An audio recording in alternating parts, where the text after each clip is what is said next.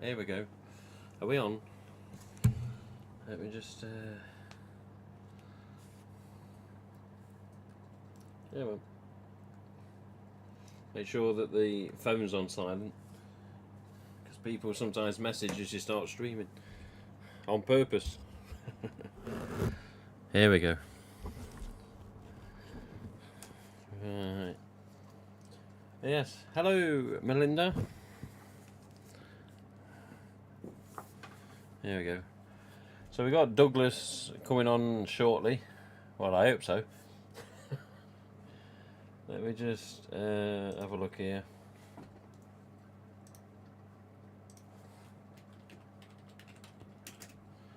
Okay, I'm just letting Douglas know that the Skype still works. Douglas should be coming on to us from Skype.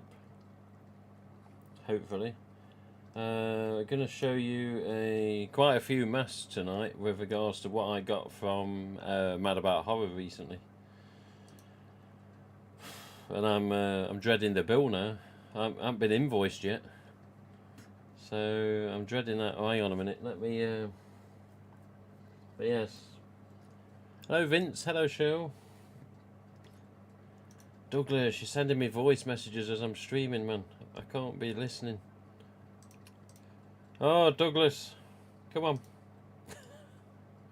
Oh, he's typing. Okay.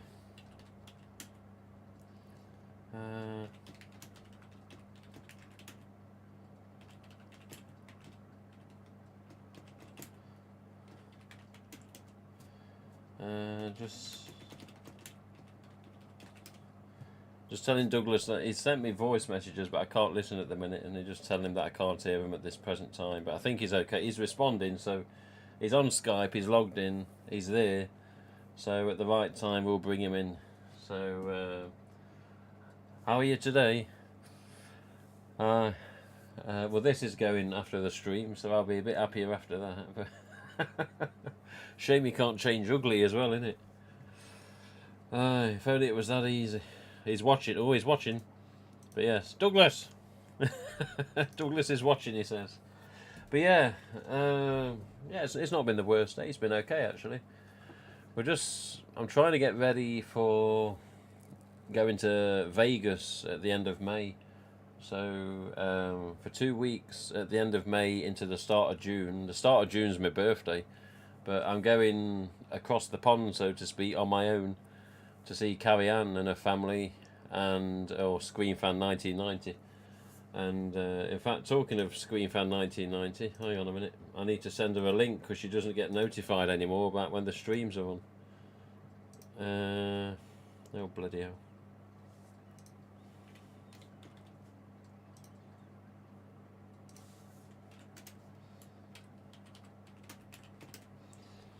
There you go, she knows now. Well, she will know now. But yeah, so we're going across the pond at the end of May into start of June for 2 weeks. And all I kept getting told is it's the desert, it's hot, it's humid.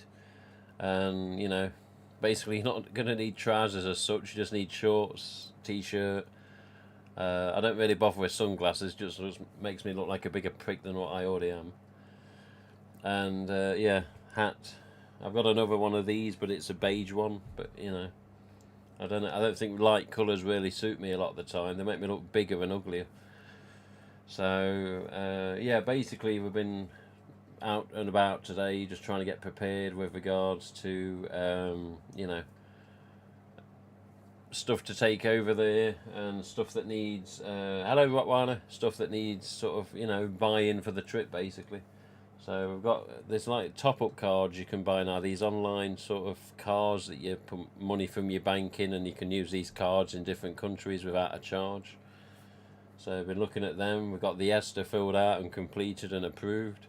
We've got travel insurance. We've got the tickets booked and confirmed for the flights, of course. Going to get a driving permit to drive in the USA. That could be fun. But they told me not to do the driving permit yet because it's only valid for like a month. So probably a week before I go, I'll get a driving permit and make sure it covers me, you know, well over the time I need it to. as long as it covers me for the 2 weeks I'm there. I don't know if I'm going to hire a car or if Carrie-Anne will allow me to drive one of her vehicles. I don't know what she's got exactly. But yeah, it should be okay. I'm just basically going to have some time for me and to de-stress and to basically have some breathing space and just, I haven't been on holiday since 2013, and that's when I saw RJ. And yeah, it's a shame I can't divert on the way back and nip into New York, but yeah, basically 2 weeks out in the desert, out at Vegas, see what happens. And there are some filming locations out there, but they're 4.5 hours drive from Carrie-Anne. So for this, on my hat, Auf Wiedersehen, on my channel there's Auf Wiedersehen locations from some of the series in the 80s that they made. But in 2001, 2002, they made a series 3, which was like a revival of the show, because they lost one of the cast members in the 80s, which is always a massive tragedy, which was very unfortunate as well. But yeah, the series 3, they did some in Arizona and, sort of the desert, so to speak. But the 4.5 hours drive from Carrie-Anne, so I was like, do you do the 4.5 hours drive there, film what you want to film one day and then head back? Or do I avoid it, I don't know. What if I break down in the desert? I don't know. Anything could happen, couldn't it? But we'll see. Anyway, continuing on.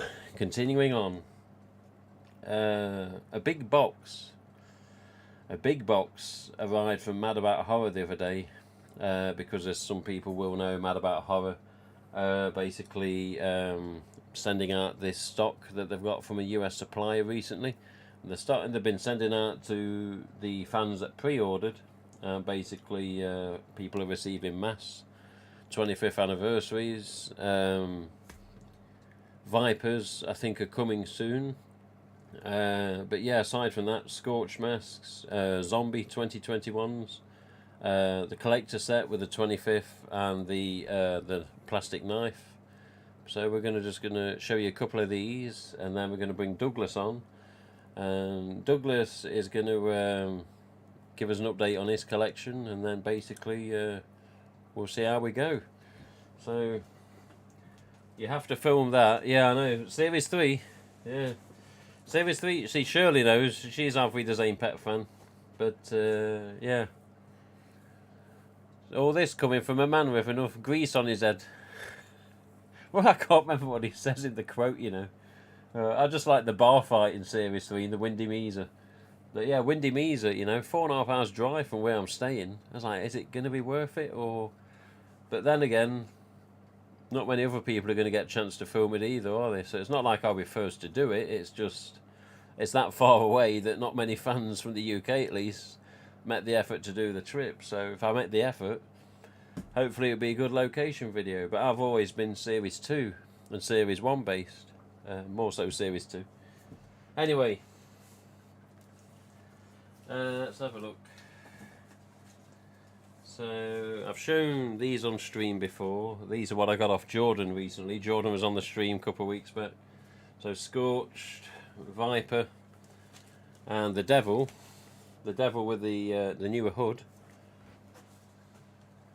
So everything's just been in the same box lately. But yeah, let's bring out some of the stuff that unfortunately is the same items that Trading Standards have seized and still have. Little swines. But also thanks to Vince Hopkins as well. I think Vince would probably be in the chat. Vince Hopkins helped me out with another 25th mask. And also a collector's card from Sam Hain from Instagram as well. But yeah, let's go through them nice and steady. Who we got here? So we got Melinda Shawley, Jigsaw JP, Vince, Rottweiler, Pyro Rottweiler. But yeah, there's a few viewers, but I don't think everyone's talking, which... Okay. So I don't have to. But yeah, this was sent from Vince Hopkins. This is the collector card from Sam Hain. Was it Sam Hain 1992? Oh yeah, it's even bigger on the back. So yeah, Sam Hain 92. He's on Twitter. He's on Instagram. Mad About Horror is the one that had this card sort of, I don't know, commissioned, if you can call it that. But yeah, Sam Hain 1992, 25th anniversary special edition, which these masks are. But yeah, this is a special edition card. And it says a limited edition of 1,000 art cards designed exclusively for Mad About Horror by artist Sam Hain 1992. So shout out Sam Hain 1992. There you go. Oh, it's a beautiful card, isn't it? We're going to play a game. He likes his games. Look at it, Mr. Ghostface causing trouble. Look at him. I like I don't know Sam Hain very well, 1992, but I like how he's managed to get the sparkle onto the costume on this. I mean, I used to do a lot of art at school, but nothing to this standard. Nothing to this standard. I remember my main art exam to finish school was actually of a Street Fighter 2 screenshot. But even so, not to this standard. But there you go. Very good work, Sam Hain 92. Or 1992. Even got the sparkle on the robe, look at it. When you ignore the RGB, the PC. Yeah, but thank you Vince, and thank you to Sam Hain for doing that for Mad About Horror. And thanks to Mad About Horror for thinking, well, should we have something done because of these special masks?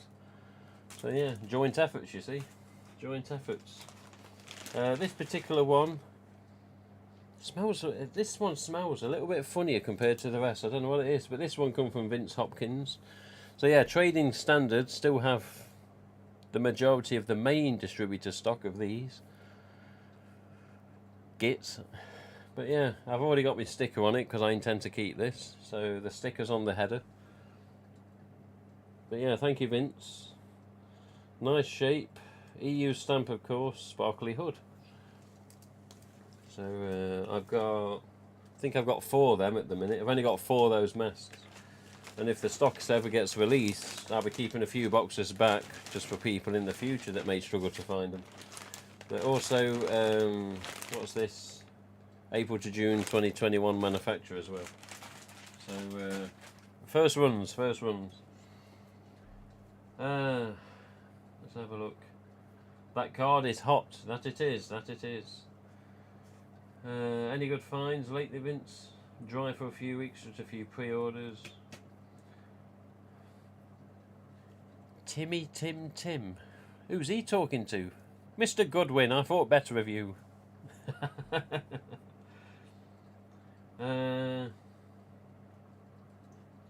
Yeah, cheers, Mike Alligators. Mr. Mike Alligators there, Auf Wiedersehen fan. Yeah, yesterday I was checking my Auf Wiedersehen video. I was checking all my videos, but I saw 2 of the Auf Wiedersehen videos that seem to remain untouched from last year. They finally got blocked. And I wouldn't say finally got blocked normally, but you know, the rest of them got blocked because of Auf Wiedersehen content. So knowing that it was going to possibly happen, I already had Trip to Thornley Manor and Return to Barley Mow uploaded and ready to set to public. Rabbit ears again, look. I already had them, you know, on YouTube ready to make public if the others got blocked.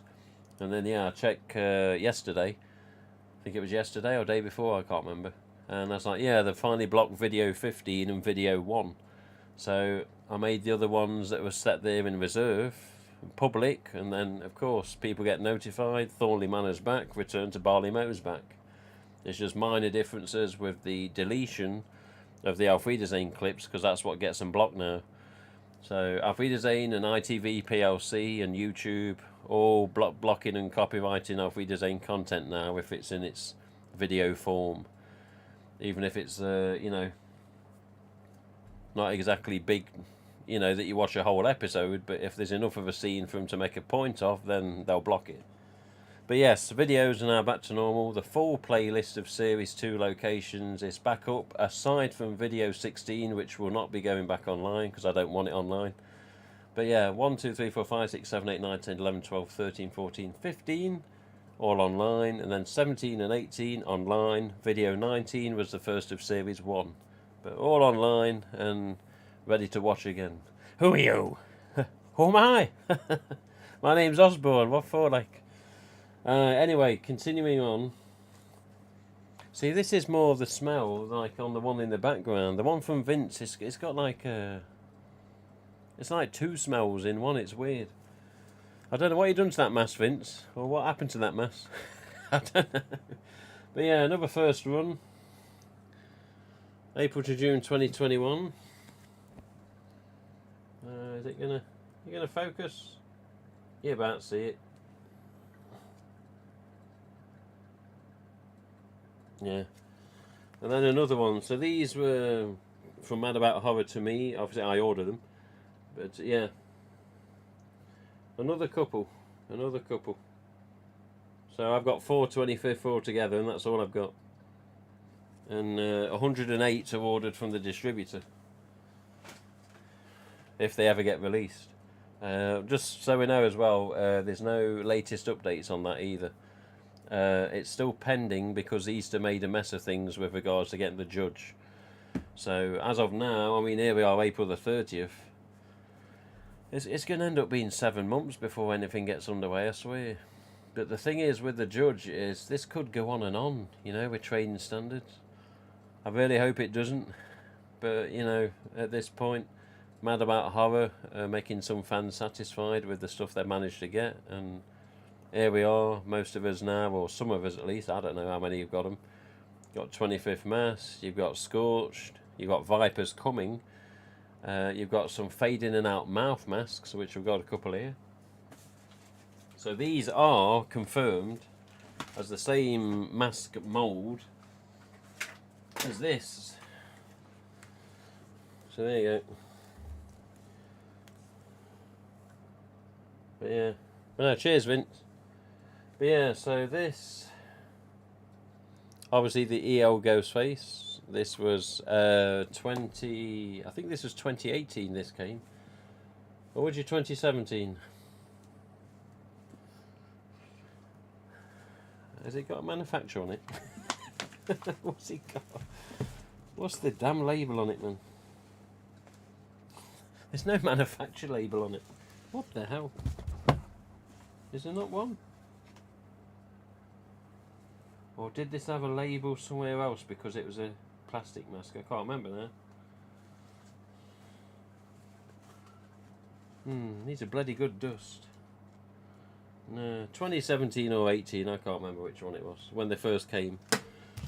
When they first released. And they've got a very similar tag to the fade in and out mouth mask as well. So we'll put him here for the minute. So fade in and out mouth, the overall finish on it is like it's had a, I don't know what they do to the EL Ghostface, but before the light bars are put onto the mask, they obviously give the mask some sort of finish. I don't know if it's a spray paint or if it's something else, but there's sometimes, unfortunately, superficial, little, very fine scratches. So I saw these on Mad About Horror stream, and I thought, I wonder if these suffer the same little superficial scratches.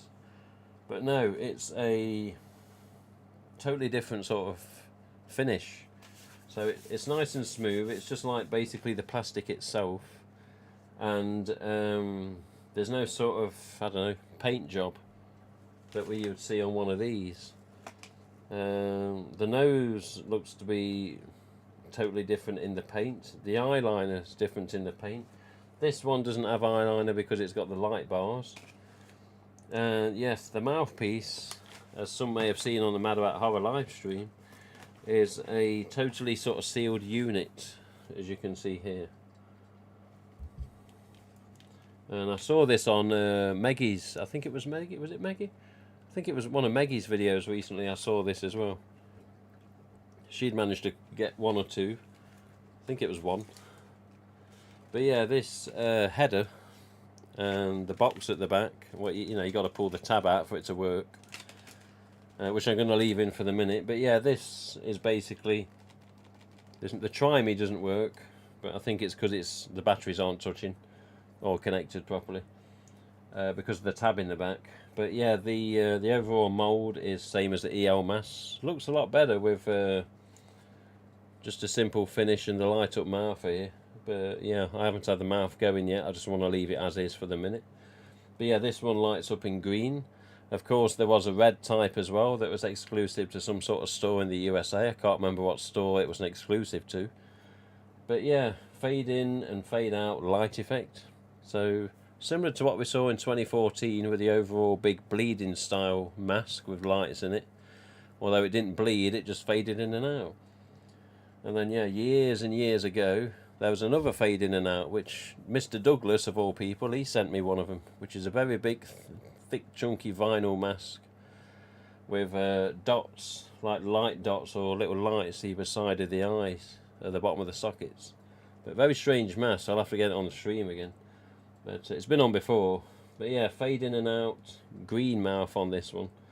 And yes, confirmation, exact same mould as the EL Ghostface. Just a different finish overall. Not the same paint finish, shall we say. And of course, no light bars in the eyes and the mouth. Just this special little fade in and out panel in the mouth.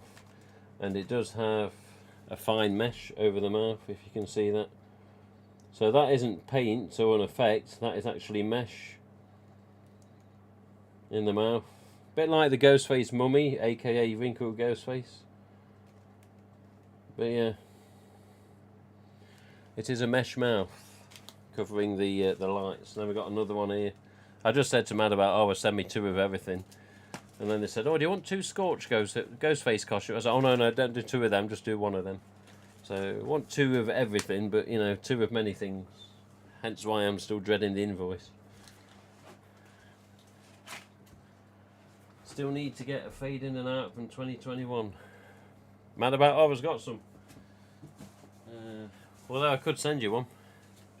With the next box, Jordan. Whatever we trade next, because there'll be something. So yes, we saw this before. Let me just move this mouse out of the way. There we go. Let's see that HHN, then insert into the box and send my way. So I keep getting that funny itch. Jordan, if I had a spare HHN, I'd be onto you, trust me, and I'd do you a good deal as well. But I haven't. I've got number 11, a store-bought one, and a 248, and they're all sentimental. But even the store-bought one, yeah, I can't even remember where I got it. But yes, Mr. Scorch, we have a couple of these. Again, like I said, 2 of everything to Mad About Horror. But yeah, we've seen these on stream before. I put me again. The stickers are there because I intend to keep these. So you know, I want a couple of Scorch for the personal collection. And yeah, April to June 2021. Just doesn't like to focus. What's up, GoPro? Why don't you focus? Bloody thing. But yeah, same with the hood. Almost like stripes. And yeah, very, very peculiar type of hood. Very peculiar. But, you know, Scorch is a messed up mask in Dead by Daylight, and he's a messed up mask when he's made real. But yeah, a couple of Scorched. So, I've only got 3 Scorched altogether in the collection, which should be alright. Okay.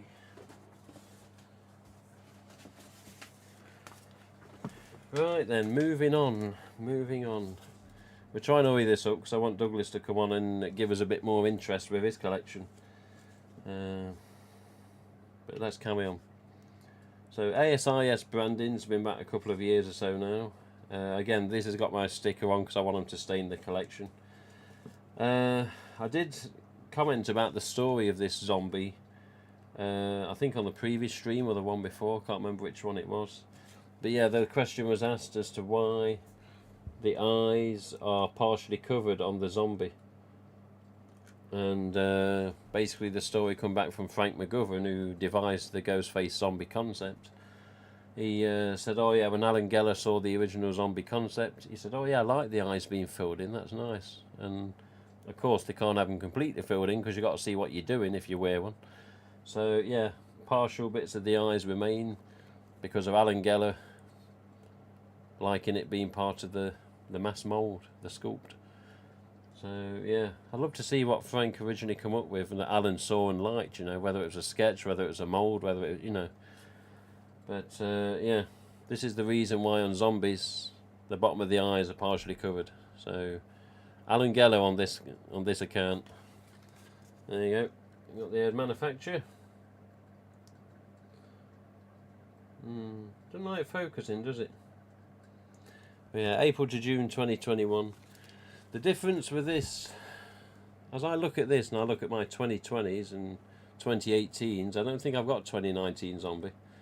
It's only difference I sort of see is there's a, I don't know, the colour of the material looks about the same as previous, but the EU made in China doesn't seem as embedded as before, doesn't seem as deep, not as prominent. It's just a bit shallower on the, however they do it, you know, whether it's actually part of the mould, whether they stamp it while it's setting, I don't know. But yeah, it just doesn't seem as prominent or as deep in as the other ones were in previous years. Again, we got two of them as well. And yes, these are, just for confirmation, these are the soft mould without the lines at the back of the chin. So soft mould seems to be a hell of a lot more common than the hard mould with the lines at the chin. Unsure as to whether the hard mould is discontinued as a mould or whether it's still out there and just in, you know, bib style in costumes, who knows. But whenever these zombies have been come across in recent years, they always seem to be more the soft mould that's produced. But there you go, couple of zombies. Okay, we're getting down so we can see almost the bottom of the box. Let's have a look. Let me just catch up with the chat. Do you think we will be getting 25th Mass costumes or EUs for Halloween 2022? Judging, it's a good question because I'm going to talk to RJ next week as well. I spoke to him last night, but I didn't go into explicit detail on everything. Even so, on the Fun World website with their downloadable catalogue now on accessories and the costumes, the 25th Sparkle is still there. So on the UK distributors website, obviously which affects UK, would you believe, there is no sign of Sparkle Rose or 25th Mass coming for this year. But while it looks like the UK may not get them back this year, it looks like the USA probably will. So I'm guessing with regards to the UK situation on the distributor stock, remember, not the Mad About Horror stock that they've just got, but the UK distributor stock, I'm guessing because of that situation that still exists, maybe it's still a problem for them to put it in the catalogue so they don't get everyone's hopes up and let everyone down.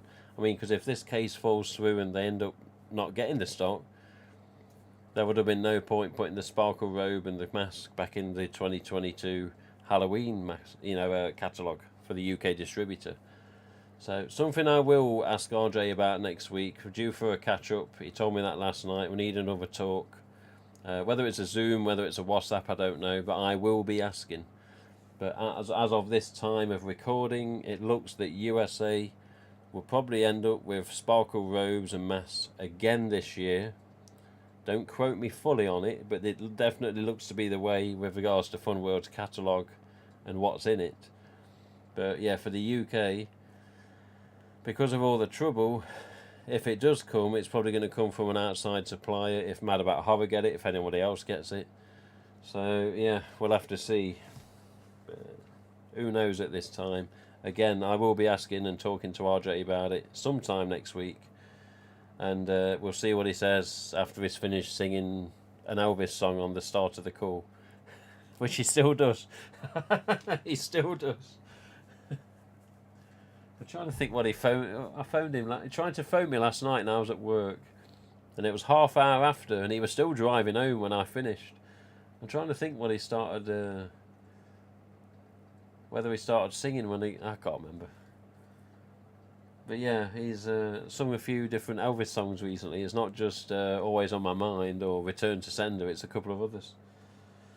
What's the other one? The Devil something. Devil Inside. Oh, I can't remember. There's an Elvis song about the devil something.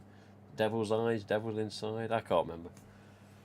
We'll see. We'll see. But yeah, let's just say pending information, Mr. Goodwin. I can't confirm one way or the other, but it looks more so USA going to get them, UK won't. As of time of recording, you know, to be confirmed, shall we say.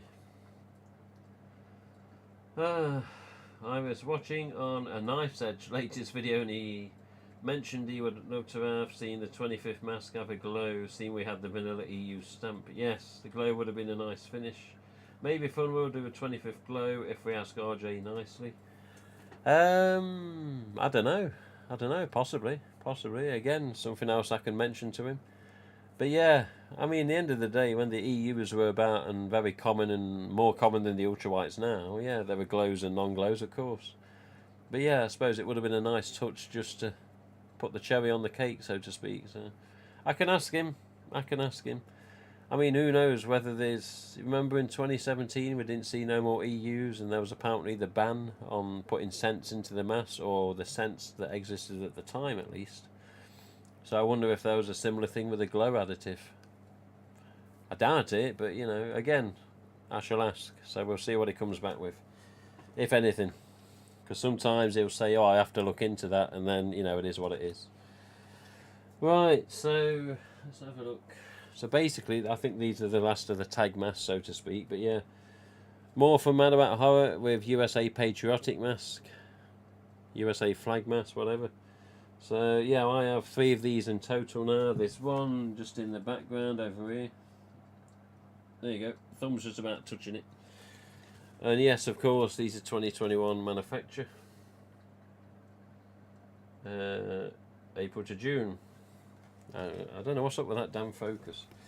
But yeah, another couple of masks. And again, as many people comment, it's a shame these didn't get the style of hood that the sample had. Sample hood was a lot better than the standard shroud. But unfortunately, it is what it is. Microphone's getting in the way here. But yeah, 2 USA flags. So yeah, 3 total. Let's put him on there. There we go. Anyone need to wrap a parcel? Here we go. This one looks very strange. Very strange. So this is the Dead by Daylight Scorch Ghostface costume. I do know a few facts about this, but I'm not sure if I'm allowed to say anything, so I won't, just in case. But I do know little bits and bobs of how this was conceived. Little bits and bobs, that's all it is. Don't know everything. Never will. But I do know there are things on this costume that are missing with regards to wings, bat wings on the shoulders. They're not there. I've not fully looked at this costume. I've not took it out. I've took the mask out, which I'm very confused of. I'll show you in a minute. But the very weird thing with this is it says on what it includes. It says includes a sleeveless coat, okay, 2 belts, a shirt, gloves, and mask with attached hood. Okay, where's the knife? Where the hell is the gut tooth knife? It's on the packaging. Come on, RJ, where's it gone? Come on, Fun World. Where's the knife? Where's the knife? Where is that knife? Yes, it's on the packaging. Where's the bloody knife? Where's the knife? There's no knife. I don't know. Maybe there's reasons. I don't know. As I say, I don't know everything, and yes, I never will. But here you go.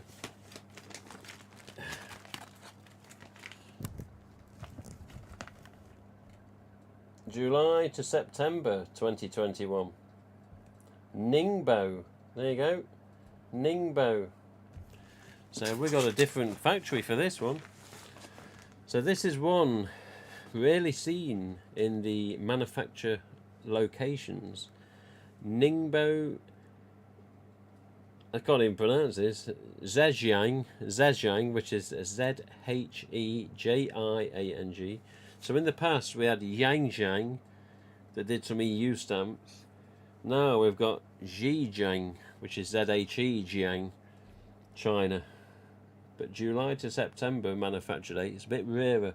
Normally it's Jan to March or April to June. July to September are seen a little more commonly than October to December. And October to December manufacture dates, to my knowledge, was only the October to December. I think there were 2020 Devils. So before the Devil went to the Dead by Daylight style, the last of the standard Shroud Devils was October to December 2020. There you go, a little bit of trivia, as far as we know at least, as fans and as the stock that we've found out there. So yeah, funworld.net, or the copyright, behaviour, Dead by Daylight. Hand wash separately in cold water, do not bleach, line dry and do not iron. You've been warned. But this is the Scorch mask.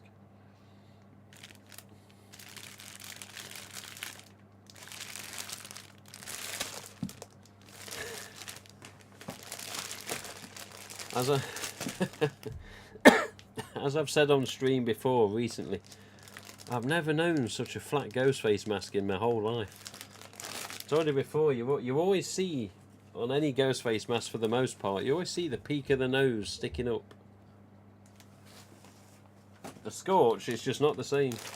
I mean, that's what the Scorch is, that's the design, but it's so weird to see. So,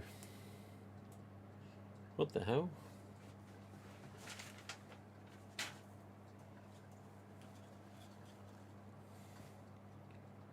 Different material. Well. Different material on the costume mask. Yeah, have a look at this. What the hell? Oh, right. Oh my good God.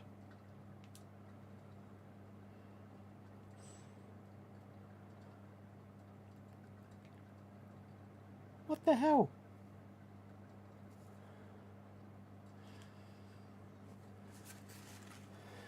Two belts. Okay. Gloves with card inside. So them gloves actually got card inside of them to make them be the shape as you see on screen.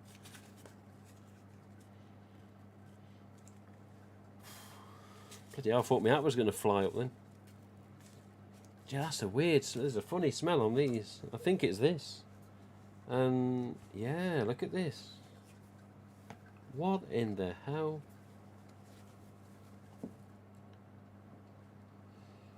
Let me just move this mic a minute. Hang on. Make sure I don't mute it again. Okay. Hopefully you can still hear me okay. Look at the difference on the back of the mask with these stripes. Have a look at this.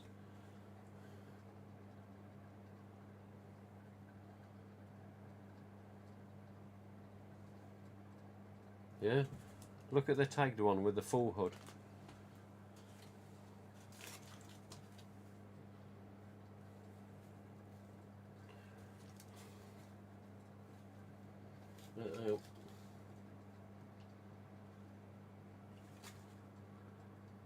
So this, on the full hood Scorched, I've not looked at this till now with the costume one.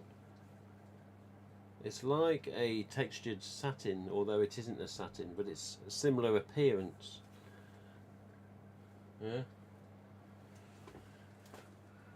Whereas this is more of a plasticky. More of a plasticky, more of a glint, more of a shine, more of a gloss. But yeah.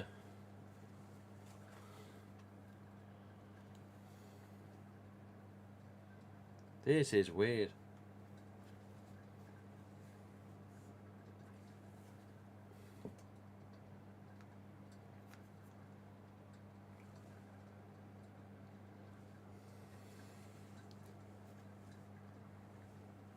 Very strange.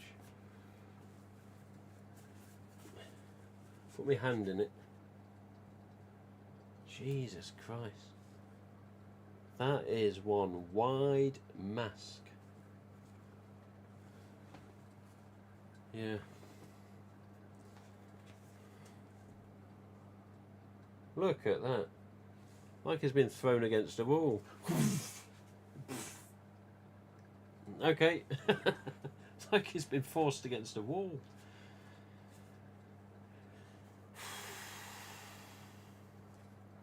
Polyester hood, or polyester almost hood. It doesn't detach at the sides. It doesn't attach at the sides for some reason. It's detached. I don't know if this is on purpose. I think it is, because there's no holes into the actual mask itself. So again, not attached. It's only attached with some stitching right at the top there.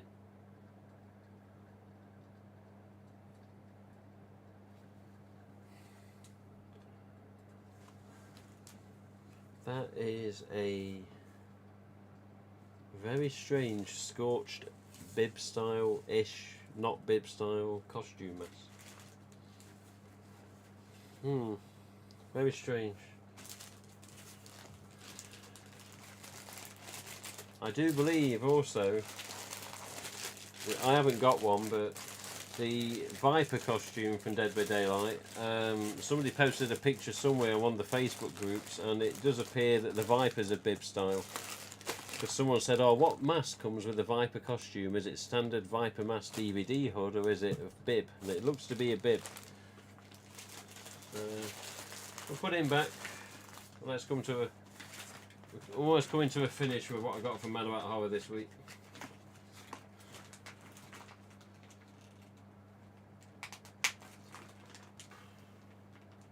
Strangest Scorch mask I've ever seen. There we go. So, what the hell is that? Oh, I forgot about them. What the hell? Yeah, okay, so we did have, as I said, we had about 2 of everything, aside from the Scorch costume. But we did get a couple of hanging decorations.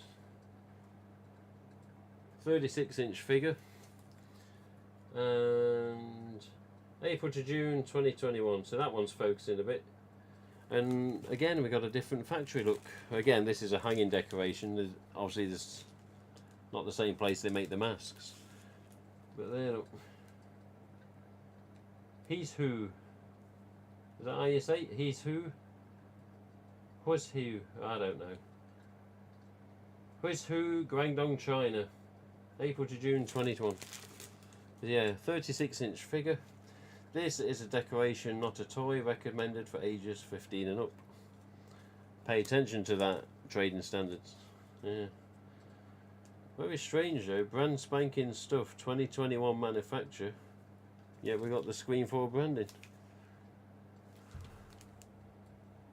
Where's the ASIS branding? Where's that not back again? And yeah, we got 2 of them.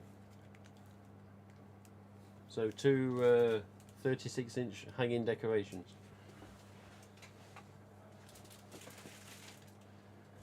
I haven't actually properly looked at these yet. I've not even looked at them separately. So here we go, back to normal with the factories. Dongguan, Guangdong, China, April to June 2021. This is basically the mask and knife set, ultra white and plastic knife. I'm trying to hurry up now because I want Douglas to get on. But there you go. Not a bad shape, ultra white that actually. Not too bad a shape. But yeah. And then just another one here.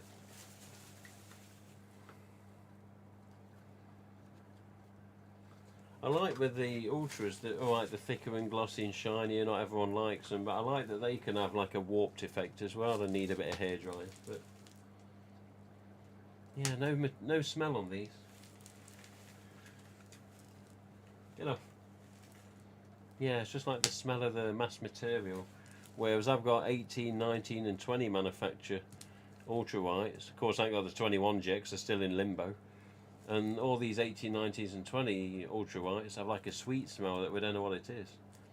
But these are just the mass material, but thankfully it's not an unpleasant smell. But yeah, mask and knife set, 2021.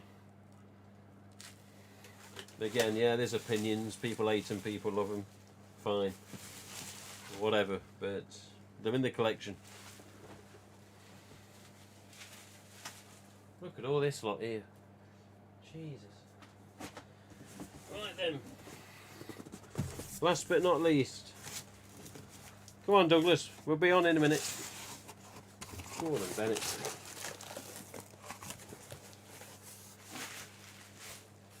Here we go. 2 of these. And oh yeah, voice changes.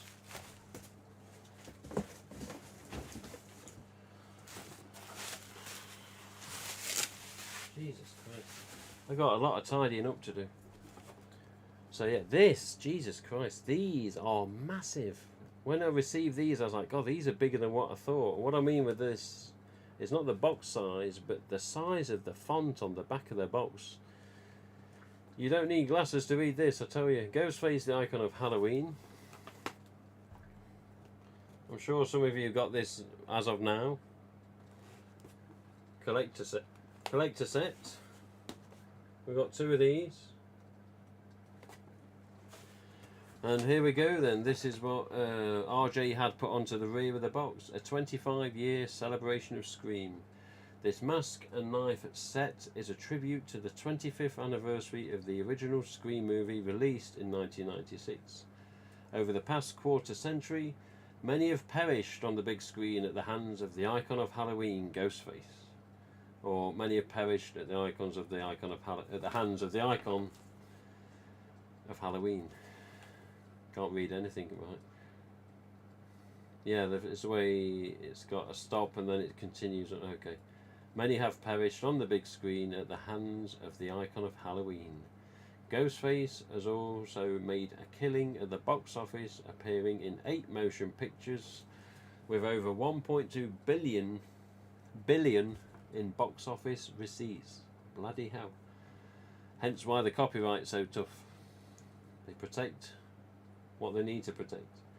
With the plot and story, so bear in mind this is a Halloween 2021 blurb here, because you know this was obviously put together with regards to people reading this at Halloween 2021. Of course, yes, supplies and shipping, etc. So this is why the next part of it comes along and you think, well, the film's been and gone. Yes, we know. But just remember, this was original 2021 Halloween stock, or meant to be. And this is when they expected the fans to be reading the back of the box, of course, when they first saw it. So this is what, you know, it continues on. With the plot and storyline under heavy guard, the 5th Scream motion picture is scheduled for release in January 2022. This 25th anniversary collectible set would not be complete without showing appreciation to the fans worldwide. Your support and love for Ghostface does not go unnoticed. In addition, recognition is being given to the stars and crew in front and behind the camera, as well as those responsible for bringing this anniversary edition to life.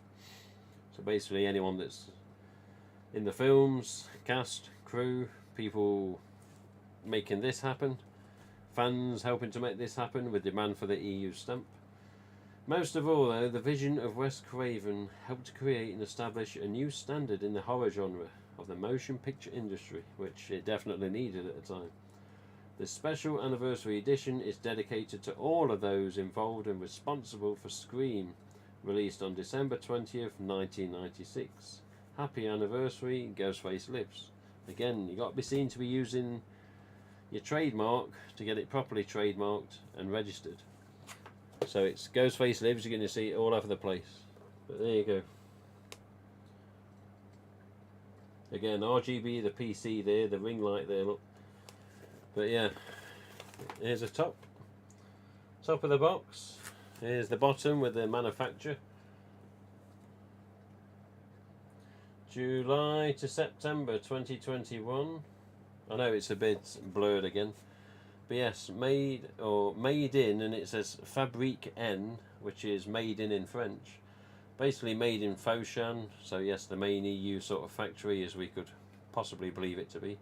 Guangdong, China, July, September 2021 basically. Copyright text in French and English. I don't know why this bilingual text is all over these new products. Another question for RJ, why is it always English and French now? Why is it getting more and more common instead of just the odd thing? But yeah, copyright, the side, the other side, which is the same. Obviously the main front. Again, I've got my sticker on because I intend to keep this. So they got my sticker there. And there you go. Logo mask, aka TD reshoot.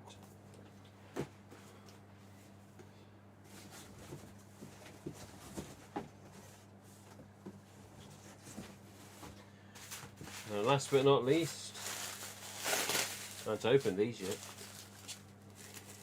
I said, oh, Giz a couple of voice changes. Well, not Giz, but you know, I'll order a couple of voice changes. Holy shit, well that went wrong. Oh, whatever, let's just rip it. There you go. Gordon Bennett. There you go. Finally, after so long of waiting. Voice changes. There you go. I'm trying to make it so there's no light reflecting too much. So yeah, in the past, originally in the 90s, the voice changer, or the voice box, or however you prefer to think of it, originally came with 4 functions. It was amplify your own voice, alien, monster, what was the other one? Amplify, was that all it was? I think it was demon. I can't remember. That was originally less modes on the original voice boxes. This one has 7 modes. Cyborg, alien, monster, demon, clown, ghost / phantom, hence visage de phantom on the black and red French tags back in the day, and amplify / amplifier. 3 AA batteries sold separately. Fun World logo, blah blah blah, Ghostface Lives, ASIS branding, 25th anniversary. 8 plus. 8 plus at the top there. 25th anniversary, ASIS branding. Ghostface Lives with the logo mask there, the reshoot on the back. What we got here from manufacture? April to June 2021. Don't know if it's going to focus.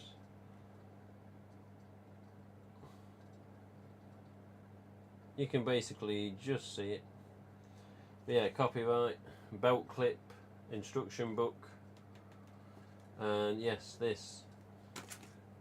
The mic on the end of a wire, which did exist in the 90s too, because in the 90s, me and my friends doing the fan films, we'd put the microphone in here. So not only would the chin collect up sweat from your breathing and condensation, but yeah, the microphone would get a bit of a soaking as well, which seems to always work for some reason. But yeah, microphone would normally sit there in essence. Right. But yeah, there you go. So I'm not sure if they're on Mad About Horror site now, but I know they're doing pre-orders first, and then basically there'll be items added onto the site very soon, as far as I know. Let me just have a quick gandaroo, then we're going to get Douglas on. Hope you're still watching, Douglas, aren't you? And fell asleep by now. I can understand if people are doing. Don't worry, we're getting there, we're getting there. We've been streaming just under an hour. Let me just double check Mad About Horror site. Oh, there you go. Scorched is listed as in stock. Handmade by Robots. Skellyface, Charles 25th. Yeah, I'll probably change the screen in a sec. Pre-order for the Viper. Brandon James mask, figures. 25th is still as out of stock. Patriotic USA still is out of stock. Same with the collector sets, same with the voice changer. So I think these voice changers, collector sets, Patriotics, they're still part of the pre-orders because they're still currently on the website as out of stock. Let me double check the chat. Hello, Chris Hart. Sorry, Chris. What live stream? Douglas is messaging. Yeah, hello, Chris. If he's still here, hope so. I just can't wait for the Burtbench stuff to come out. Such exciting designs. Clive does. Who's Burtbench? Burtbench? Who's he? Clive? Who the hell's Clive? Oh, this Clive. The one that doesn't pay for sponsorship. Yeah. If he watches this back, he'll lose his mind, won't he? What do you say? In fact, no, because Clive's quite easy going. Well, he is with me at least. Hello, Clive. We're going to play a game. Hope he's not watching. Watch him come in the chat in a minute. I heard that. But yes, Clive, as RJ said, he's a talented young man. Yeah, Clive is. Yeah, I wish I could do what Clive did with regards to schools. Bloody hell. I'd be down in the garage doing bloody mass types all the time, see if we can get any approved. Let's have a look. Mrs. Doubtfire looks like the mask when the car runs over the mask. Yeah, I suppose so. Yeah, I vaguely remember that. It's been decades since I've watched Mrs. Doubtfire, but yeah, I remember vaguely that sort of scene, and yeah, it ain't good, is it? It ain't good. Makes a right mess of it. Just got a loose chrome Ghostface mask in for a great price. Can't wait to use it, but I'd love to box one day. Well, you're halfway there. You're halfway there. At least you got a chrome mask. But yeah, box one's harder to find now, and when you do find them, they're going to be price gouging some bitches that have got them. Yeah, not easy to find anymore. They're actually pretty big. Yeah, standard size. A chrome Ghostface and the later chrome edition Ghostface from last year. They're all the same size, all the same mould. But yeah, the definitely bigger than the Ultras and the EUs. Not too much in the overall size, but yeah, with being plastic, at least you know how the mould's meant to come out and how the mask is intended to look. Whereas with EUs and Ultras, obviously they can be warped and hair dryer, etc. Yeah, nice masks. Yes, robot, says Jennifer. Yes, hello all, Mr. Charlie Wright. Hello. What Ghostface stuff people are currently hunting for? Kind of at a standstill till they get a Gen 1. Yeah, good luck with that one. I mean, Gen 1s are out there, but yeah, price-wise. Oh, Mr. Jigsaw. Jordan's about to get fantastic, is he? Bloody hell. I'm talking the voice. Talking the voice changer, it's big. What do you mean you're talking the voice changer? You're talking into it? What? But yeah, I'm just thinking actually, this voice changer.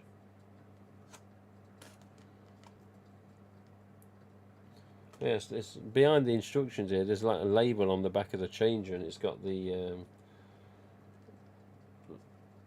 numbers 1 to 7, and it says like 1 equals clown, 2 equals alien, 3 equals ghost, 4 equals whatever that is, monster, that's it. 5 equals demon, 6 equals cyborg, 7 equals amplify. But there's no hello Sydney on this. There's no thing for the back. It is just solely the microphone that you have to use. You can't talk into the back if you wanted to. And that one's made in Shenzhen. Shenzhen, I've heard of that one. Guangdong, China. Shenzhen, Guangdong, China, April to June 21. Okay. Oh, okay, Jordan. Okay. Actually, big referring to the voice changer, not the chrome mask. Okay. Oh, you meant to say on the previous comment I'm talking about the voice changer. Sorry, because just that one word being missing, I was like, what's he on about? Hello, Jordan. We're gonna play a game. Oh yes, a Jordan game. You pick a mask, you send it to me. You don't, you die. There you go, what? Okay, well let's get on with it then. Let's see if we can get Mr. Drown Boy Productions, aka Douglas Little, aka man that's going to send me all of his collection. Can you believe it? He's had enough of collecting. He wants me to enjoy it all, so he's going to send it. And he'll confirm that on the Skype call now. So thank you, Douglas.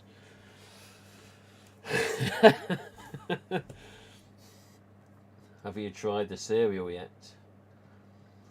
We can play, but you will lose. Who are you talking to? Is that right? Aye. But yes, I have tried the cereal. Yes. Yes. Put it this way, I've seen chewing gum with less chew than that. Yeah. I did send Meggie Blaine, you know Meggie. Make it Meggie. I did send Meggie Blaine an extra box of cereal recently with a Paramount hoodie and another mask. And I says, come on. Try it, Meggie. Try it on the video. So I'm hoping she's tried it on the next video that she does, or maybe one of the next videos upcoming. I don't know which one it's going to be. But yeah, it's... even Jaws from James Bond would struggle to chew that, you know. That's with a lot of milk on as well. You ready, Douglas? You just put no before then, just with regards to sending this collection. Yes, he's ready. Okay, well let's see if we can get him on then. Let's remember what camera I'm looking at, which is this one. Get in line. Okay, let's try him. Douglas, I'm going to audio call you, I think, because it's going to cancel out my camera on the streaming software if I do it another way. Let me just have a look. If I put it to the other camera, which is this one. Oh yeah, I remember I moved this the other day.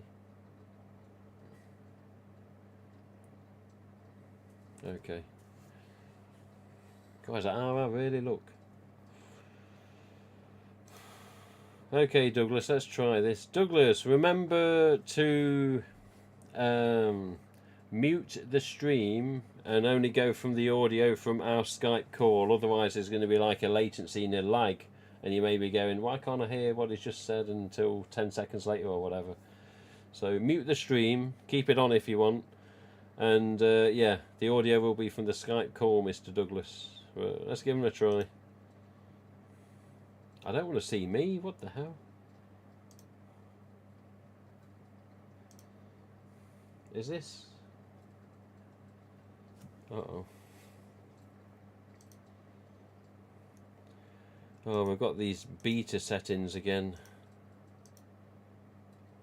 I can't hear him. Oh, I am.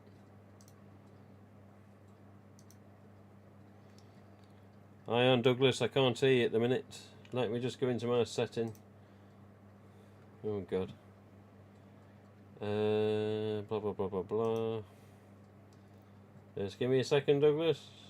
We'll get it right.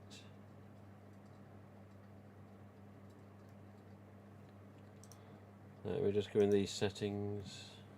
I think Douglas is right earlier. Should have done a test call.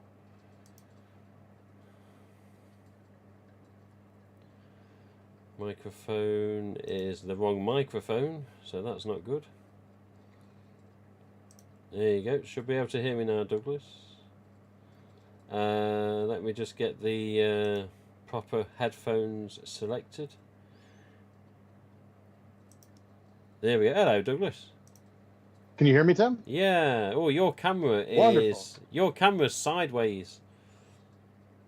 Look at the stream. If I can fix that. I see. Hello, Douglas. We're gonna play a game. What kind of game? A collecting game. Oh, that's not gonna work. Let's see. All right. He's got his K this and ring B light top is on. rather difficult. Yes, of course. Have to represent Mr. Burkbench. I know, Mr. Burkbench, he's getting some bloody coverage on this. We need to have a word with him. I think we need to get paid for this advertisement, Tim.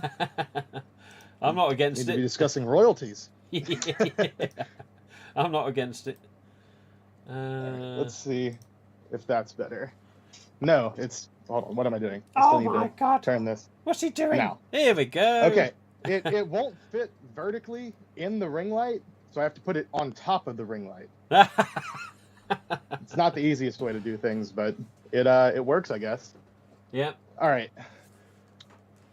So, Okay, right. So then, Douglas, you're sending me the whole collection. Well, that's very kind of you. That's right, guys. Yeah. We wanted to wait to announce this here. I'm going to be sending Tim my entire collection. Actually, you know, there's going to be a little change in this discussion here. I'm not going to be sending it to you because the price of shipping is just so high, and, you know, customs might seize it and have to go through all the masks. So I'm thinking you might just have to make a little bit of a pit stop in Mississippi while you're in the U.S. and come pick up all these, or, you know, just Okay. ship them to yourself. Right. Put them in a carry-on bag. I'm sure they'll fit in the plane. Okay. I can only see the top of your head. What the hell? Odd. Okay. I don't know. We'll have to figure this out because Is this the way that Skype is automatically configured now? It gets worse, this does. it's weird because your screen is horizontal on mine, yet I'm having to use vertical, Is it? and it seems to be portraying horizontally through the stream. Yeah. Hmm. But bear in mind the stream's going to be 10 or 20 seconds behind on your side, so keep looking and you'll see it Yes. fits. Yeah, it does That's fit what now. I'm trying to see. I'm standing up currently, though. I'm wondering if I sit down, if it's going to be still too high, though, because this is as low as the ring light will go. Okay. Or maybe let me move it further back. Perhaps that'll help. Oh, yeah, yeah, could do, actually, yeah. We'll get it, don't worry.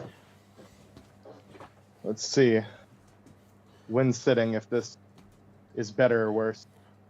I can also try to Can you maybe tilt point it? it downwards. There you go. Yeah. Let's see if we can tilt it down, if that'll maybe be better. There you go, there he is, the man that's sending me all of his collection.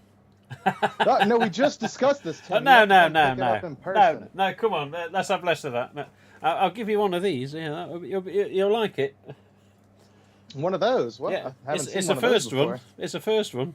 This is First one. This is an original Fantastic Faces, just with a cleverly disguised tag. Is that one that Ryan Hill sent you, or is that the stock that the UK is now getting? That one is one of the Mad About Horror stock from the US suppliers, and yeah, I had one off Vince Hopkins, two from Mad About Horror, and then yeah, the one in the background, just off camera. On your side is the Ryan Hills one. Ryan was annoyed that we was in the situation we was with the distributor stock, and he says, I'm sending you one with an orange EU, which the orange EU is actually meant to be a trade, and he's waiting on me getting some more EUs before we complete the trade. Hopefully we will get some. Right. But yes, so anyway, Mr. Douglas, it's come to my attention that you've got too much good stuff, including standees from the latest film, including Paramount received boxes. That's Come right. on. Too much. Too much. What's the latest? Come on then. You've recently acquired... What's the latest? Yeah, you've recently acquired a load of stuff over a period of time, and obviously it's been a while since you've been on the stream. So, obviously I don't know what we last left off with on the stream and what you last received, but what's your recent things for anyone that should be ashamed because they haven't been watching his videos, but what's the latest acquirements that you're going to bring in to show us on this particular stream? What you been getting? RDS? Well, Tim, I have something special for your stream that I have not shown on my channel. I will not be doing a video on this specifically on my channel. Oh, I've saved this for this live stream. So for the 25 people watching, you get a special little treat here. Oh, I actually But forgot about first, this. if you guys are watching right now and you're not subscribed to Tim, go ahead and subscribe to the channel. Bloody hell, Douglas. All right. I've got Burt Bench on Now- my top and he's not paying me. Now you're doing this and making me feel guilty. Hey, Tim, you've always been there for the community. You know, you've helped me out in times of need. I have no problem helping you, man. Nah, that's okay. I did share it to my story on Instagram, so I don't know Okay. how many people have come in from here, or if any, but I went ahead and shared it anyway. Oh, I don't know how to do stories on Instagram. They confuse the hell out of me, so that's why I don't really do it a lot. But I don't know how it works. But Yeah, they're somewhat useful, it seems. I don't know. I never did the whole story thing, I guess, prior to Instagram doing it. But yeah. As for the mask, Okay. this won't be an unboxing because I have already taken it out to take a look at it just to All make sure everything arrives safe and sound. But Okay. this is one that people who are a fan of your channel or a fan of your page have already seen, funny enough. Have they? Yeah, you're aware of this. Here we have I'm confused. a beautiful Gen 1 White Shroud. That's the one from the mask page, isn't it? This is the one from the mask page that I got all those years ago. My God. When I first got it, it was absolutely immaculate, beautiful mask, and it still is. Really, really soft pajama material, so like the thinner, softer cotton. Okay. Not the papery, terrible kind of cotton. This is the good kind. Yeah. But it is still thinner. And just at that point in time, I had owned still a few white shrouds, and they all had just minor problems, either with the shroud or with the mask. Yeah. But when I got this one, it was the most beautiful, perfect untagged copy I had seen. Obviously, I did have that tagged one still at the time. Yeah. So I let this one go. Ooh. And unfortunately, the person I sold it to never did offer it back to me. And after that, it got sold to somebody who did not treat this mask as good as I did. I don't know how well it'll show up on camera, but here, right around the edges of the mouth, there's now some slight staining on the shroud. Oh, other than that, the mask is still perfect, but the staining looks to be from some fucking idiot deciding that it would be a good idea to smoke either marijuana and or cigarettes, vape, something like that inside of the mask. Maybe blowing smoke out of the mask will make for a really cool photo. But this even at the time, those masks were super expensive. They were the most expensive ghost face masks on the market. And to do something like that with old vintage white fabric, why? Well, at least you got it back. It's upsetting that it's not as perfect as it was, but I'm happy to have it back because it was a beautiful mask. Yeah. And of course, it's the mask that was featured on your page. So that picture has been shared around quite a bit. So this mask is kind of a little semi-famous now, I guess. It is, yeah. That mask picture has been around quite a while. Yeah, it's even in the Google cache when you look at the website pages when they're offline, or if the website's offline. Yeah, it's even there on the Google cache. White Shroud, originally from Douglas Little. But it's the very one. At the end of the day, Douglas, you in your life of collecting, masks do come and go from yourself, not in a nasty way. And for the most part, you always do try and get them back. So let's just be happy that you got it back, I suppose. But it's a shame about the stains. But the ring light blanked it out a bit on this end. Okay, yeah, it's just very, very slight. I mean, it's noticeable in person that it's not perfect white. But other than that, the mask is still perfect. It just has those slight stains. Yeah. And I got to give a thank you to John Lewis for selling me back this piece. And also, thanks to that, I was able to help Carrie Ann complete her Gen 1 set. Yes. And I let her get the white shroud that I had gotten from John prior. So those trickle-down economics are working. It was. Douglas thinking of others apart from himself again, you see. But sometimes Douglas's generosity is taken advantage of. And anyone that does that, come see me. I'll tell you. Come here. Yes, but yeah, Douglas is sometimes too kind for his own good, but yes, recently Carrie Ann finally got the white shroud she really wanted for such a long time, and she did a video which I watched, and I was like, bloody hell, Douglas is at it again. Helping the community. It was awesome to help her complete that set, and the fact that it arrived on her birthday. I'm sure that just had to be like an amazing feeling for her too. I know, lucky. If you guys haven't subscribed to her, go check out ScreamFan1990 over on YouTube and Instagram. Hang on, let me just change the name of this stream. We've got a problem here. So, live stream with Douglas Little, a.k.a. YouTube promoter. That's right. Which is good because they're all good people. It's all good people. All these people have paid me handsomely to say nice things about them. Yeah. What you pay me for coming on here then? Well, Tim, Tag Fantastic. Another one. Yeah. Tag Fantastic. Yeah. Well, So, just pull out this HHN, send it over. oh, don't mention HH because Jordan's here. He's listening. I know, he's Don't listening. mention Yeah. HHNs. Yeah. He's gonna be getting a little. He said Doug is awesome in the chat. It's the last thing I'm seeing. Just glancing down, I feel like That's that's all gonna right. change here in a second. Yeah. That could soon change. Who we got here? A beauty, says Melinda. Wow, says JP. I came from Douglas's story, says Wyatt Medley. Thank you, Wyatt. And thank you, Douglas, for the Yes. story. But yeah, personally, I don't know how to do the story thing on Instagram. But aside from that, Doug is awesome. The chat has just frozen now. They've gone quiet. Look, it's in good hands. I gotta again. give a shout out to Chris Goodwin as well, and a shout out to Yes. Wyatt Medley. Both awesome dudes. Yeah, Mr. Ghostface 93, and yes, Mr. Wyatt. But yeah, no, it's good. It's good. All I want now is just to see what order of masks you're going to put into boxes for me, and how fast it's going to get shipped over. Back on that shipping again, huh, Tim? I know, back onto that shipping, Douglas. Yeah, just get a container. Let's make it easy. What we got here? So, speaking of Carrie Ann, Yes. you mentioned an RDS earlier, and Yes. this was a recent acquisition that came from Carrie Ann. Oh yeah, I remember this. I watched the video. I've seen the video. Yes. This is one of the last few tag style masks I'm missing to have my movie mask set complete, original tag. Yeah, and I know you're waiting for the plastic, so I know. I need the plastic. I'm already counting that one as part of the collection. I need the Yes. plastic, a Gen 2 Cotton Shroud Fantastic Faces tagged, and Ooh. that's it, up to date. Then Everything. you're done. Yeah. But yeah, that's a nice tag. I mean, that tag's, he's got a bit of sellotape or whatever underneath, but considering the age, it's still good shape. The tag has no issues. There's no bends or really anything wrong with it, other than right here, the hanging part was ripped off. Yeah. This is a copy that's been around the hobby for quite a while, Tim. Yeah, I do recognise the shape of that damn thing. Some RDSs RDSs just have such a nice shape, particularly bony skeletal look. Yes. Yeah. I love this one That too. one. It has the overpaint at the bottom of the mouth. Yeah, I saw that on your close-ups on your video. I was like, yeah, he's done that on purpose. I know what he's doing. Yeah. I know you're zooming in. Yes. Yeah. I like to give people a good close-up look at the mask because it's those types of things that I really appreciate, the things that make them unique.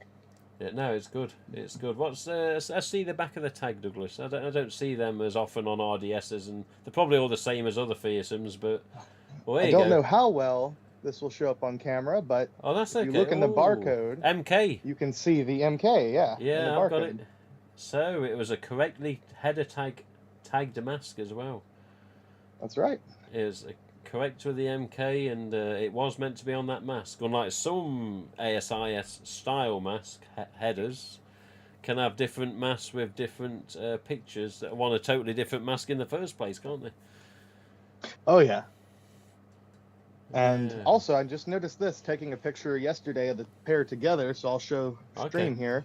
Right. Interesting to note the difference in color Yes. between these Fearsome Faces tags. That's funny you say that, because I was looking at a couple of my standard ASIS yesterday, and I noticed the same gradient change, because there's like a pinky purple, then there's a purple. That's right. Yeah. Yeah, people have got always both. said the pink and purple ASIS, but people have never really talked about pink and purple Fearsome Faces. That's true. That's the one.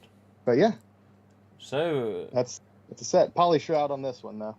so I'll look at it when you send it. I'll have a good look, don't worry. Like, nice up close look while you're measuring it. Yes. 11.5 inches, Douglas. You know how it goes. Yeah, my God. Oh yeah. All these different ways Well, I mean- we used to look and compare, and now it's so different. Yeah, I remember when it used to be you would go to the mask page and it would be like smell none, smell Yes. vanilla, and then mouth dimensions. Yeah. I know, I was very descriptive on the early mask page, and yeah, some of it stayed intact as of time of recording. But yeah, I mean, some of them literally just didn't have a smell. And I was like, like the foam mask, there's nothing on the foam mask. The mummy mask, there's nothing on the mummy mask. The RDS, if you're lucky, there's some vanilla, yeah. But yeah, they did always vary. But let me have a look at the chat here, Douglas. We've got a few things. So Douglas is awesome, and then Jigsaw says, I heard HHN, need an address. JP just stood up like a meerkat when he heard HHN. I bet he did. Yeah. Nice. Hey, Sophisticat's here. I do Sophisticat, one of my favourites, Sophisticat, because she used to watch me play DVD, and anyone that watches me play DVD has got a very high tolerance. I love the jawline on the RDS. Andrea Gori says RDS is the best. I have a poly one. Unfortunately, it has a blue stain near the left eye hole, but still love it very much. School Splitter says, hey, it's Douglas and Tim, two of my favourite people. How are things, chaps? By the way, got all my 25th masks and Vipers on the way. Really nice to see Douglas finally score a tagged RDS. I know, Douglas. I mean, Douglas, he ain't got much of a collection, has he, when you think about it? I mean, he's just got, like, the second best out there, the little shit. Second best only behind you, Tim. Only behind Meggie. Bloody hell. Oh. I don't know, Meggie and Nate are sort of joint first, in my opinion. Then again, I think of Corey Hirsch. Yeah. If Nate never got rid of anything, there'd be no competition. Just period. Yeah, ever. that's true. Yeah. Nate sent a few bits to you over time, or whether it's trades or sales, of course. But yeah, you, Nate, Corey, Meggie, my considerations of very good collections. There's also a couple of English fans. Chris Downs is one that had a lot of variants. David Edmondson is another one. I'm trying to think now. Trying to think of English that have got good collections. There's a few. Dale what was Wright. that one collector? There was one collector that used to be in the groups. He used to have a bunch of different mask types. It was always after the different types too. Not Zach Cook. What was his name? Zach Cook's your side. Zach Cook had an amazing collection. That collection was truly awesome. Yeah, Mr. Zacco, he used to he had so much ASIS stuff and so much. He had it all in a closet at one time, I remember. And then, of course, he sold it all off to do a university degree, which he did qualify for. So, but he had a HH. Was it Zach Bartron? It's Zach Bartron, isn't it? You're thinking. Zach Bartron also does have a great collection. He does have a good one, It was someone else. Don't worry about it, Tim. Was it? Are you taking a bit? Oh, you're winding me up, are you? Maybe. Come on, Douglas. It's been a long day. It's been a long day. That's why we're having fun, Tim. Oh, well, at the moment, my RDS is the only cotton shroud I own, says Mr. Jordan. Who is this Jordan? Have we seen him before? I've known that name. Who's Jordan? And he got HHN. He kept asking me, like, HHN, I need one now. And I was like, man, they don't just pop up like that, you know? That's true. That's true. I'm really happy with the one I have. I really wish that they were more available, and I'm still, even though we haven't heard anything, I'm hoping we get Halloween Horror Nights this year. Ghostface, or just something Scream related. That is something. That's the third question on my list for RJ in a few days' time when he calls again. There's a few questions I've got for him at the minute, but HHN. I says, RJ, I'm hearing whispers. You're hearing what? And like whispers about HHN there. Who said that? I was like, I don't know. I said, this Douglas Little. Oh, him, he's blacklisted. He's blacklisted. Yeah, it's that guy again? No, I did ask. I did ask, but it's very like not in the know at the minute of anything, as far as I can tell. But maybe that's on purpose. Who knows? If my memory serves me correct, and I'm not sure if it's 100% correct, but I think the only HHNs that remain at Funworld is number 1 and number 250. I think. I don't know for sure. But it's two nice ones to have. Yeah, definitely. But honestly, if somebody could say, or if you could recommend 250 to go to a fan, who do you think you should recommend it to, Douglas? I'd have to say Jordan, because he's pining for it like a dog missing his owner, isn't he does. He wants one so bad, and I was thinking Carrie Ann could use another one. No, I'm kidding. Jordan totally should get it. He absolutely deserves it. I was thinking Carrie Ann's got one of my old ones. Yeah. Oh, here you go. Just to make Jordan feel something, you know. Are you winding him up? Look at this. Oh, Douglas. It's gonna happen one day, man. That's not HHN. That's the second run. Who told you that? Right? Who told you that was a HHN? Yeah. No, I'm sorry. It's a second run. That's a nice second run mask, I'll tell you that much. One of the nicest ones I've seen. Have you got any proof? What'd be funny is send a picture of like one of the first run. There was a really, really, really spotty first run I saw the other day. Send that over to Jordan. Hey, here's an HHN you're looking for. Hey, talking of spotty masks, I heard some information recently that some fans, and including yourself, may find very strange, I'll just say, right? So I spoke to a fan the other night for the first time in probably over 11 years. I can't remember the last time I spoke. Anyway, this chap is sometimes in the chat as Norwegian Scream, aka Stefan. So Stefan was sent a Wes Craven signed mask from RJ many moons ago. Ooh. Yes. But would you believe this Wes Craven signed mask ended up spotty? Which was a damn shame, yeah? So Stefan being Stefan, yeah, Stefan being Stefan. This is the strange bit, yeah. Stefan being Stefan separated the mask as we all, know to do. He says, "I'm keeping it away from the other mask. I'm just going to hang it in another room and leave it, just so we can display it, but not ruin the collection if it did decide to spread." Anyway, he then goes back to it, Douglas. Yeah, checks his mask now and again. He's like, "Hang on, there's something wrong here." So either there's some sort of silent ninja thief in his area that has a mask almost the same, or something's happening that we don't know fully about, but there's Wes Craven's signed mask, which he showed me on the camera. All the spots, aside from one at the side of the mouth, as in right where the hood meets the mouth, or the side of the mask, all the spots are literally gone, disappeared. Gone. That is super weird. That is strange. Yeah, literally all. I says, my first instinct is bullshit. Yeah, no. I show you the mask. I says that. So he brings the mask on, just one little piece, right just down the side. The rest of it, the signature's intact. The mask looks beautiful. And I was like, where the hell? So what I did is get all my deluxe glows, stick them in the garage downstairs, hanging up, and I'm hoping that this miracle fresh air, see if there's any reaction or any change in my spotty masks.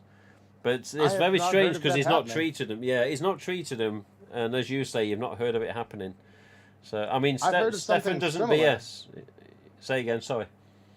I've heard of something similar with Nate, actually. Oh yeah. With one of Nate's masks, he had obviously, I think it was his screen-used hero mask.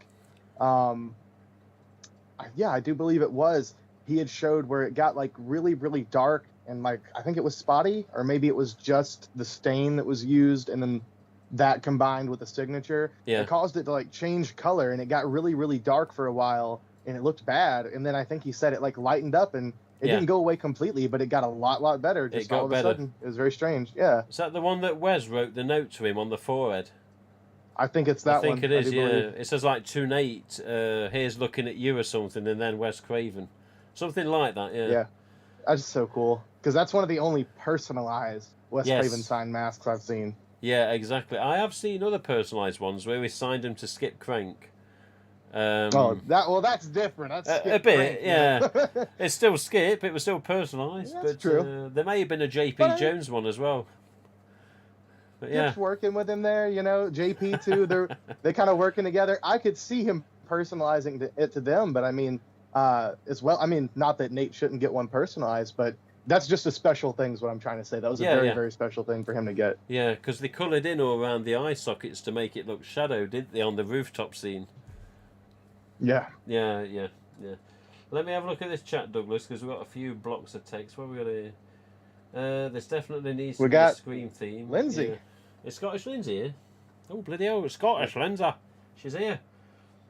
Evening, Lindsay, says Mr. Vince. Evening, oh, sorry for being late. It's unacceptable, Lindsay. That's a warning. Okay. Moving on. She's been sending stuff to Fun World for signing. I know what she's been doing. Oh. She's been sending looking chocolate. For a screen-used mask, huh? I don't know. Just send me one of those masks from the set, RJ's having something done for her, and I don't know what he's having. I tried to get it out of him last night. I said, "RJ, what are you doing for Scottish Lindsay?" I said, "It's going to be a little while." I was like, "Okay." I was like, "Well, what is it?" And he just said it's something that's not going to be sold, and that's all I know. So, yeah. But she keeps sending chocolate, you see. But I think he's worried about getting bigger now because John Valeri's losing weight, he said on Twitter. Says, "John's losing weight, I need to follow." I was going to say, if the chocolate's what's working, now I know. But if he's worried about losing weight, maybe send over some chocolate laxatives. Yeah, dark chocolate laxatives. Maybe. Bloody hell. But yes, hello, Lindsay. Who have we got here? Joseph Kukilia. I can't pronounce Yes, the last that's name. Joseph Kakila. Do you That's know the him? gentleman who helped me out with the orange Gen 2. He went and drove and picked Ooh. that up for me. Oh, is that Yes. the chap? Yeah. Yeah, Joseph's got a really, really cool costume from Clive. It's a full orange robe, and he wears it with his orange mask. Has he got the orange robe? Oh, there's some bitch. Yeah. I know what I know what robe you mean as well. Ah, bloody hell. Hello, Joseph. Yeah, we're gonna play a robe stealing game. Bloody hell. Oh, yeah, isn't it just Douglas? Cover him up. So Douglas, I know from your videos. I've been watching your videos recently. I always watch your videos. Sometimes me and the missus watch your videos. It depends if she's about. But you have recently acquired all the Royal Bubbles. So you got them. Yeah. Glow version, one with the TV, you know, the blood spatter one, the standard one, and whichever the other one is that I can't remember. What's That's the other it, one? just the 4. Is it just, yeah. I think it's just the 4, as far as I know. The Hot Topic, Yeah. which has the TV, the Glow from FYE, Blood Splatter from Walmart, and Standard from Entertainment Earth. That's the one. Yeah. Well, what else have we got mask-wise come your way recently? Mask-wise, let's see. I have a special mask that was sent that I can't show. Are you trying to do a Tim Wagstaff impression? No. You don't want to, trust me. I know what you mean with that. I thought maybe I could issue a challenge, be like, I'll show mine if you show yours. It'll be a special treat for the 22 people watching. No, I'd be in serious trouble. I'd be in a lot of trouble. I can't either. But mask-wise, stuff that's new. I'm trying to think. You got me curious now. There hasn't been a ton new that's come through. There's the instant disguise / masking cape that just came through. Oh, yes. I guess I can grab him off the shelf. Hello, Screen Ghost. Oh, hello. Oh, there you go. Oh, put it down a little bit. Oh, down like yes. That? Droop Hood, or as some used to call Deluxe Hood. But yeah, Droop Hood. Look at that. With the full cape attached. Jeez, you don't see many with a full cape. They're normally chopped. Yeah, that's what I said in the video. It's like sometimes you'll see them pop up, but almost everybody just cut off the cape. It's like they wanted a droop hood, but all they had were these, and they're like, I'll just get it and cut that off. Yeah, let's just chop it off. We'll be alright with the mask. Yeah. So what you got here? Gen 2? Is that Gen 2? It is, isn't it? It is. It is Gen 2, yes. I wish it was a Gen 1. I don't think I've seen at least come up for sale a Gen 1 one of these. I know that I used to have a Gen 1 droop hood, and I had the full selection, the EUs, pretty much every version of the droop hood, and I think I sold them all together to Brad McTaggart back in the day. So he ended up with that Gen 1 droop hood, but I haven't seen a full instant disguise from that era. Brad McTaggart, he sent me a lot of pictures for the mass page. I've still got them as well. That will be probably being used here and there. I think there's some on the mass page now from Brad, but he's not been around for a while, Mr. Brad. I think he was more interested in guitar stuff. Yeah, well, everyone's got their interest, I suppose. But as far as masks, I don't think there's a ton else masks. There's obviously been stuff since the last stream, but I'm thinking just as of recent. Because you've got all different categories of what you picked up since last stream, like the figure behind you in the box, the inflatable and the dodgy head. That one's I can pull that up and show the box if you want. Yes, we'll see the box. I have that. I do have the child-size Screamstalker costume that just came in recently. There's obviously the accurate Buck 120, which I need to get a master of made so I can send that off to Clive. Yes. Oh, yes, the 95 book, wasn't it? Yeah. Yes. Yeah. Hello, and the big one, as of recent, the animatronic. Oh, yeah, the animatronic was the big recent one. You collect... Is that a full animatronic set now, or was there one more? There's technically a couple that I'm missing. I used to have the one that would light up, like the face was hollow plastic. He's mostly a big metal frame. Yes. He's motion activated and he'd light up and scream. I don't have that one anymore, but I know the person that has it, so if I want it back, I can get it back. Okay. There's the most recent animatronic that came out from Spirit. Yeah. And then it's technically not an animatronic, but there's obviously the original resin statue from Fun World, and I think that's all I'm missing pretty much to have their 6 foot tall arrangement. Ah, the resin statue. That was mentioned in last night's call. Yes, I was asking about it, but I've got to remind him about it, I think, just question-wise and to find out what was what with that statue. But so what we've got a bobblehead over there, we've got EU. Oh, look at them all, Jesus Christ, it's like another family in your bloody room there. Oh yeah. There's figures everywhere, it scared the shit out of a toddler. Running out of space. Running out of space. You imagine if a little kid got lost and just stumbled into your house, he'd crap himself, wouldn't he? Oh, there was a friend that came through and brought their small child, and she was shocked. The look on her face was priceless. God almighty. All right, let's see. Is this decently framed for the stream here? It needs to go up. We've just got the Up bottom a little of the bit. mouth. All right. Yeah. There we go. There's Douglas. He's back. Let's try that. Just looking at that animatronic there, it looks like an ultra white, but it isn't. But one thing Douglas doesn't have is an ultra white, isn't it? Is it ultra white? Yes. For the Jimmy Air Balloon that was made the same year, which you saw the video where I got the big inflatable. I remember. Those came with an ultra white, and this came with an ultra white. This is the year that they first came out, so they were really proud of those masks. Shiny, glossy. I don't mind a bit of shiny gloss here and there, but I was just gutted that the mould was, you know, just not the EU, basically. But EU is always a good one. We've gotten like the TD stamps in the ultralight material and stuff like that, even if they were just making EUs in the ultralight material. Yeah. Trust me, I know people prefer the glow in the dark, they prefer the more translucent vinyl. We all do. But even if it was just this, but a different mold, people would still be happier. That's true. Yeah, still be a bit happier at least, definitely. What got at the back? Let's see if I can't get him plugged in. I was going to turn him on. Yeah, let's do it. Yeah, thank you, Cliff Hardy. I just saw Cliff Hardy in the chat there. Bowling ball close by, Jigsaw says. Have you got the bowling scary ball? Movie. Uh-oh. I do have a bowling ball. Do that again, Douglas. Sydney, There you go. you'll hang up on me and I'll cut through your neck until I feel bone. Isn't he nasty? Naughty Ghostface. Hello, Sydney. Friends count, but it's the family ties that cut deep.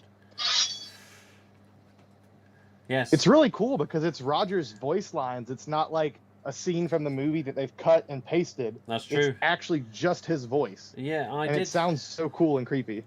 I did hear a whisper that some... In fact, I'll tell you off stream. Yeah. I did hear something about Roger's stuff a while ago, but yes, I'll tell you off stream. I'll get in trouble. All right. I'm interested. But let's activate him again. Who is this? Who is this? This is the last person you're ever gonna see alive. I like the one where he's got the laugh at the end. I don't know if it does it on that figure though. Yeah, I think it does. Welcome home, Sydney. You're a survivor, aren't you, Sydney? What good's it to be a survivor if everyone close to you is dead? You can't save them. All you can do is watch. There you go.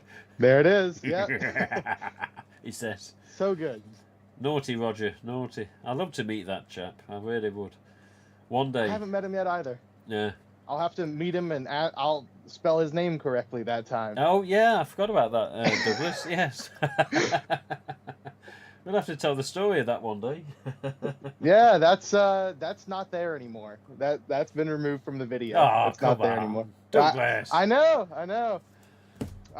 It was not even. I don't even think anyone commented and said that I spelled it wrong. It's just that I knew I did, and I knew that there's got to be people watching it who noticed, who aren't saying anything.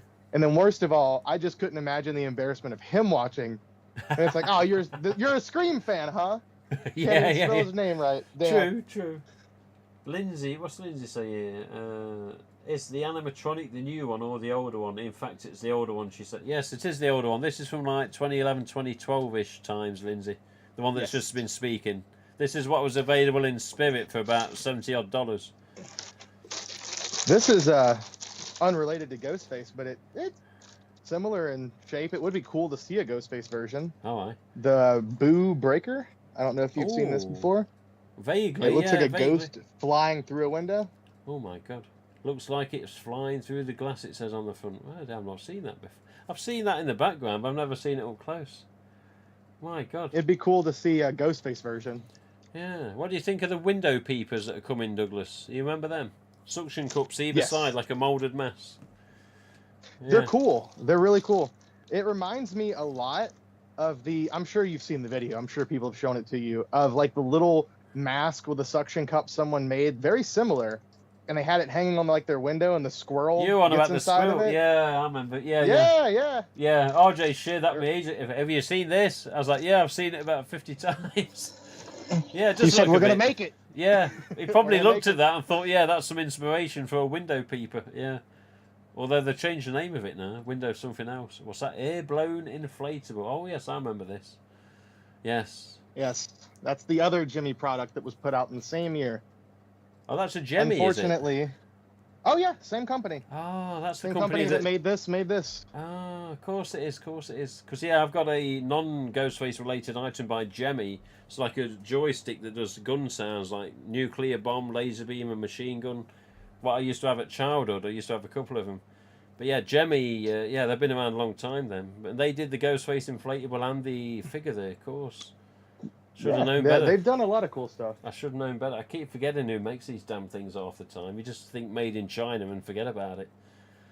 But yeah, I mean, fair enough. I think the company name's just kind of the name. It's some factory in China made it. This is, I guess, fair enough.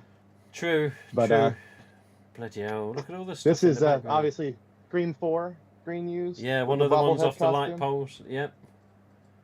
It could be one of those. It could be a Stabathon one. There's no way to tell, and I've tried seeing if I could maybe screen match it, but there's no way. Yeah, there's not enough differences, is there? You don't see them close enough. Yeah. Yeah. Even if it's like maybe damage to the styrofoam, it could have happened after filming or something like that. So you can't even be 100% sure with something like that. But true. Metallics, obviously. I've got them here. The red metallic. yeah. I've still got your box. I've still got your box. Yeah, which I'm waiting on it. Yeah, it's just down here actually. Yeah, it's there saying Douglas help, Douglas help. Yeah. Yeah. Tim, you keep every time we talk, you're always telling me about shipping my entire collection to you, but you ship this box over to me, man. Come on. You know what? I've shipped a few things USA based lately. Last thing was going to RJ was a couple of magazines with regards to Ghostface and some chocolate. But yeah, I think it's time we got Mr. Little's box out. But I need a bit more confirmation off you, Douglas, as to what metallics you was after, or what you want to definitely have in the box. But I've got them here, and they're not going anywhere to anyone else. I know main priorities are I'm getting the 6-foot ghoul. Oh, the ghoul. Yes. But mainly needing the plastic mask, of course, and then the 2017 metallics are a go. Yeah. There was a lady who may be doing a trade with me soon where I might be getting, I think it's a 2016 purple, and I think you said you may have a 2016 blue. I have a 2016 green here. So if that's one color I'm missing to complete that set, I might be able to do that as well. Well, the 16s, I had a full set, and 17s had a full set. You said you wanted a set of 17s because the green was the 16s more... are going Jordan, is it? Yeah, 16s. Yeah. 16s maybe going to Jordan. I don't know if he's still watching, but yeah. 6-foot ghoul, there you go. The one with the dodgy split nose with the bridge white and the inflatable body. That was it. That was a weird item, that was. Yeah, people have seen a lot of these and don't even know it because they'll find just the head. Yes. Just the large plastic head. It looks like a bootleg piece because the way it's sculpted and finished. With the light-up eyes. Typically, they don't work anymore. Yeah. The little green Funworld logo there as well. I don't see many green Funworld logos. Yeah, this is... on the box corner. Yeah, there? Yeah. This was obviously their boxed version. This, like, lighter purple, muted purple color with the yellow obviously is like all of their electronic battery operated type stuff. Hello, Vapsters. And this is the earlier version of this because they did do 2 different versions of this. I have not seen a boxed version of the second type. Right. But this is the obviously just the Weeping Ghost piece. The 6-foot ghoul.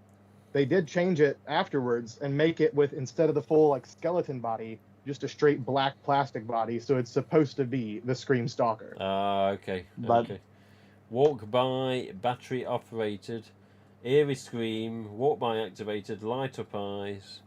Jesus, he looks like he's been on something with how he looks. I'd always, a lot of people say this, Carrie Ann, you say it, and many others say it. I like the blurb that they put on the boxes that, when they're trying to promote the product, say, oh, do this, put it in the window, scare your granny, or, Scare up some spine-tingling thrills and chills. A great idea for decorating fun. Just turn switch, and every time you walk by this funky phantom, his eyes blink in a strobe effect, and you'll hear an eerie laugh. Looks great all night. Sound will automatically stop after several seconds, and eyes will continue blinking. That sounds like after you've, met with an escort and you crack them over the back of the head with a sledgehammer. Sound will automatically stop after several seconds. Looks great all night. Eyes will continue blinking. Yeah, sounds about right. You must have a funny life. What you're not telling us? You got a criminal record. Is that why you own a gun? I think it's more of just like if you don't laugh, you cry, Tim. You gotta make light of it. That's true. That's true. Yeah. Well, as RJ says, in life, there's good, there's bad, there's ugly. That's right. You definitely got some. And the 6-foot ghoul's the ugly. Yeah, into just as well as the old blowjob mask at the back there. Oh, look at that Brandon James. Yeah. Look at that horrible mask. Good old BJ. Old BJ. I can only just see the one on the wall. At this point, with everything else in the room almost entirely being Ghostface, it almost feels out of place for him to even be in here. Yeah. You know what I mean? Like, obviously it's still Scream related, but... Yeah. Always will be Scream related, yeah, but it's just, when it comes to the mass differences and the reasons why Ghostface wasn't used it for, there's been little tidbits of info on Twitter lately about that from RJ. But yeah. Oh, really? I haven't seen that. Yeah, well, people have been asking, and RJ said this and that about why Ghostface wasn't originally used. We don't go into extreme detail. There's not like a big explanation, but basically, Wes wasn't really up for the BJ mask, and I don't know what the full explanation is with regards to why it ended up being the Brandon James and why Ghostface was never seen till Series 3. But yeah, it's, I don't know, maybe at the right time, as RJ says, more could come out, I'm not sure, but at the end of the day though, whether it's one way or another, it's been made now. There's 2 series of Brandon James, there's the special, and then of course there's Resurrection, which is officially, as they say, Series 3, but yeah, you can't change that. So the BJ, Mr. Brandon James, it's part of it. It's part of it. Yes, it's not Ghostface, but it's part of the Scream name at least. Yeah. It's still a shame to me that they had to name the series Scream if it wasn't going to be Ghostface, because even though obviously it should be more so about the themes that are centered around the story that make it the franchise it is, because I even had the thought just, I think about a week ago, just how interesting it would have been if they would have went the route of every different killer had a different mask and a different outfit. Something I guess kind of like Slasher, the show Slasher. I don't know if you've seen that. It's I guess kind of similar, where it's every season's kind of a whodunit. Yeah. And it's the person wearing a different killer outfit, but if it's multiple killers of the same killer, they're wearing the same outfit, same style outfit, very much so in the way that it would be if it was Ghostface. Yes. But obviously not Ghostface, but you get the point. You know what I mean? Yeah. But still, it's a cool look. If they would have just named the show Lakewood, something like that, and had it been a Dawson's Creek kind of like Kevin Williamson feeling slasher show, people would have compared it to Scream, and it would have been a positive thing. Oh, it's so much like Scream. If you're a fan of Scream, you'll love it. But instead, they called it Scream, and everybody expects Ghostface. Just like with Friday the 13th and with Halloween, all these other franchises, you call it Halloween, you call it Friday the 13th, nobody's thinking of the themes of what it's supposed to be. This, killer possibly. It's Friday the 13th is Jason Voorhees. Halloween is Michael Myers. That's what you want to see. You want to see these icons. Yeah. And with the horror movies, when it comes to slashers, it really is. It's like a horror superhero thing. That's what people have come to expect. It's more about the killer than it is the victims or any of the other story. That's what it's about. Yeah. What do you think? A good question for you. I'm trying to think the best way to word it. Easy enough question, but what would you think is going to be upcoming, Douglas, for the 6th Scream film as we know it to be in early progress? Well, I don't know. What do you think is going to happen? Because at this time, Obviously, 5 did well. You know, it's out on disc now, Blu-ray, etc. But it's now known, and I'm not sure if it's confirmed, but I'm pretty sure it is, that it's basically taking place in a whole different place, filming in a whole different place, which is Canada. So, what Yes. would you expect to see, as the super fan you are? What do you think you're going to see in the next Scream? Well, there's things I know that we can expect, which I may have hinted at on my story. You know, the whole thing's just going to be a prequel. It's going to be set in the Wild West. We're going to see Ghostface horseback. It's going to be awesome.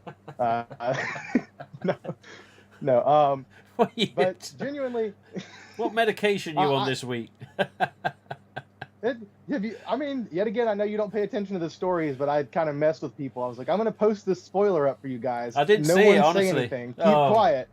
And I think it's Lori Faith Prescott I want to say that was the person, but it was someone who had a really, really awesome picture of them in full Ghostface outfit riding horseback. Oh my God. And I was like, that's just it's too cool.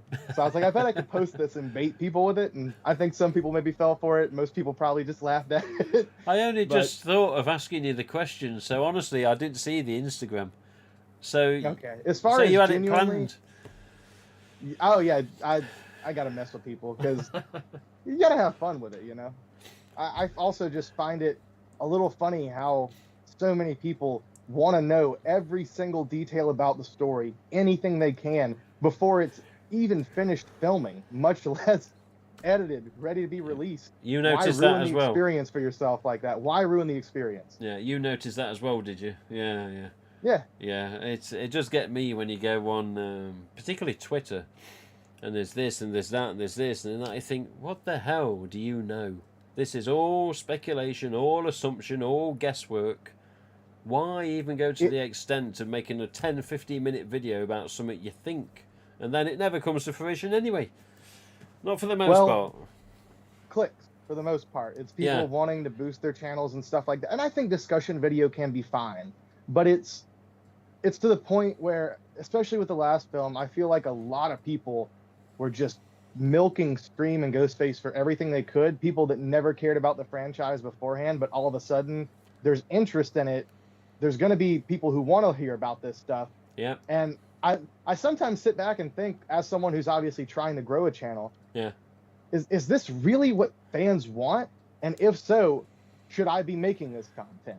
Because clearly none of it means anything. It's all speculation. Yeah. It's not like they're truly spoiling anything. They might be digging to try to, but I don't think there's anything that anyone tried to say as like, oh, this has been spoiled, this has been put out there. None of it's been legitimate. So if it's just people enjoy the conversation and the fanfare about it, if that's really what you want, because you look at the numbers on those videos, and you think, this clearly seems to be something that people are very, very interested in. Or is it just because of a clever, eye-catching thumbnail sometimes, you know? Could be. There's sometimes I've hit a thumbnail thinking, oh, this looks interesting. Then you 2 minutes in, bored, goodbye.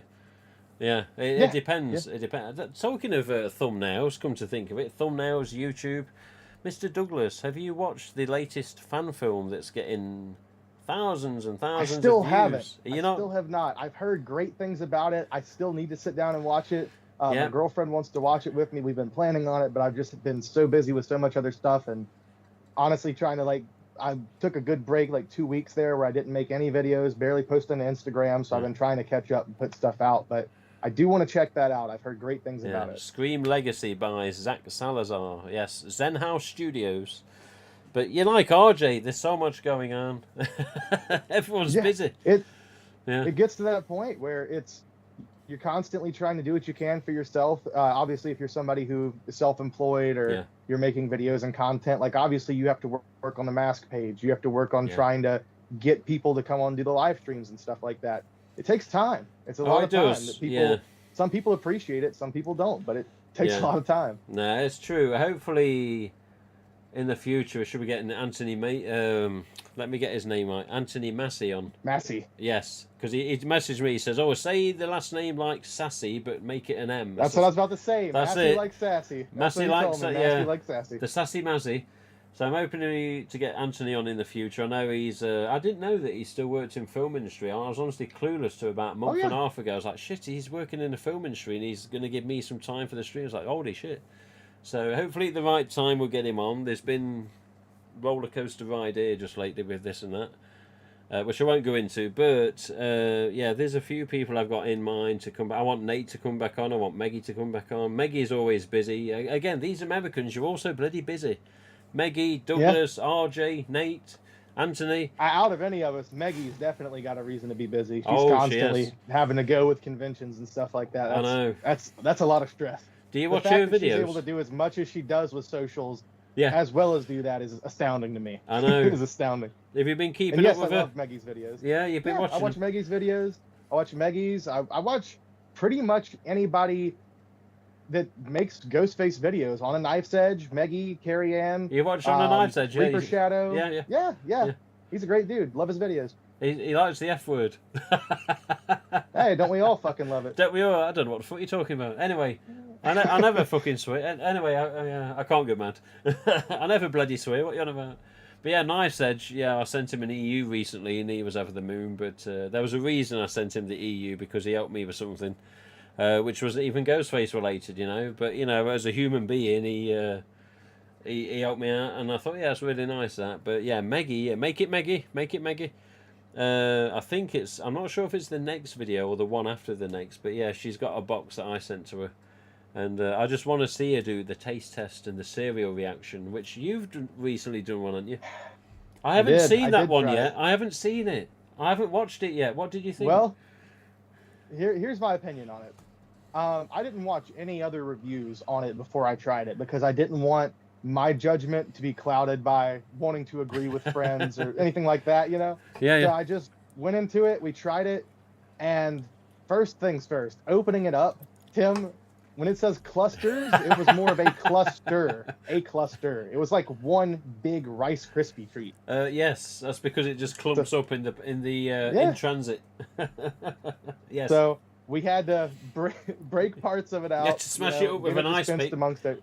Yeah, it's funny because I was just like breaking mine into crumbs instead, and like my girlfriend, while she's sitting there trying to try her, she's just jabbing it, just constantly trying to break it down into pieces.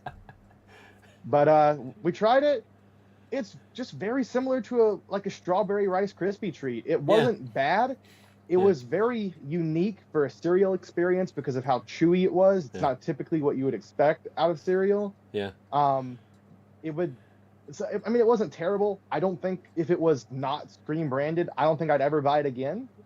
Unless it was just, hey, check this out. Check out how weird it is, because it's such a unique cereal experience. Yes. Yeah. But it wasn't bad. It wasn't bad. I feel like it's probably better without milk. I don't know. It did soften up, kinda, but better not without spectacular. Milk. How can it be better? Cool. How can it be better without milk? What would you do instead of milk? Hot water? No, just by itself. That's what I'm saying, just by itself. Because it's essentially just a Rice Krispie treat. Yeah. Yeah. It always said on the... marshmallow and Rice Krispies.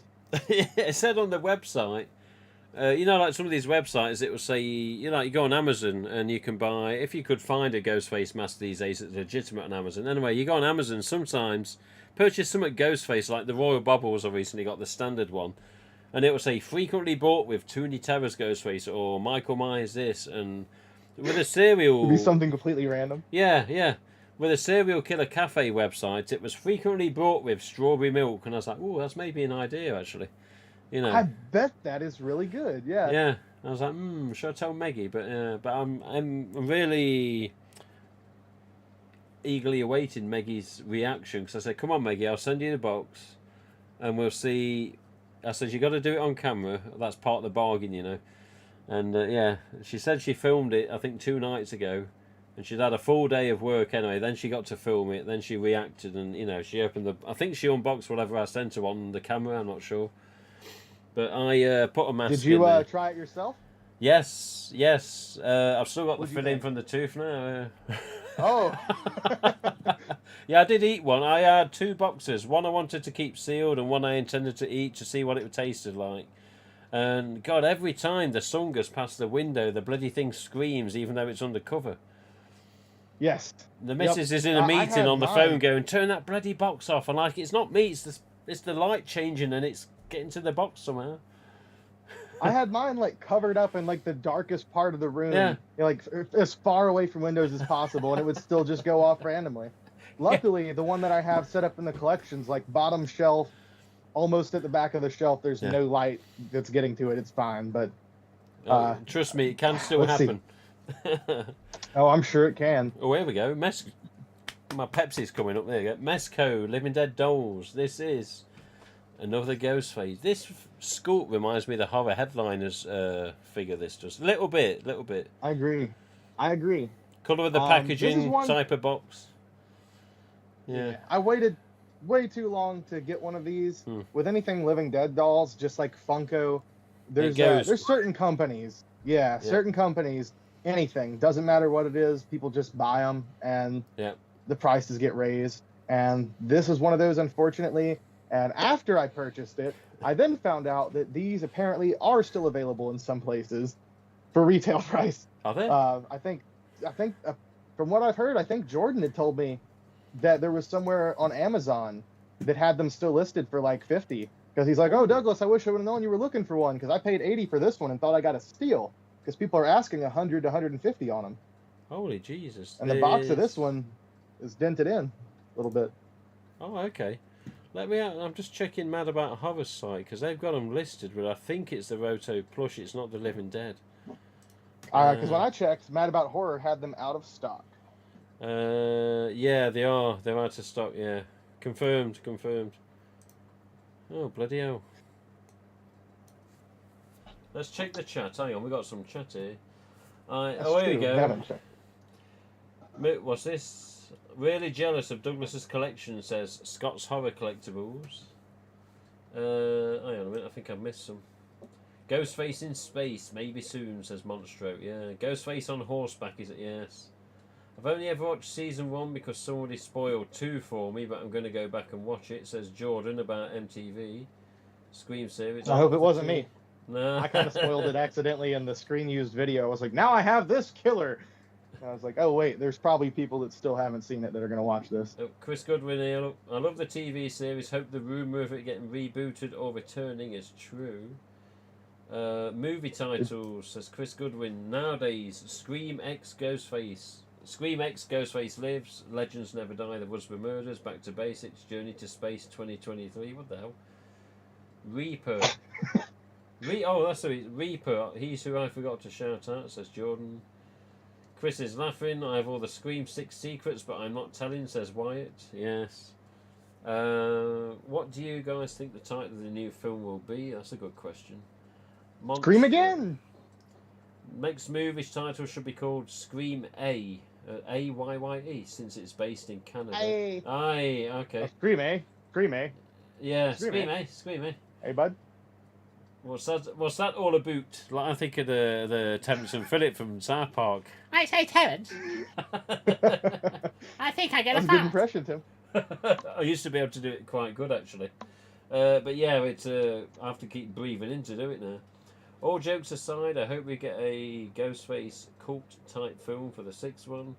Agreed, says Chris. That would be an excellent way to move franchise forward. I believe it was FYE. It was FYE, but shush, I can't order one until Monday. There you go, Jigsaw, to Mr. Douglas there. I just want a Ghostface that gets away at the end. Maybe one will die, but some need to survive and be standing with all the victims at the end, not dressed as Ghostface, but themselves, so nobody knows. Oh, I don't know. But somebody said, for both of us to say, what do we expect from the new film? You know what? I ain't got a goddamn clue. I ain't got a goddamn clue. I mean, I can answer that because I totally didn't.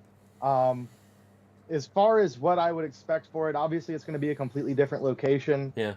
I won't say a whole lot, but I have heard rumors that it's essentially going to be something along the lines of, think Jason Takes Manhattan, but Ghostface Takes Manhattan. Oh, really? Coming after Gale in New York. Because Gale's, she's in New York in the story at this point. And So, Courtney Cox is Ghostface already could be- confirmed. That's right. And Sydney hasn't. It's or Nev hasn't, rather, because it's not her story anymore, supposedly. That's true. You know what? I've got an over feeling this could end up going so bad, What if they ruin the films? I mean, What if it goes downhill? the only thing I can say about it is people are always still going to love the franchise. People are always still going to love the originals. Because, I mean, think about Friday the 13th, Nightmare, any of these other franchises. They all started out really strong early on. Yeah. And then some of the later franchises are tolerable because they're fun. But usually most fans and most people just say they're dumb movies. They were unnecessary, whatever. Yeah. And it could very well be that. I say putting out more is not going to ruin it for me. If the movie's terrible, if it's completely unwatchable, I'm still going to love Screams 1 through 5. I'm still going to love the franchise otherwise.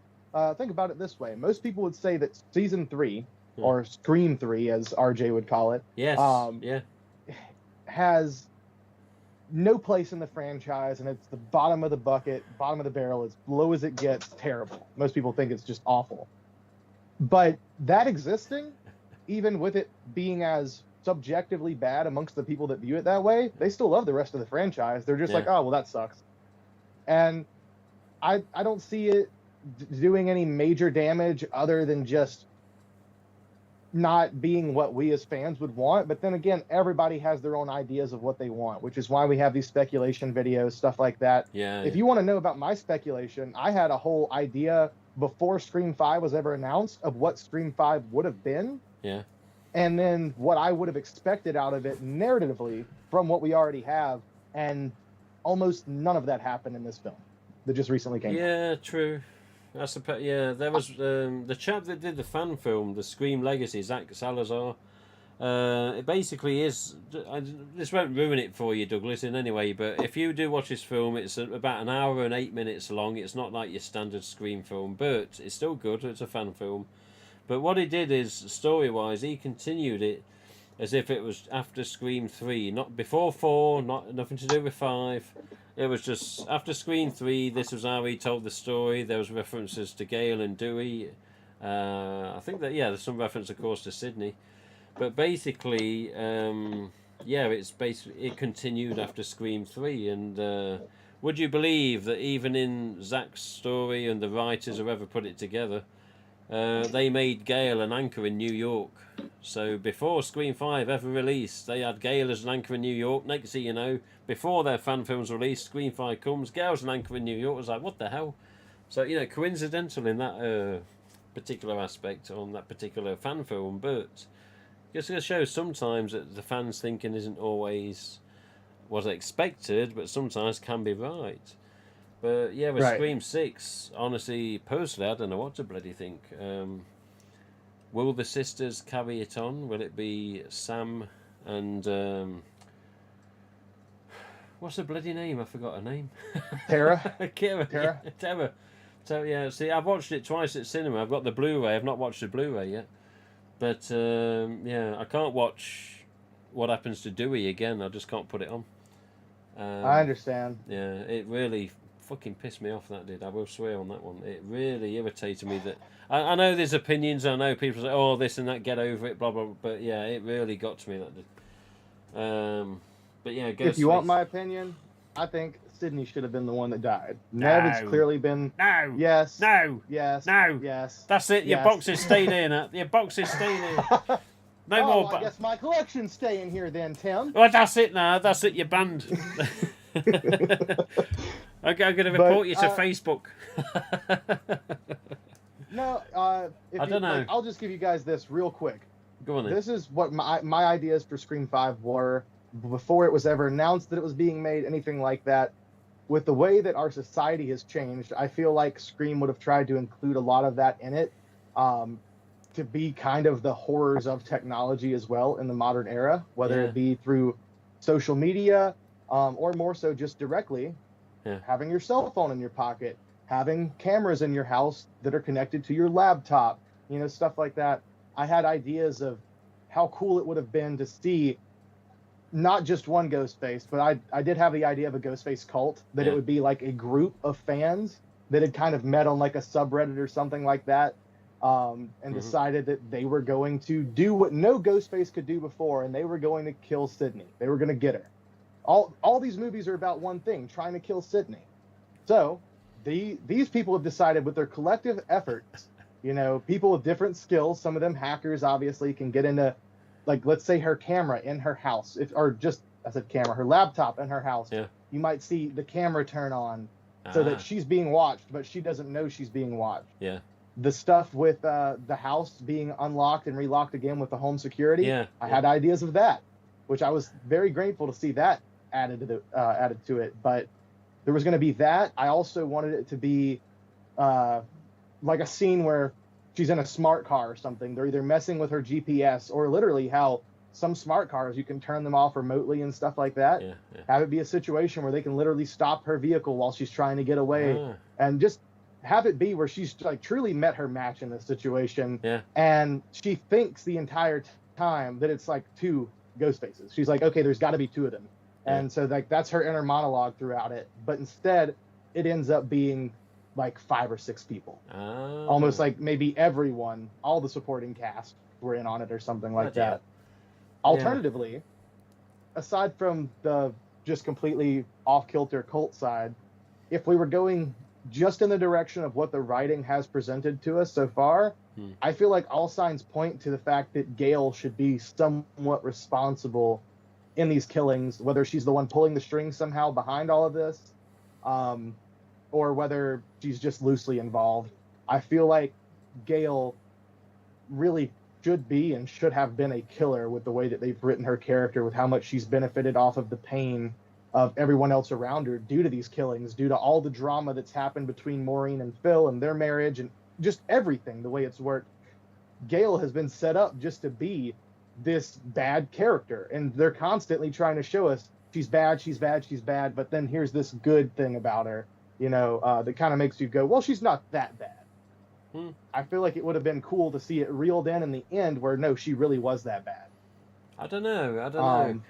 If you think about it like that, then you're taking my personal opinion, I'm not debating, but I think with Gail in the first version of her, shall we say, in the first film, she was just a cutthroat reporter that wanted to be exactly what she wanted to end up as, like an anchor, but she was basically cutthroat, do whatever it took to get the story, so to speak, and with helping Cotton, etc., etc., etc. And then, of course, in Scream 2, we see that, Cotton's out and obviously, exonerated, etc.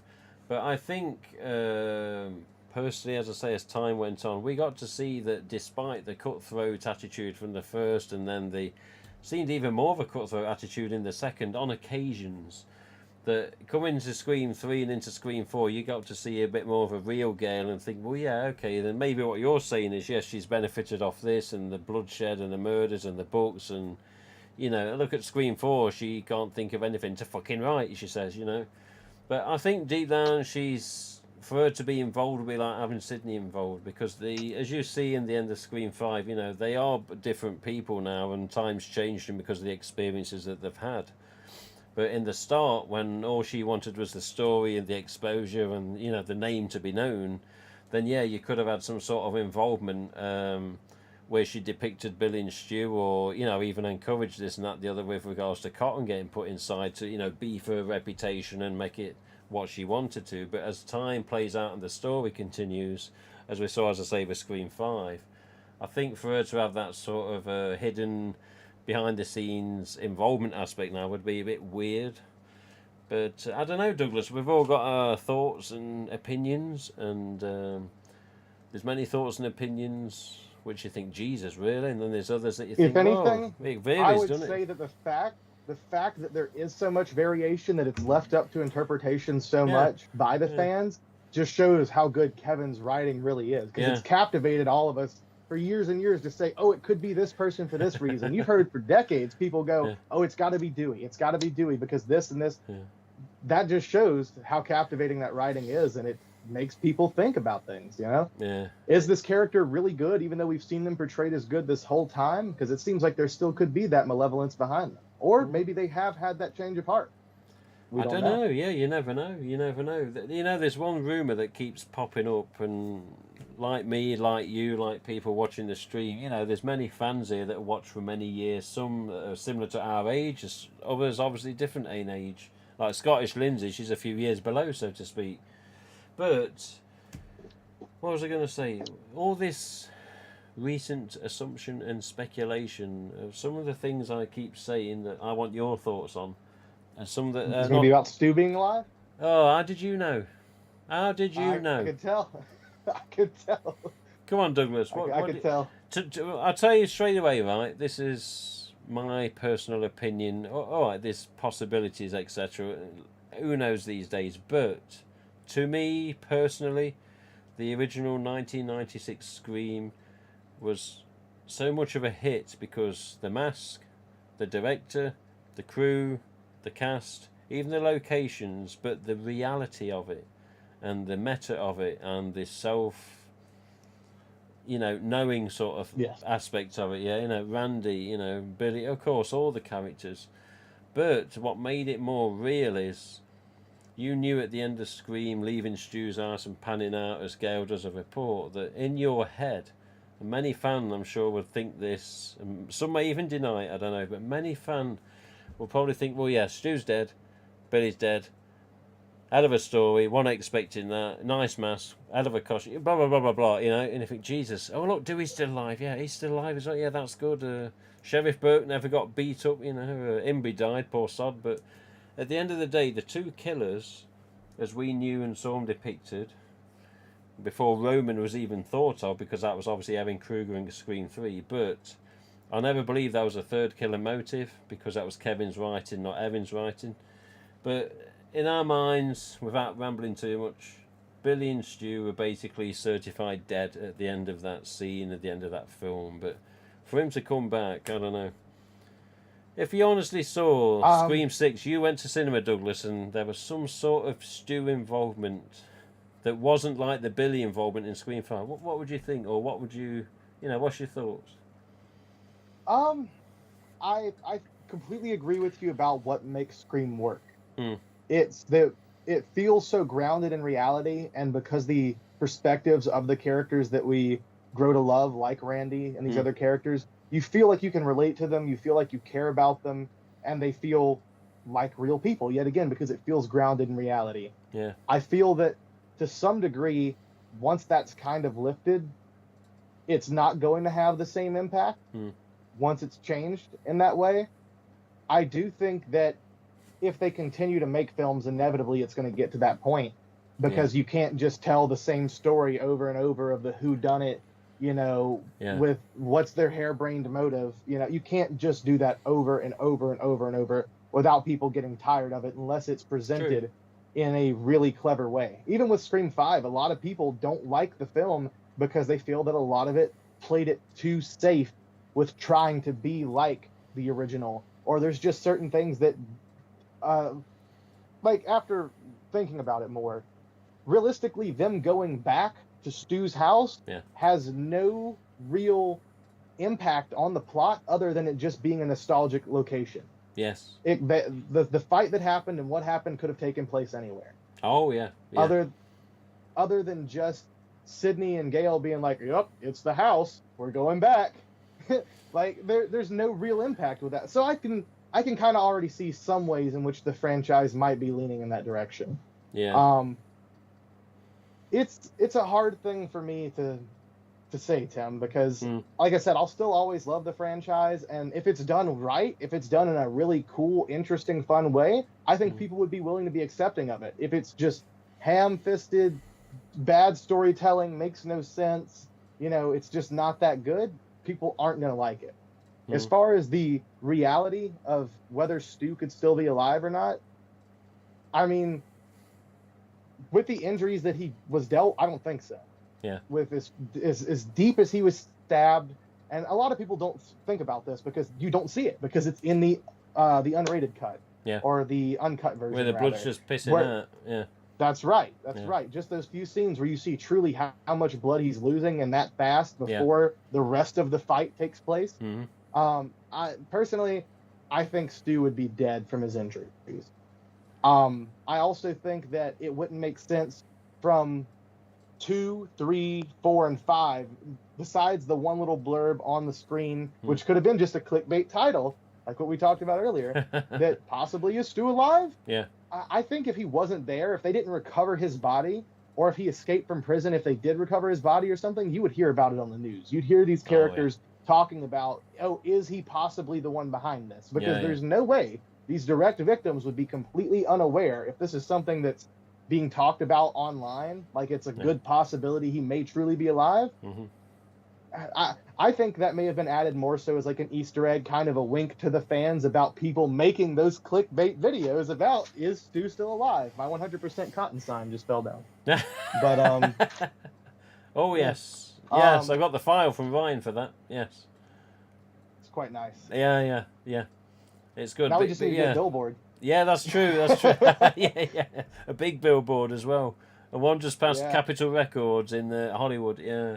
Let's go in halves. We'll get the same one, Tim. We'll put 100% cotton up there. That's it. Why not?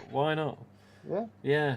But realistically, I mean, I think there's been interviews with Wes and Kev at different points in time where they've both said, like, no, Stu's dead. And then they've also then said that, oh, no, he's alive.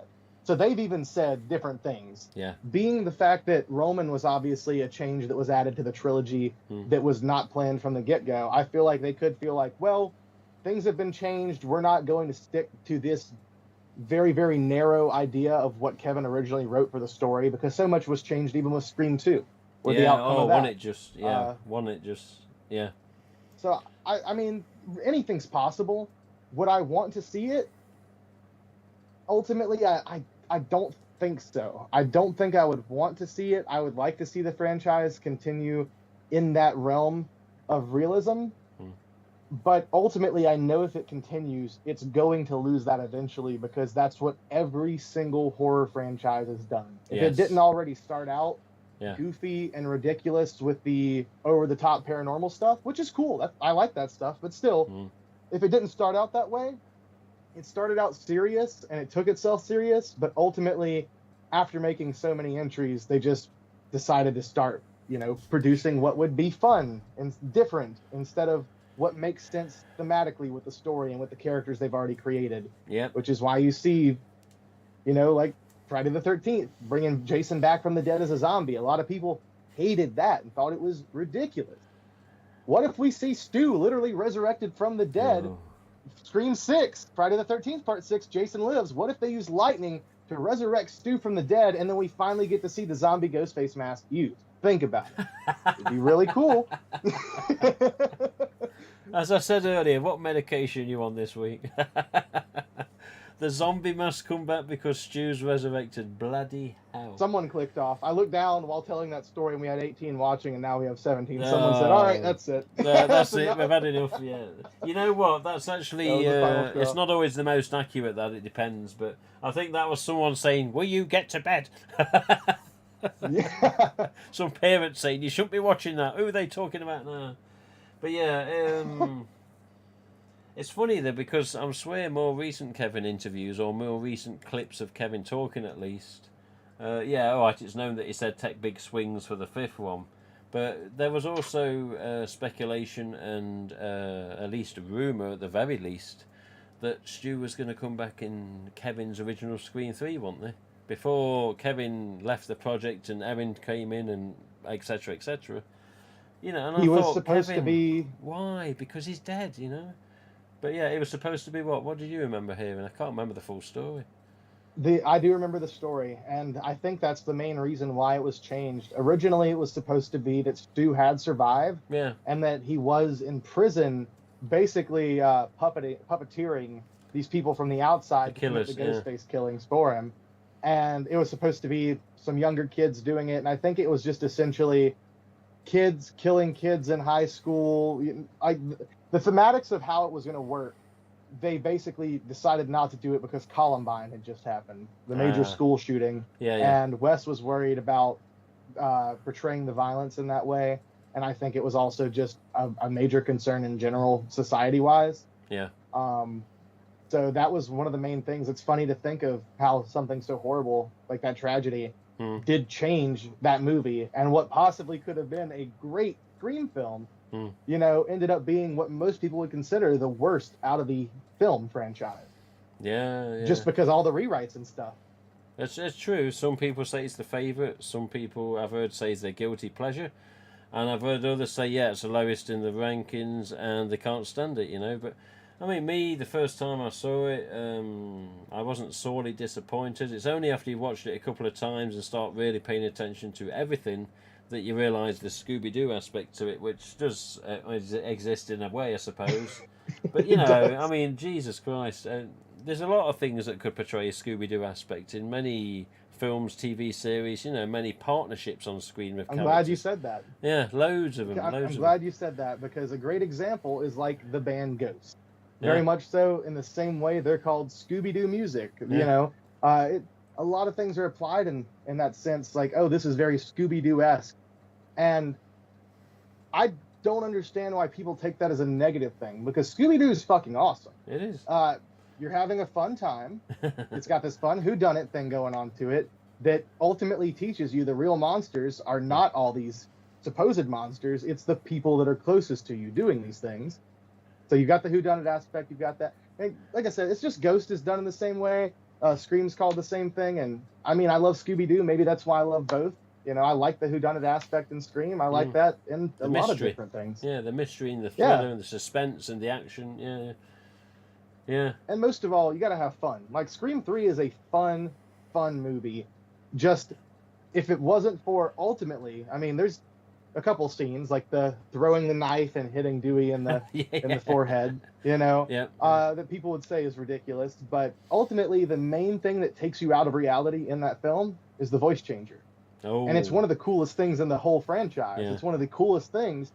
But as far as it trying to be a movie that could actually happen, you know, that takes all that away. All of it. True. I remember the first trailer I saw for Scream 3, and I thought at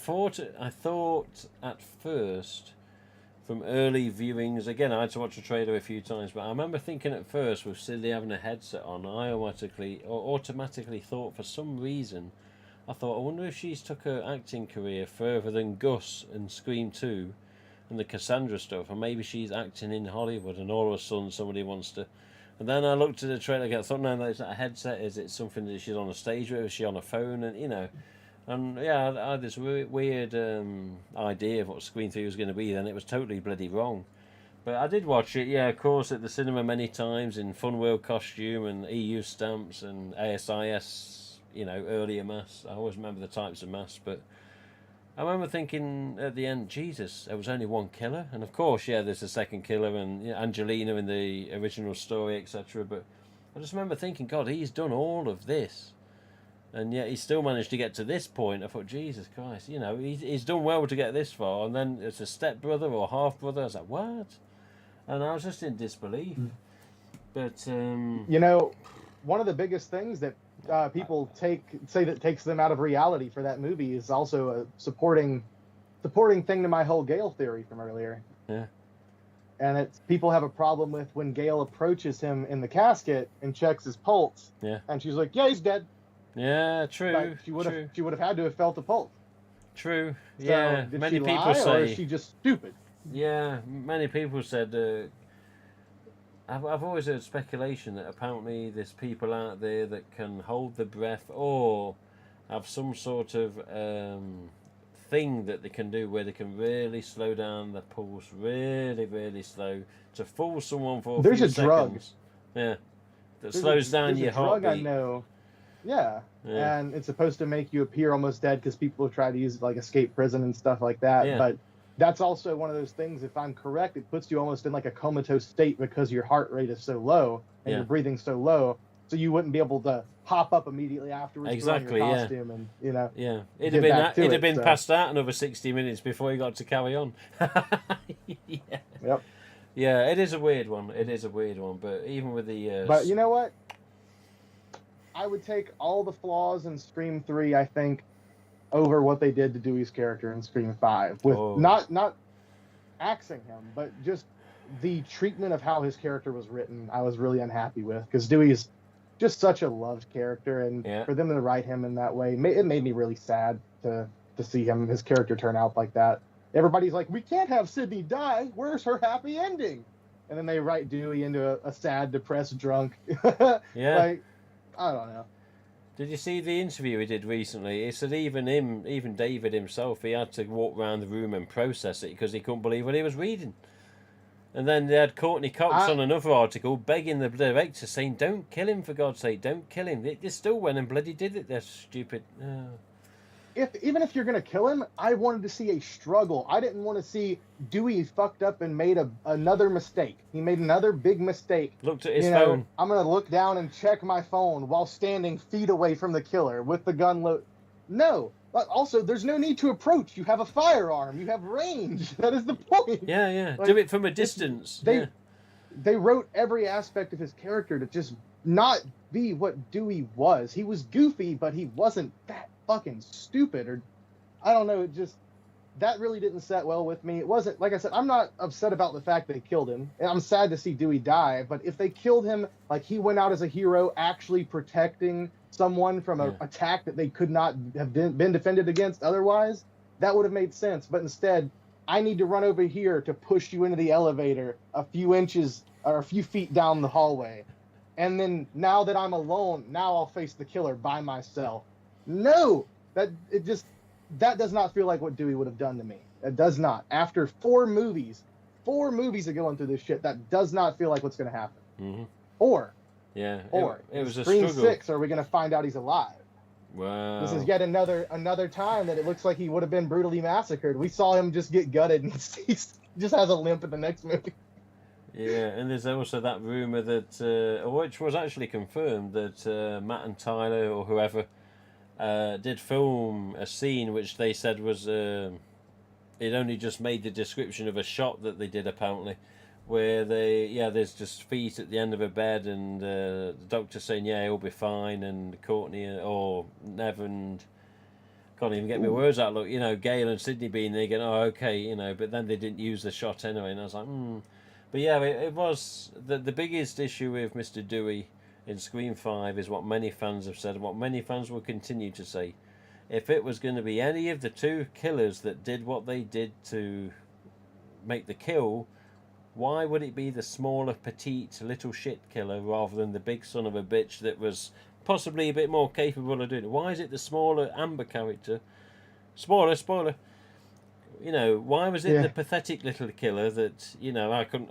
I sussed out one of the killers in the first few minutes of seeing Cardinal Lanes on the screen in the bowling alley. I thought, he's a bit too clingy for my liking. He wants to go with her, he's making sure he's going with her, he's following every step. I think he's dodgy. And then even Dewey sussed him. Yeah. Love interest. How long you known him? Blah, blah, blah. So Dewey always had the, from experience... So that was good to see an intelligent Dewey in that respect. But the Amber one, she surprised the shit out of me. I'm not a killer. Yeah, I know, bang. I was like, fucking, where's she come from? No costume, no mask reveal. No, and a bang. Yep. And I was like, shit, But yeah, the closest thing we got Richie, I to a suspected. Ghostface reveal. Yes. Well, I guess technically we do later see her in the costume and she takes off the mask later. But we already know it's her. At least in that instance.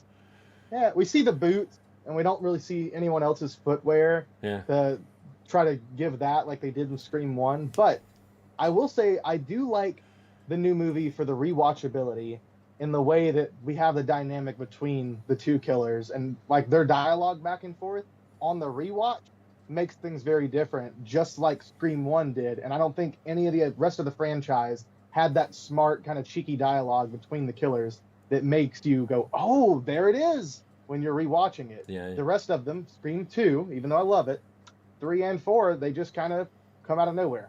Mm-hmm. I mean, I think 4 would be the main one that we are actually following some of these characters, and they feel more like core characters. But Scream 2 and 3 as killer reveals obviously feels like they came out of nowhere. Yeah, like Mickey, I never expected in Scream 2. Mrs. Loomis, again, I never expected. Roman, I was like, what the hell? But yeah, Mrs. Voorhees? Yeah. There's only been a couple of killers I've suspected in all the film. Like Billy, I thought was dodgy from minute one, but I thought he's just a bit too creepy. And Stu, I was like, no, he's too wacky. He can't handle all this. But yeah, then it was Stu, He was surprised, didn't he? He's like, what the hell? But yeah, Mrs. Loomis, I was like, well, that's a character, as the audience was viewing, never knew existed. All we knew is Billy's explanation at the end of Scream, my mum left town, blah, blah, blah. and it was just him and his dad. But you didn't really think about Mrs. Loomis after the end of Scream. And then, yeah, the reveal comes to screen too. You're like, holy shit. And then you got Mickey, and you think, well, what the hell is this fucking problem then? He's a college student that's only just come across Randy, you know, Sydney, etc., Hallie and Derek. And, yeah, of course, he gives his motive. But, yeah, Roman, obviously, that's when you knew the writing had changed, which, again, wasn't the worst film, but bloody hell, Douglas. It just gets me that the trio survived so bloody long. And then, yeah, as you say, do it to go like that. I was like, for God's sake, you know. At least... I'll give you one. If it wasn't the scene specifically, like if they would have just shot it a little bit differently with how he approached having to protect the characters, like if they were in imminent danger, yeah, like Ghostface is literally about to strike this person, Dewey comes in and, you know, goes hand to hand with Ghostface, and it's a like knockdown, drag out fight, something like that. That would have been done very well. Or if we would have seen a scene where Ghostface is trying to kill Gale, and we see Dewey defend Gale, because it's like, even though they're no longer together, obviously there's still that love for each other that they have. And I feel like that would have been a very interesting dynamic to show writing-wise if it was literally Dewey sacrificing himself to save Gale. You know, I feel like that would have done more for his character than what happened. Because, I mean, ultimately, aside from just defending these people because he was a police officer, with the rest of the films, he's more so trying to defend the people that he knows. These are friends, core people that he's known. Obviously, like with 4, and even to some degree, I guess, well, more so with 4, but to some degree in 3, he is defending other people because he's a police officer. Yeah. But in 5, for him to just go out of his way just to prove to these kids, you know, randomly, it didn't feel like there was as much reasoning. Like I said, I just feel like the way they wrote his character was kind of handled a little poorly. And also, ultimately, watching the movie, I feel like Nev almost... I mean, obviously, the entire film was written in a way that if none of them wanted to come back, they could still make the movie. Yeah. But it almost feels like they got Nev, and then they're like, okay, now what do we do with her? Yeah. And they didn't really have much for her to do in the film. Nev was like other than Screen to come 3. in. Yeah. Yeah, it was, Sydney was like the Screen 3 Sydney in the fact that, you know, just before, probably, I don't know, I'm guessing 3/4 into the film, she appears, and then she's back, and then she's there to help, so to speak. And it was like that in Screen 3, it was like that in Screen 5. And, of course, we always want to see the trio return. We want to see what the latest is. The one thing, I've said this on the stream before, the one thing that pissed me off, apart from Dewey going, was the fact that we never visually saw on screen the trio reunite. Dewey phoned Sydney, that was it, he phoned her. Gale and Sydney, yes, okay, they meet each other, of course, they're in the finale, but you never saw the trio back on screen, and the last time was Scream 4 right at the end, of course. I think, God, couldn't you have just brought them together? Just that once, and then whatever. Yeah. I don't know. Yeah, I think that would have been a lot more effective. If you see them come together and then see them torn apart, it's that much more tragic. Yeah. You know? Because they feel like that they're strong together now that they've all gotten together, that truly they can defeat this killer. They've done it before, it's time to do it again. But this killer's a little bit different and ends up getting one of them. Yes. That feels like there's a real threat there. That makes more sense. It does. It does. Let me have a look at the chat here, Douglas. We've got a few here. Yes, so, we've been ignoring them. That's okay. We can catch up. So yeah, Vapsters was laughing. What if Sydney had a baby with Billy, and since she was still fresh out of high school, she has to put it up for adoption? The kid finds out who her mum, and plots revenge for abandoning them. Well, you know what? In a way, that could actually be believable. I thought something like that was going to happen with the character that we got.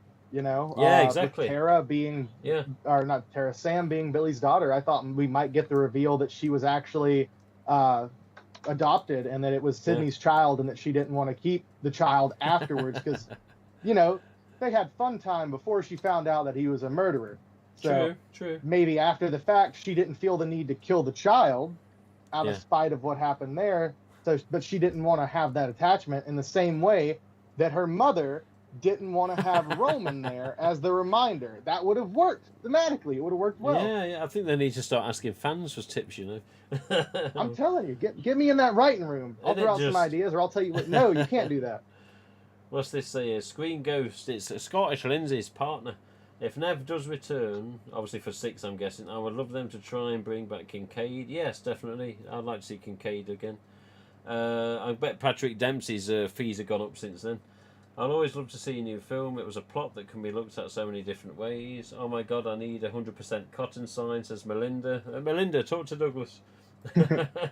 I've also got the file. Yeah, I've also got the PDF file too, the 100% cotton sign. Ryan helped us out a while ago with that. Wasn't there a chance of Stu coming back in 3? Yeah, that obviously we said that, Jordan. This was a chat from a few minutes ago, so I know that he didn't mean that as we just completed discussion there. Columbine happened and it got shut down. Yes, I think so, yes, but then with the Columbine shooting they had to rewrite the script. Sad situation. Douglas is spot on. Douglas should give all of his collection to Tim, as said earlier. Yes, he should. Yeah. He's looking for that comment. Where does it say that? Where does it say that? Screen 4 was filmed in about 3 I was looking for it. Oh, Jigsaw. He's looking for the comment. Screen 4 was filmed about 3 or 4 hours away from me. When you go to Vegas, make a stop here in Michigan if you can and visit a Screen 4 location. You know, if I could, I honestly would. I don't know what the driving time's like. And I am getting a driving permit for USA. I was going to say UK. Tell Carrie Ann, y'all need to make a U.S. road trip in 2 weeks. Go around, hit all the different locations, come visit me, you know. I know, isn't it just? I'd love to do it, honestly. Here, Douglas, says Scottish Lindsay. I don't know what that was. I need to check this as it's happening sometimes. Screen 3 is so I think that was underrated. about Dewey's death. Yeah, Or how they handled Dewey's death. The here. Melinda's one here, look, Jack Quaid's facial expressions alone on second watch are absolutely fabulous. Screen 3 is so underrated, says Samir. Samir, you know this chap, don't you, Douglas? He's been providing you I do. the Morgue Studios. Hey, Samir, and yes, Screen 3 gets overhated and it's ridiculous. Samir then says, the way they killed Dewey was just dumb. Thank you, Samir. I agree. Like, seriously, it's made me to believe that a veteran of this franchise was stupid enough to look away from the killer because of a phone. Dewey deserved a more honourable death. I know, the fact that they put it's an honour on it was like, okay, there's a bit of respect there, but the way they did it, you're like, come on, he should have done it a bit more effort than just a bloody quote. But yeah, I mean, who knows? What if the directors are watching this now? They're bored on a Saturday night or a Saturday afternoon, wherever they are, and going, yeah, what are these people saying about us? Have you heard this? Yeah. Yeah, we've got 2 Scream super fans here talking shit about our movie. Yeah, they're we'll tell Paramount not to send them anything else. Yeah, I'll get onto that RJ. We'll tell him that this bloke that he did an interview with is bad mouthing. Oh. It was all me. I was the only one. I don't know. You know, if I had control of Scream 5, I'll tell you things that would have happened. So number 1, and Douglas would agree with this, if I was in control of Scream 5, number 1, the plastic solid mask would not be in the film. No, for the reasons being, yeah, this is valid, honestly. Kevin's Fantastic was on the set. Another Fantastic was on the set. Now, as long as the actors or stuntmen or whoever was careful, I would have had fantastic faces, masks, in for the stab footage, and maybe even, you know, for all the reenactments of stab in Stu's house. Another thing that would have happened, which Douglas will definitely agree with, and which is already partly said anyway, is don't walk up to the killer, loading the gun in like almost slow motion, load the son of a bitch quick as possible, you don't know when that bastard's getting back up, shoot him from a distance, even if you miss the first 2, aim the fucking gun down and just keep fucking firing. Taking a killer out of the equation earlier than what people expect, therefore creating a new thing in the franchise and not having it all rely on the 3rd act. So kill that motherfucker. As many bullets as you fucking want. Reload again. Kill. They can't survive 16 bullets through the fucking chest, even if you don't go for the head.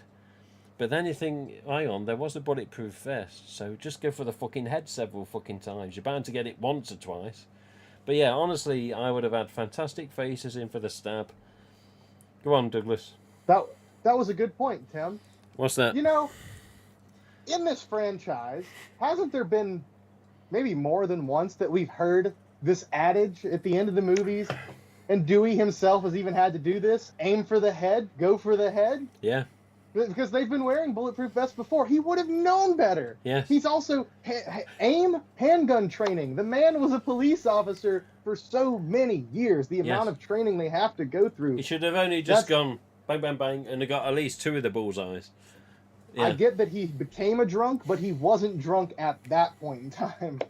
I don't like that they put him in such a low life status, you know. I mean, you look at the deleted scenes in the bar. He would have knocked that bloody Kyle down in one swoop if he'd have had the right, you know. But why did they make him so low life? That's what I hate. Even when it's deleted scene, you don't see it fine. But, you know, it's... Why did that character get treated so shittily?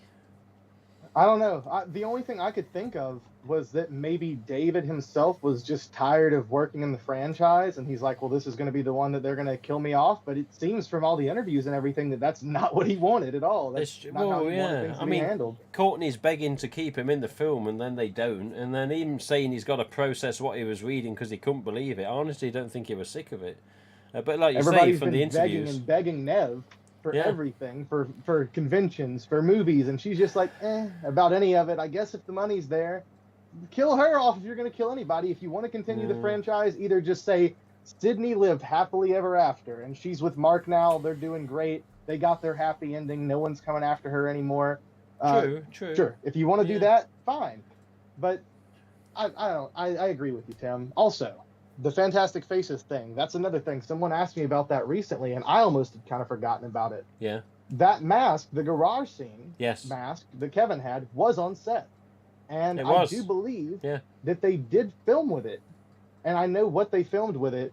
And it's something that no one, I guess, has put together. Because I had someone ask me, it was mentioned in this interview they were going to use it, but it never got used for anything. I bet what it was used for was the recreation of scene 118, because they set it up. We've seen pictures that it was set up and everything. If there was supposed to be like flashback scenes or something along those lines, or even if it was supposed to be just the mask was present and they're showing the aftermath, like it was a documentary, some of the rest of the camera crew came in there and was filming. Oh, look, there's Stu's body and there's Billy and like that. Yeah. It could have been used in a scene like that, but even then, if they filmed it, why didn't we get that in deleted scenes? That would have been really, really cool to see. A hell of an extra, definitely. A hell of an extra. Yeah, I don't know, but yeah, my control, my power, there'd have been fantastic in it. I don't care if there'd have been 2, or there'd have been 1. I'd have kept using the singular one if there was only 1. I'd say, Kevin, it's all right. Your mask will be all right. Part of the new film. It's also part of the original film, so now it's going to be on screen twice used, not just once used, But again, it wasn't in my control or power. But honestly, if that was me thinking, right, we've got to get a shot in this bastard's head, I would have done it distantly, because as soon as you're close, you're at risk. So take them out from a fucking distance. Get them out of the equation early on where nobody's expecting it or it's never been seen before. But that would have been a very nice little twisteroo there that would have been very easily believable too, without having to do too much effort. But it is what it is, Douglas. You see like a moment, think about it, Dewey kills Amber right there. She gets killed. Yeah. And you just see, no one else sees it because he's behind them in the elevator, but you see the shock on Jack Quaid's face about it, Yeah. And then you kind of know at that point, even though the characters don't know. Something like that would have been good, Yeah. But I guess we don't have these jobs for some reason, Tim. I know. You know what? If RJ can get people's names in the credits, can he get us in credits as crew? I highly doubt it. Let's handle the props department. Yeah. Let's keep an eye on them. We'll put secret marking in every mask so we know, and we'll put something. Put like something on the mask that would give it away that people wouldn't necessarily know about, and then we come to the end of the shoot and go, right, this was this. You know what I would like to do if you had the power, correctly catalogue and log what mask was used, when, scene, time, dates, blah blah blah. Have it all put onto some sort of paperwork if it's sold for a charitable purpose. And I say, look, there's a little bit of film history for you for the mask. So when you watch the film back at 1 minute 41 or 59 minutes, that's your mask on the screen. Remember this. Here's the proof. Signed, sealed, COA, LOA, whatever. Special box maybe for, who knows. But, I'd love to do something like that. and say, I, Douglas, that mask you got, remember, that's the one that killed this character, and when the knife went through his neck, that was the mask looking at, something special like that. Make somebody feel like they got something extremely special that they would never ever sell, and actually not ever, really sell it because it's that good, and it's that detailed, and it's got that history permanently sealed with it, proven as well. It's a shame that probably won't be done unless they start doing it with the next film. But it's also a shame knowing that none of the masks from 5 will ever be like making it out to the public. Yeah. And then also, like what you talked about, I've always agreed. I was like, okay, easy one. Olivia's death scene from Scream 4. Yeah. Very, very messy scene. They had to do several takes of that. As you may remember seeing, there were masks, props, all sorts of stuff from Premiere at that point up for sale that were not the screen-used ones, but one of the different takes. A lot of the screen-used Scream 4 masks that have made it out are takes from Olivia's death scene. Okay. And you never know which one it was that was actually used, because I don't think there's like good close-ups of the masks in those scenes. But they got bloody, they got messed up, and that's why they throw that one off, grab a new one that's modified, because they were modified for stunt. Yes. I think that the one I got from Nate may have been one of those that was modified for that, but ultimately unused. I don't know. Yeah. But why didn't they go, okay, take one, something went wrong with the blood. Take the mask, flip it to the inside, right on the inside of the mouth. Yeah. Take one, Olivia's death scene. Yeah. Toss it to the side. Mm-hmm. And, all right, next one didn't work. Take 2, Olivia's death scene. We used take 5 in the movie. That's the cut that made it. Yeah. Then you can note, something like that. That would be so good. Yeah. But instead, we're sitting here looking at the tiniest little defects, malformations, the paint size. Yeah. Has that hood been changed? On the side of the mouth. Yeah, that's it. Yeah.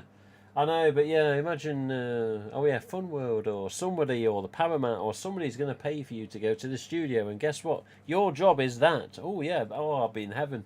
Apart from the fact that if I was a bit thinner and a little younger, you get to do a see Nasco's face as well, but prepare for some beatings. Oh, okay. Yeah. But again, it won't ever happen like that. But we've got a good morning here. Look, Mr. Kurt Eubank from Australia, mate. Oh! He's here, look, Douglas. Kurt's here. Morning from Australia, mate. Yeah. Hey, Keithy. Come on, Keith. He knows what I mean with regards to Chopper, the film. But yeah, Scream 3 is so underrated. Where's the thing I saw? Dewey's more honourable, but sad that Kevin... Yes, Darko, sad that Kevin's mask was not shown, definitely. The Morgue Studios. I will say I did enjoy Scream 5 more than I thought I would. Favourite scenes when Judy gets the call from the killer. She rushes home only to get brutally stabbed in broad daylight. Which, that's got its errors as well. Another thing is that you can hear a guy under that mask in the hospital scene. I think killing a killer halfway through a film and they think it's all over, then more kills continue, take it a different direction. Yes, definitely. The thing with the Judy scene, and a lot of people seem to like the way that Roger was told to talk and also, Judy. Judy. Yeah, but in all honesty, Douglas, where in the hell was the general public when that scene or killing was happening? Where's the person walking the dog? Where's the cat looking again? What the fuck? a neighbor. Yeah, where's a passing car? Yeah, where's somebody collecting the mail and screaming when they look across the road and shit themselves? Where the hell are the coppers that she radioed, or the police, as that she radioed minutes and minutes and minutes and minutes before an emergency situation, get to my, residence, house, whatever, and there's no sod in sight? Where the fucking hell was everyone? Where were they all?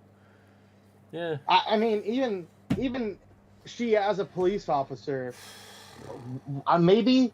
I mean, there's obviously a lot of different stuff she could have done differently, okay. You arrive home, discharge your handgun once. Shoot it directly at the ground. You've made a loud noise that's going to get the attention of everyone around you now. If it's a nice neighborhood, which it looked to be a very nice neighborhood, it did. and there's gunshots being fired, someone else is going to call the police too. I don't know. Maybe some neighbor might try to come help or something. But throughout that, her getting stabbed to death, nothing, no witnesses. I did like the fact that it happened in broad daylight. I felt that was cool and interesting to see it, but it was also a little odd just with her being a police officer, the lack of reaction time, maybe even just the way she handled it personally. I don't know. Yeah. But then again, we have to remember these characters are written to make bad choices so that they die. It's true. So- It's true. I mean, who's to say that they want a little kid playing with a radio-controlled car or doing what every other kid does, you know, looking down at a tablet or a bloody phone again. Holy shit, look, Mummy, Ghostface, when he's not hiding properly, you know. Yeah. Mummy, this Ghostface. What are you Yeah. talking about, this Ghostface? The woman gets killed instead of Judy, and then he takes Judy out anyway, and then the dog walking in. Oh, God almighty. You could go so many directions with that, but... And if we're talking about characters being written to make poor choices they never would have made otherwise, I'm just saying, my boy Randy would not have backed up against that van. That's would true. not have. That's true, yeah. I think that he would have been smart enough to stand literally right out in the middle of that open field, so so we you can have see to someone see coming. whatever's coming after you. Yeah, Right. exactly. If they're not going to shoot at you or something, which we know the Ghostface Killer's not doing that. I mean, in the franchise, they could, but we don't see Ghostface in the costume with a gun. So True, not unless it's the end of Scream 2, but then even then, Mickey didn't reveal himself with a gun, he just pulled it out after. Yeah. But he took off the whole robe too and then pulled out the gun, I think. He did, that was it. Pulled the chest apart, down it went, off the shoulders. And then, next thing you know, there's a gun about. But Scott's Horror Collectibles says they shouldn't have used the hard plastic Ghostface mask in the film, should have used an EU or a Fantastic. Well, yeah, definitely we agree. And then Mr. Jordan, was her house Dewey's old house? No, it wasn't. No, it was just a random Woodsboro house. And I don't know if it would have been Dewey's old house. I think they'd have mocked it up a bit more to look like it. When you see them the morning after Billy's attack on Sydney in the original film, and you see Tatum and her mum and Dewey all having breakfast, I don't think it looked anything like it. So I don't think it was meant to be Dewey's old house. I don't think it looked like the house Gail was in at the end of 4 either, which would have been their house at that time. Yeah, true. If he was resembling that one, I think it was just basically this was just Judy's house, and I often wonder, now with Judy, we never heard of Wes's dad, did we? The character. Where was Judy's husband or partner or boyfriend? She had to have obviously some sort of interaction with somebody to produce a kid. So where's the other half?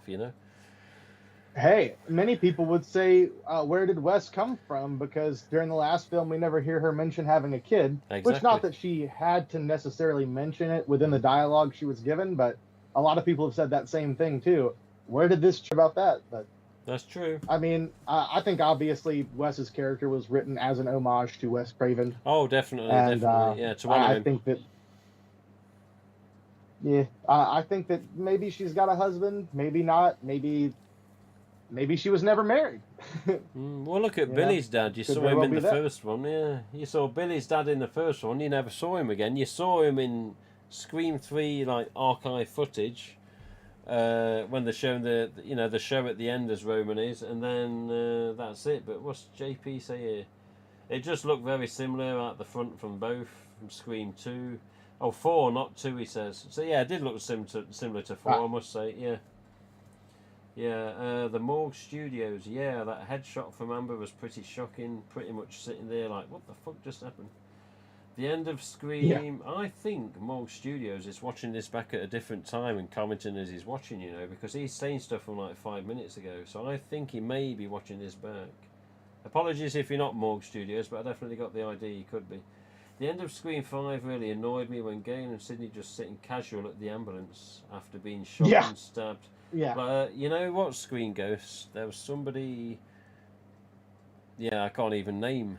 But yeah, somebody else said that exact same thing, and I was very surprised at that somebody saying the exact same thing. And I'm thinking, well, you know what? Even though this somebody had said it, it's a very good point. Because they're just sitting there like it's just been a bit of a cat fight and everyone's happy again. They're like, oh, we finally won. It's all over now. And just sitting there, fine, having a nonchalant conversation. Ain't it bloody just? Where's Sydney's dad at? You know what? Wasn't it rumoured that in Scream 4, in a deleted scene or something, that she'd been back to town once instead of the book tour years before, but for his funeral or something? I'm sure there's something like that. So apparently, in the early Scream 4 stages, it died, and she'd been back to Woodsboro for that. I'm sure there's something like that. That would make sense. Yeah. Because a lot of people asked during Scream 2, where the hell was Sydney's dad? Dewey came to come say hi to Sydney and make sure she's all right, but not her own father? Once he was out Okay. of the country on business, that Miss Loomis said. I'm sure. It may be. Yeah, Mrs. may be. Loomis It may have been confirms covered. he's out of the country on business when the Windsor College murders start going. Yeah, after the Maureen and Phil get it at the cinema. Yeah, it is. Yeah, he's out of the business. Out of the business on country. He's out of the country on business. He's out of the business on country, Douglas. Speaking of being out of business, Fun World. What? No, I was just gonna say, I wonder if legitimately, if the people making the film, Yeah. if they were the ones going, look, we want to make this movie, but we want to make it right. We need you to bring back these style masks. If they would do it, if it was at the bequest of the filmmakers, the people that made these products, these so desirable, worth money in the first place, if they were to request and say, we need this, if Fun World would actually go, okay, and do it. Because realistically, like I said, if they even brought back Fantastic Faces, if they brought back Gen 1s, even Gen 2s, in the ultra white material, like clearly, it's never going to pass as the originals, but it's the same mold, same shapes, I still think people would be very happy. You know what? Obviously, everyone wants it in full form. Me too. Oh, yeah. But even if they did that, like if they're like, oh, the costs wouldn't allow for it, produce it with a poly shroud, produce it in the same material, produce it in the same quality, but just a different mold, and people would be a lot happier. I wonder if they do it. I don't know, I'm thinking now. I'm just trying to think of some of the biggest Fantastic fans. No, I don't know. I reckon if they did, yeah, it would possibly get some likes, but there'd be somebody somewhere, or a group somewhere, which I'd possibly be one of them, saying, look, if he was going to do this, you should have done it right. Why this way? But yeah, Okay, in another way, you think, well, yeah, what would it look like? So I don't know, Douglas, I don't know. Realistically, I know everyone wants the original. I'm sure Halloween fans say, why don't they just make the 1975 Kirk mask just the same as they did back then, in the full exact same mold, same sculpture, exact way? I'm sure there has been something. There's been something similar done to that recently. Have you ever known of that chap called Malfunction? Yes, I know Sean Clark. Yeah. I'm a big fan of Sean Clark. Sean is one of the main people, along with Nate, that inspired me to collect like this. Yeah, well, Sean had his Kirk 78, or Kirk, what, I don't know Myers mask, but he had his original Kirk replicated recently by Nag. By Nag. You see that video, yeah? Mm-hmm. So, and you look at it, all right, there's differences. The one that replicated is the tones off on the flesh, the hair's a little different. But, for something that was done solely off still images, possibly a bit of video, who knows? He did a hell of a job. But you know what? If somebody said, all right, Fantastic Faces recreation, there's two questions. Number one, which of the four fan types, or the nickname fan types, would be done? Single dot, multi-dot, splotch, or double dimple? Which would be voted, most common or most wanted? Yeah, probably. Second and also, to get, in my opinion, if you wanted to recreate, say, the double dimple, you're gonna have to get an original mask from somewhere and clone the son of a bitch. Yeah. But that's my personal opinion. So if you want to replicate these marks, but then, like, my opinion is, if you did a recreated Fantastic, my personal thing, if I was given control, which of course it's not going to happen, but I would say, you know what, recreated Fantastic, number one, let's clone it off a double dimple as perfect as possible. How they clone one off and then the other, or whatever they do it. You know how mask making goes. So we clone a double dimple. We got a perfect double dimple book. I would then add to the book multi-dots, a single dot, and a splotch. So it's all four. So it's all four in one, with regards to, like, mainly the mouth, but maybe even try and add some little, I don't know, amendments to the nose from the other types, to the eyes from the other types. Nothing that's going to be superficially mind altering to the mass, but things that the die-hard real collector vintage fans would say, yeah, you know what, there's essence of this, and this, and this is almost like I wouldn't say a perfect Fantastic, but a very nicely replicated Fantastic in a respectful way to their own moulds from the past. And you think about it, the people in the factories in the 90s, they didn't care whether it had a single dot, a multi-dot, or whatever it was, the double dimple and the splotches. All they did was just produce mass because that's all they wanted to do.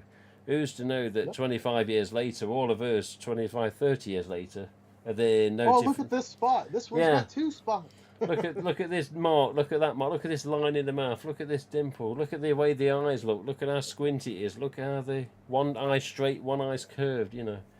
But yeah, I don't honestly have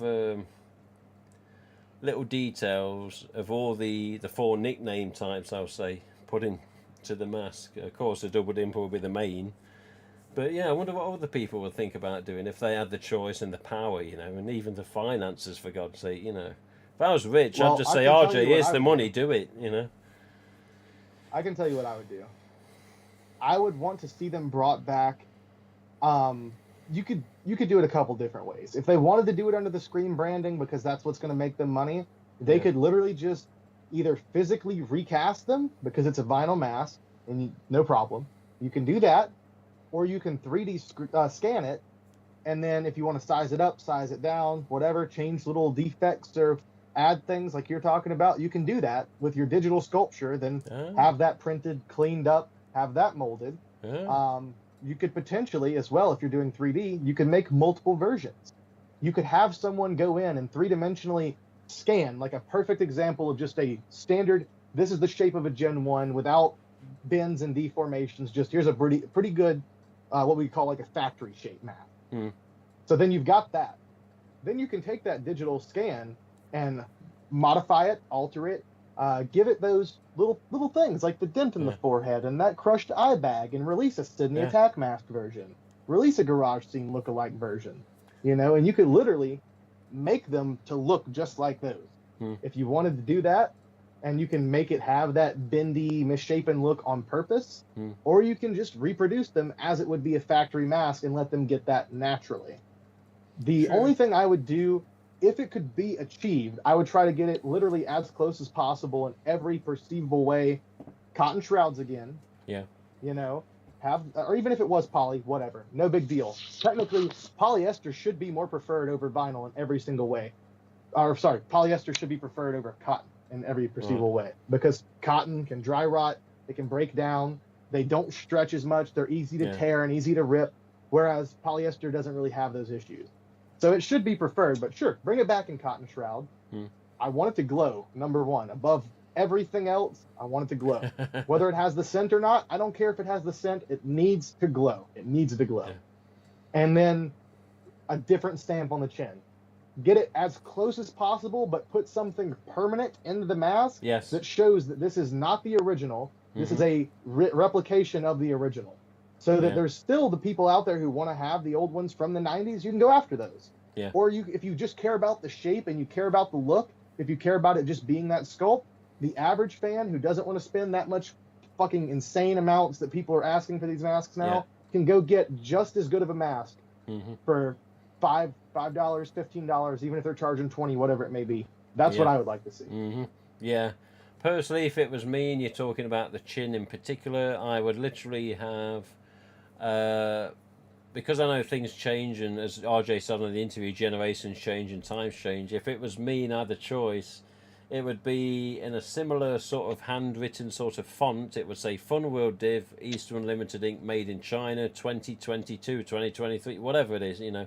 I would have a year on there, so people then cannot speculate, oh, it's a 22, or it's a 23, or it's a 90 this, or it's a 90, you know. Again, like the HN, you know it's a HN because it says HN.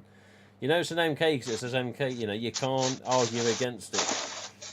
So, yeah, I definitely have something that cemented the fact it wasn't vintage, even if it was such a good replica, it could fool you to be vintage. But yeah, you'd have to have that difference that would confirm it is the newer type. What you got here? Because there'd be people out there who would try to take advantage. I'm just stuffing the white shroud. Ah, okay. Well, in the box to send to me yet? Okay. Oh yeah, Look at stuffing that! it Look in at the that! box Come on, and writing Douglas! I your need name that on box, Douglas. Come on, you're behind there. Let me it. I check the think if chat. you got this mask, Carrie Ann would be the one upset. Oh, don't say that, because I've got to go stay with her. Well, not in a nasty way, but yeah, she probably say. So about this mask, I was like, what are you talking about? I think the stream's gone, Tim. I think it just cut off. Did it? I think so. It just looped around to the beginning for me, and it shows it's no longer live. What? It's live on my end. It's okay, my end. Maybe I'm still maybe live. it's my playback. Let me Yeah. refresh it and see if maybe it's just my playback is no longer wanting to play. But it started the whole stream again from the beginning. If anyone can hear us right now, say something in the comment section down below. Yeah, definitely. Because I don't people think still it's still showing commenting. itself. I've got Kurt in the comments on the last one.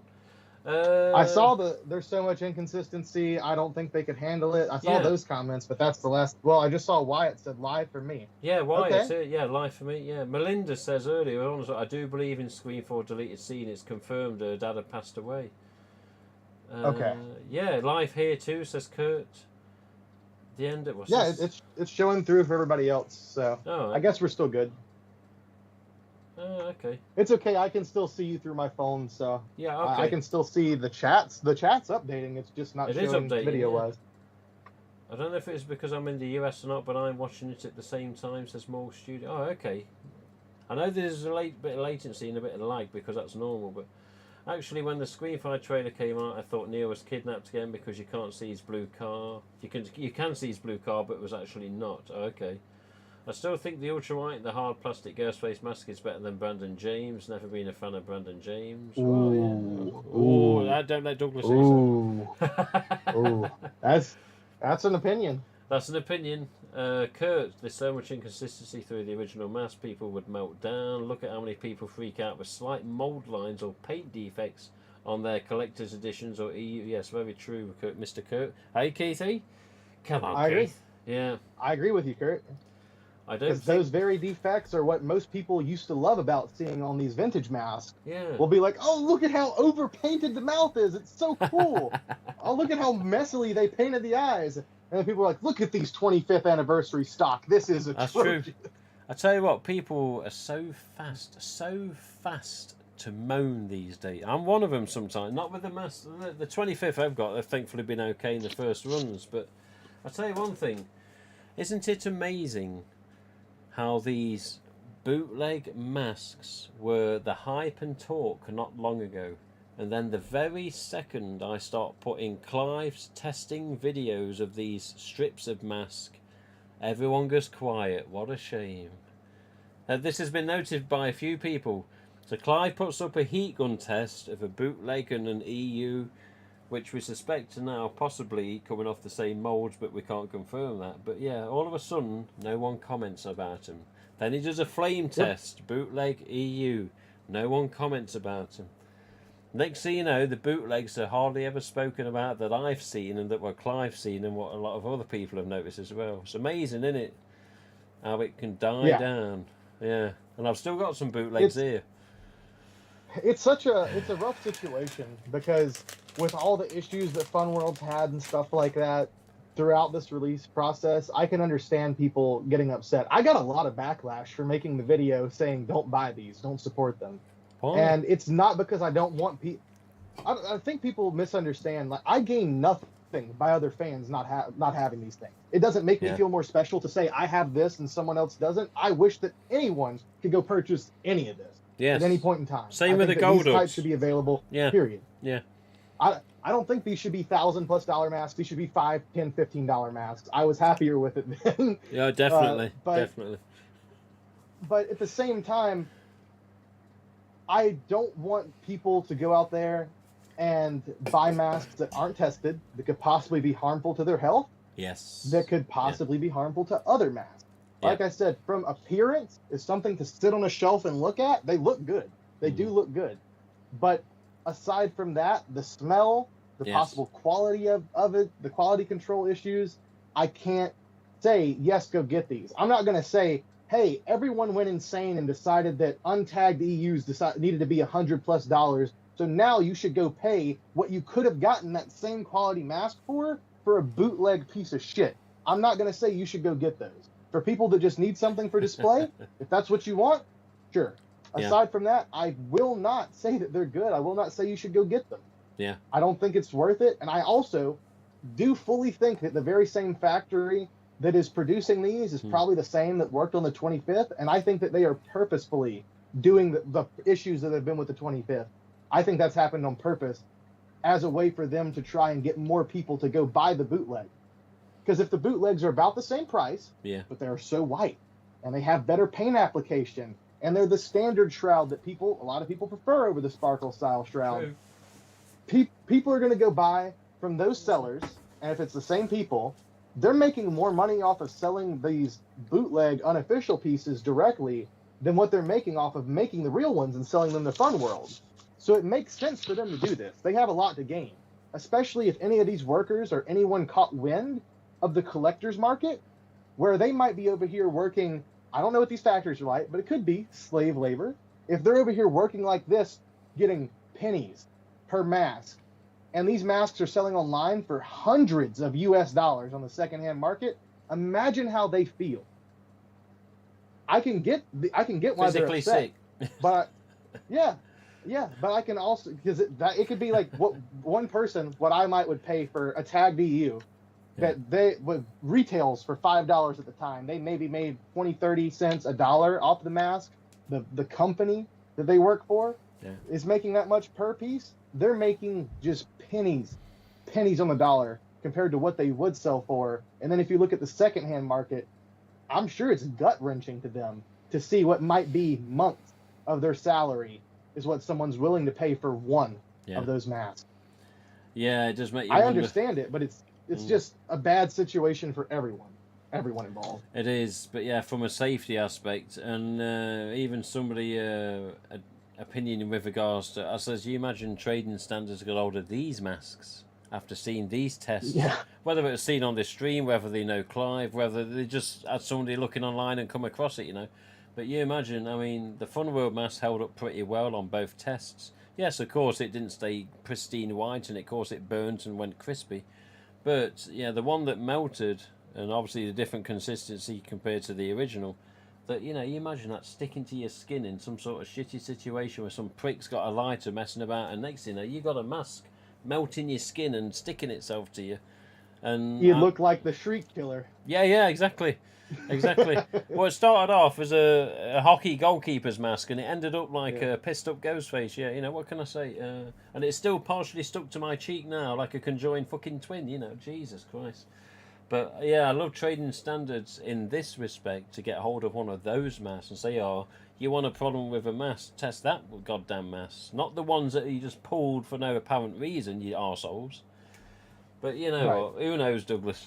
Who knows? But I hope that there's nothing that's wrong with them in the ways of could be carcinogenic, cancer causing in any kind of ways. I hope there's nothing like that wrong with it, because that would just be terrible. Like I said to you in private, imagine someone getting one of these masks and they get sick and they die from it. Not even if it's just cancer causing, if it was just something toxic in the material. Yeah.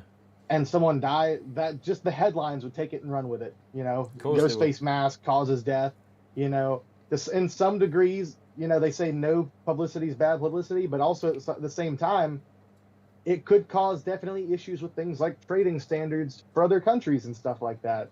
If they see, someone over here died because the poor quality of this mask, we're not going to take any risks on these this year, or whatever it may be. Even if it was something like that, that's terrible. But I hope there's nothing wrong with them other than just a shitty smell and a shitty quality. But I mean, the ones that are pulled, at least they're genuine and they're going to be up to safety standards. I mean, these things have been away for testing, and they're still trying to get the masks off them because they haven't failed the testing. If they had have failed the testing, they said, look, you're not getting them, and you're never getting them because they won't go through the test. I don't know for facts, but I believe they've probably gone through the test. Trading standards have gone, fucking hell, they've passed all the tests, but we still want to hold them because they're child-based or child-aimed, and they're not child-aimed. Although, concerningly, some of the... Where was it? Like the voice changer? Some of the, like the voice changer, 8+. 8+. Seriously? Yeah, I heard that earlier, and I was like, what? Maybe that's one of the reasons. This is the other one. Is it the other one? Let's have a look. Was it this one? Was it the hanging decoration or was it something else? I think no, it was the Devil Face Dead by Daylight. And it says 8+. You're like, really? Dead by Daylight's an 18 rated game, Peggy 18 for God's sake. Why was it an 8+ on the bloody... Just because it's had a different shroud and a different header tag. Yeah, what does the chat say? Let's have a look. But yeah, so much in... Yeah, collectors Mostly such people as saying they're these. still alive. Yeah, I don't think they could handle it fantastically or imperfect, but everyone wants a perfectly imperfect mask. There's no winning in that situation for Fun World. Live, live, live. You're good. Live, live, live. Vapster says yes, yes, we're live. I like the hard plastic mask, which I had one. I've got about 20 spare. Don't tell Douglas that. Oh, he's still listening. No, I haven't got 20 spare. I haven't got 20 spare. I used to have about 20 spare ones, but they've all gone over time. Aside from Douglas's and some personal ones. I hope the people watching enjoyed that reaction. Yeah, I'm not a fan of those bootlegs. I like ones that are crazy and goofy looking, but to be exact looking copies. They are remarkably exact, but yeah, when you do the testing, yeah, that's where you see the difference. Devil Face bootleg, for example. Wish I had gotten one. I did get one, and I sent it to Fun World, and bloody hell, the chap that come up with the Devil Face concept and the Viper Face, that he's seen the fakes and went, oh my god. And, Frank. Yeah. Yeah. Frank said, "What did they do to my boy?" I said, I messaged him. I says, Frank, I says, you go see RJ because he's got the fakes I sent over. I says, EU's at EU's, and you'll see there's differences, particularly with the smell. I says, but if you look at the Viper, which is remarkably different, and if you look at the Devil, which is uncannily different, and a flexible, and he says, you what? I says, well, go and have a look at them whenever you can, and says, you'll see. And he goes, oh my god, yeah. Fortunately, they're not the best, of course. Collectors' costumes and masks have started hitting Australia finally, says Kurt. Yes, Mr. Kurt, yes. Yeah, it's about bloody time as well. It's about bloody time. Well, Douglas, what else we got? You got anything to show? Anything to mention for an upcoming video before we head off? As far as upcoming video, it's mask-wise, I don't have anything in particular on the way. Okay. Well, I take that back. I guess I do have one. I think I told you about it earlier. The old child-size masking cape tag. It was the one that I kept because there's the one I picked up for you, the one Alex got, and then mine went to Scott James. I'm going to be getting it back from Scott because once I get it, I will have that one catalog image of all the different merchandise pieces around the instant disguise. I'll have it all. The only thing I'm missing to have brand new, original, in its original packaging is a tagged tie. I bought 2 of them. Got scammed twice. I still have a tie. It's just not tagged. So that latex I'll still have one. the set. The latex one. You want one with a fantastic style tag? That's the only thing I'm missing is a tagged one. I've bought 2 of them before and got scammed. I've got one of them. What? Oh, you have an extra one, or you just have one? Because those are 2 different. I have subjects. one untagged and one with tag, and for the perfect. You have a tagged one for me. Thank you, Tim. Guys, you heard it here first. Tim has helped me complete the collection. Thank you so much, Tim. That was a really, really awesome deal. Got that funny itch again. I don't know, Douglas. For the right mass, like HN Fantastic, as seen on the site. Alongside with maybe a full shroud plastic and some metallics and yeah, we'll have to have a chat off stream, you little swine. I'll take that never before seen hidden mask. No. Oh yeah, whoa, you know. Yes. I do have one other item, one mask that came in recently. I have not done a video on it, and it may be featured in an upcoming video. It'll probably be a while before I have more masks, but it was just a ultra white version reshoot, tagged with the black and red style tag, but it's the Kmart or maybe Walgreens with the orange $6.99 top right. Oh no, yes, I know. I've got one. Yeah. Yeah. I've got one of those that came in from Carrie Ann as well. And aside from that, I mean, there's been some other recent stuff. Obviously, there's been the red metallic. Yeah. I'm trying to think. Item wise, there's a lot. I think someone was asking about seeing the bowling ball earlier. You want to see it? Jordan wanted to see the bowling ball, didn't he? Jordan, where you gone? Jordan, come back. Oh, there you Here it go. is. And that is an official item. That isn't just some clever sod having it made. Yeah. No, this is official. It does have the branding on it. Did Right it say here. Fun World Div somewhere? Or was it somewhere Made in China, Ghostface TM C/Funworld Div /Easter Unlimited. I thought it was Fun World Div So. somewhere. Yeah, Easter Unlimited. Yeah, it's a nice bowling ball, that, yeah. Yeah, I actually saw one of these as a child in a local bowling alley and always wanted this bowling ball. And they still have it in the display case. And never could talk them out of it. I think like once I had started like really amassing a decent Ghostface collection, I even went by and I was like, look, this has been sitting here for 20 plus years. It's never been used. I'm not going to use it. I just want to have it on display. And he said $1 million and you can have it. And I was like, okay, well, I see this isn't going to work out. Yeah. $1 million. It's a bloody bowling ball. You could ask RJ to recreate one, for God's sake, for less than that. Hey, it's been a while since they've done a bowling ball. Maybe it's time for another bowling ball.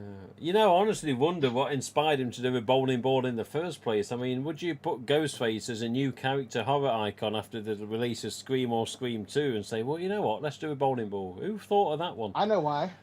Why? I know why they did it. Because they wanted to make him iconic. And that's exactly what they've done. They put Ghostface on everything. Think about all these other horror franchises, Halloween, Friday the 13th, any of these, Texas Chainsaw.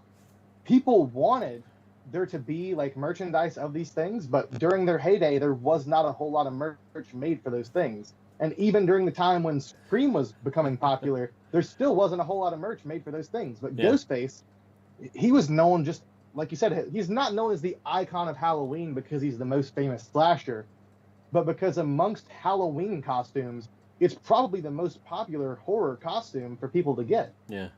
Other than just someone getting like a cheap, just obviously nowhere near accurate, like dollar store hockey mask and putting that on. True. The next closest thing, Leatherface takes a lot of work. Michael, you got to have a good mask. Ghostface, really easy, real accessible for children, adults, whoever. So much the party stuff, the ties, the coffin cooler, the lights. You put Ghostface on everything, and people think about it. Yeah. And that's why people like us look back on this with nostalgia. Yeah. Not even remove the films entirely. We would still love Ghostface. Yeah. As that icon we saw around Halloween, whether it was other kids dressing as it or go to the store with your parents to pick out your costume and you see all the light sets and you see the metallic tagged masks. Yeah. I remember seeing red metallics in stores. I know. And to think you could go back in time, you'd just go and bloody hoard everything, wouldn't you? Hey, he was a good customer, that Douglas. Let's get him back next year. Yeah, okay then.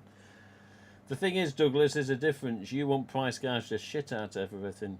Whereas others, unfortunately, you know, they do, don't they? But let's have a look at the... Ion. The way I look at it is like, people try to pass on good deals to me. People try to help me out, so I always just try to pass that on to other fans, because I feel like that's very important. But what's this say here? Collectors and costumes I've read from Kurt. Mr. Jordan, I have a good friend in Australia, Kurt. She says there was no Ghostface stuff there. Don't know where she's looking, Jigsaw, but I ordered the collectors on Friday night. Well, there's some somewhere. If you're needing extra cash for Vegas, I'd be happy to buy an RDS from your good self. You know what? I've got two RDSs, a bib style and a Polly Shroud, which I put replica tag on. I just pulled this out my ass. Look at that. He's just pulled it out. You got money? Yeah, if you got money, Mark, this RDS is up for sale. Oh, is it? It is. There's no issues with it other than some very, very slight discoloration on the face. No rips, no tears, nothing wrong with the shroud. You was mentioning that. I kind of want to keep it. Yeah. Yeah, it's a beautiful thin floppy vinyl mask too.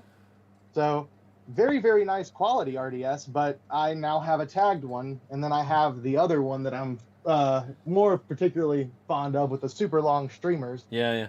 Back there in the theater display. So. Well, he said if I need cash for Vegas, so you sell the mask, I'll have the cash, and yeah, that's okay. You'll have the cash for Vegas. That'll be your road trip money to come see me. Yeah, that's true. Yeah. What's that say? This mask could probably get you here, to be honest. It probably would, actually. It probably would. Kurt's complaining to you, Douglas. Look, it says, Jesus, Douglas, you got to get that ball polished. Hey, Kurt, can you give me some info on how you polish your balls? Give me a good way on how I can get them nice and squeaky clean. If so, then I'll take the time to polish it. But for now, it's just sitting there on the shelf. Douglas, I thought better of you. I'm just asking for some help from a friend. Yeah, I know. Darky Darko. I live in Vegas too. Let me buy a mask. I'll tell you what, Darko, if you come to a certain hotel at a certain time, if we make an arrangement, I'll sell you an ultra white. I was gonna say, you could start selling all Carrie Ann's masks. Just, come on over here, come buy a mask from me, and look at this nice selection. Yeah, where did that green mask come from? Don't tell anyone, I don't know. Wyatt says, not sure if Douglas remembers that tag child's mask and cape I saw last year when I got the Warplex. Wish I'd snagged it. I definitely do. How many second dimple Gen 1s do I have? I have the pink one and the one that dodgy chap sold me with a tag on it. What's his name? Douglas. Original tag Fantastic he sold me. That's a double dimple, and my pink Fantastic is double dimple. So 2. What's this? I remember some year my gran put in black bin bags as my Ghostface costume, as we could not find any robe at all back in the day. A tagged plastic ultra white. Yeah, tagged plastic ultra white, Mr. Darko, if you're in Vegas. Douglas dropped me a message. Oh, Screen Ghost is after you. I bet Carrie Ann would. He's after that RDS. Yeah. Can I appear? Hey, no, I'm having the RDS. Get out of it. No stream people allowed. I'm having it. I want a third one. No, I'm having it. Go away. No, drop him a message for God's sake. The Gen 1 I'm getting is a second dimple. Yeah, as Douglas said earlier, that if we was going to recreate Gen 1, then yeah, more likely second dimples are going to get a vote. I think it's the most striking Gen 1 look out of all of them. The rest of them still have that look, but just the second dimple is just so profound, and it's easily identifiable as a Gen 1. I remember a time period, and you may remember this too, Tim, when people would not call it a Gen 1 if it didn't have that dimple. Yes, that's true, yeah. It had to have the 2 dimples for it to be known as Gen 1, didn't it? No, that's very true. That's very true. Wyatt says, boy, ain't that the truth. My Leatherface cosplay is taking time and money to get done. Still need the boots as well. Bloody hell. So he still needs boots. But yeah, we're going to Ghostfaces, whether it's a vintage mask as a youngster, whether it's an EU later down the line, anyone could be Ghostface. Don't matter whether you're fat, thin, whatever. If you're bald head, plenty of hair, ponytail, long hair, short, it doesn't matter. Just put the mask on, you're Ghostface, isn't it? Yep. Throw on the robe, $20-$30. You got your full costume. You had to buy your gloves separate. Yeah, that's true. That's true. Had to go get your machete, your Ghostface machete. Can't forget the trusty weapon that Ghostface always uses. Bloody hell. What's up with the Scorch costume? Where's the knife? I don't know. We got no Viper knife, no Scorch knife. I know the differences with the costume as well that you were talking about. You can't mention. Yes. Yes. That is a shame. You spoke to the same didn't see person. That fully realized. Yeah. Yes. Yes. Yeah. But also, I noticed on that mask. First of all, extremely weird that they would go to the trouble of attaching the shroud to it at all and not just fully attach it, but only just in a couple spots. Did it really save you that much money and that much time, like just to skip out on those couple spots? Yeah, and very strange. The pleather, it looks like pleather on the back of the shroud as well. You noted that it looked more shiny and stuff like that. Yeah, you know what? I bet the reason. It actually looks like it's pressed on, like it's melted on. I don't know, Douglas. It's weird. I don't think it's a separate pleather that's sewn on. I think it's actually. Let's have a look. It's probably heat pressed. It's probably heat pressed on there, but. I think it's separate strips that are sewn in from the look of this. Hang on, have a look at this. Oh God, the smell of it! Honestly, the smell was overpowering. I think it's. I can tell you. I think the main reason they probably went with the like pleather there, and then went with the fabric more like satin for the full mask versions, is because those obviously would not be in contact with other masks or anything else they could mess up. But maybe in trying to ship assortments, they thought that it could mess up other masks, like it had done with the double face and not ultralights, the USA masks. Yeah, that may be why it's present on those, but not on the full like tagged versions. But it's an odd choice. It's an odd choice. Look at that strap. Wow. I'm trying to look at the right camera on the conversation of us here, but yeah, it's literally flat.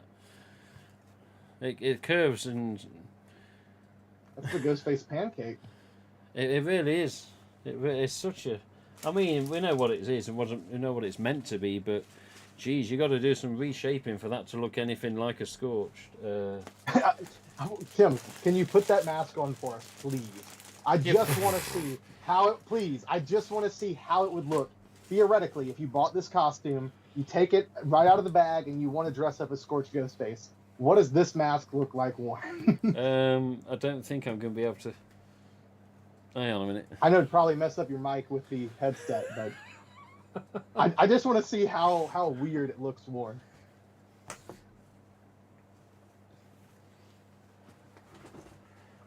Boy.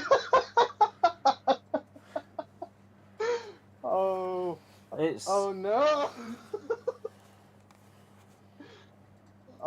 See if like maybe you can like the hood, if you can tuck the sides of the mask into it or something. It's too loose. It's too loose. It looks so ridiculous. It looks so ridiculous, Tim. See if we get this. That is. I got the strap over. That is a unique mask. That's a unique mask. That helped a little bit. No, that's with a strap on.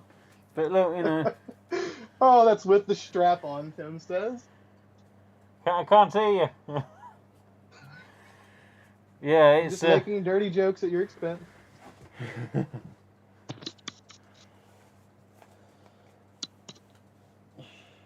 Let's see.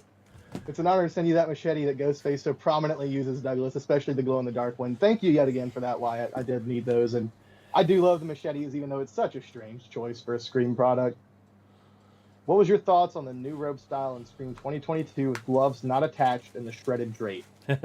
So, strange. It's a strange one. I do like the fact that it changes. I kind of do like that there's some difference besides maybe slight mask differences at this point with Ghostface. Mm. So I like that there's stuff like that. The robes being detached, I guess, costume-wise, maybe makes more sense, because if you've ever just tried to like quickly throw on a sparkle robe, it may not be like the quickest and simplest thing to do. So it would be quicker to. Like, if theoretically, if you're trying to, throw on a costume, go murder someone, throw it off, maybe it would be easier having the separate gloves. As far as the aesthetic,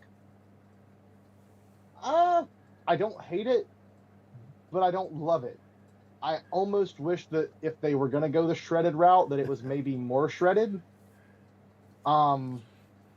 I mean, other than that, it's not bad. I really like the shape of the hood. The hood's really large, but I like the look of the hood in this one. It reminds me the most of the shape of the Scream 1 hood. What do you think, Tim? What do you think about the costume? I think they should have made it more like the Scream 2 one, simple. Yeah.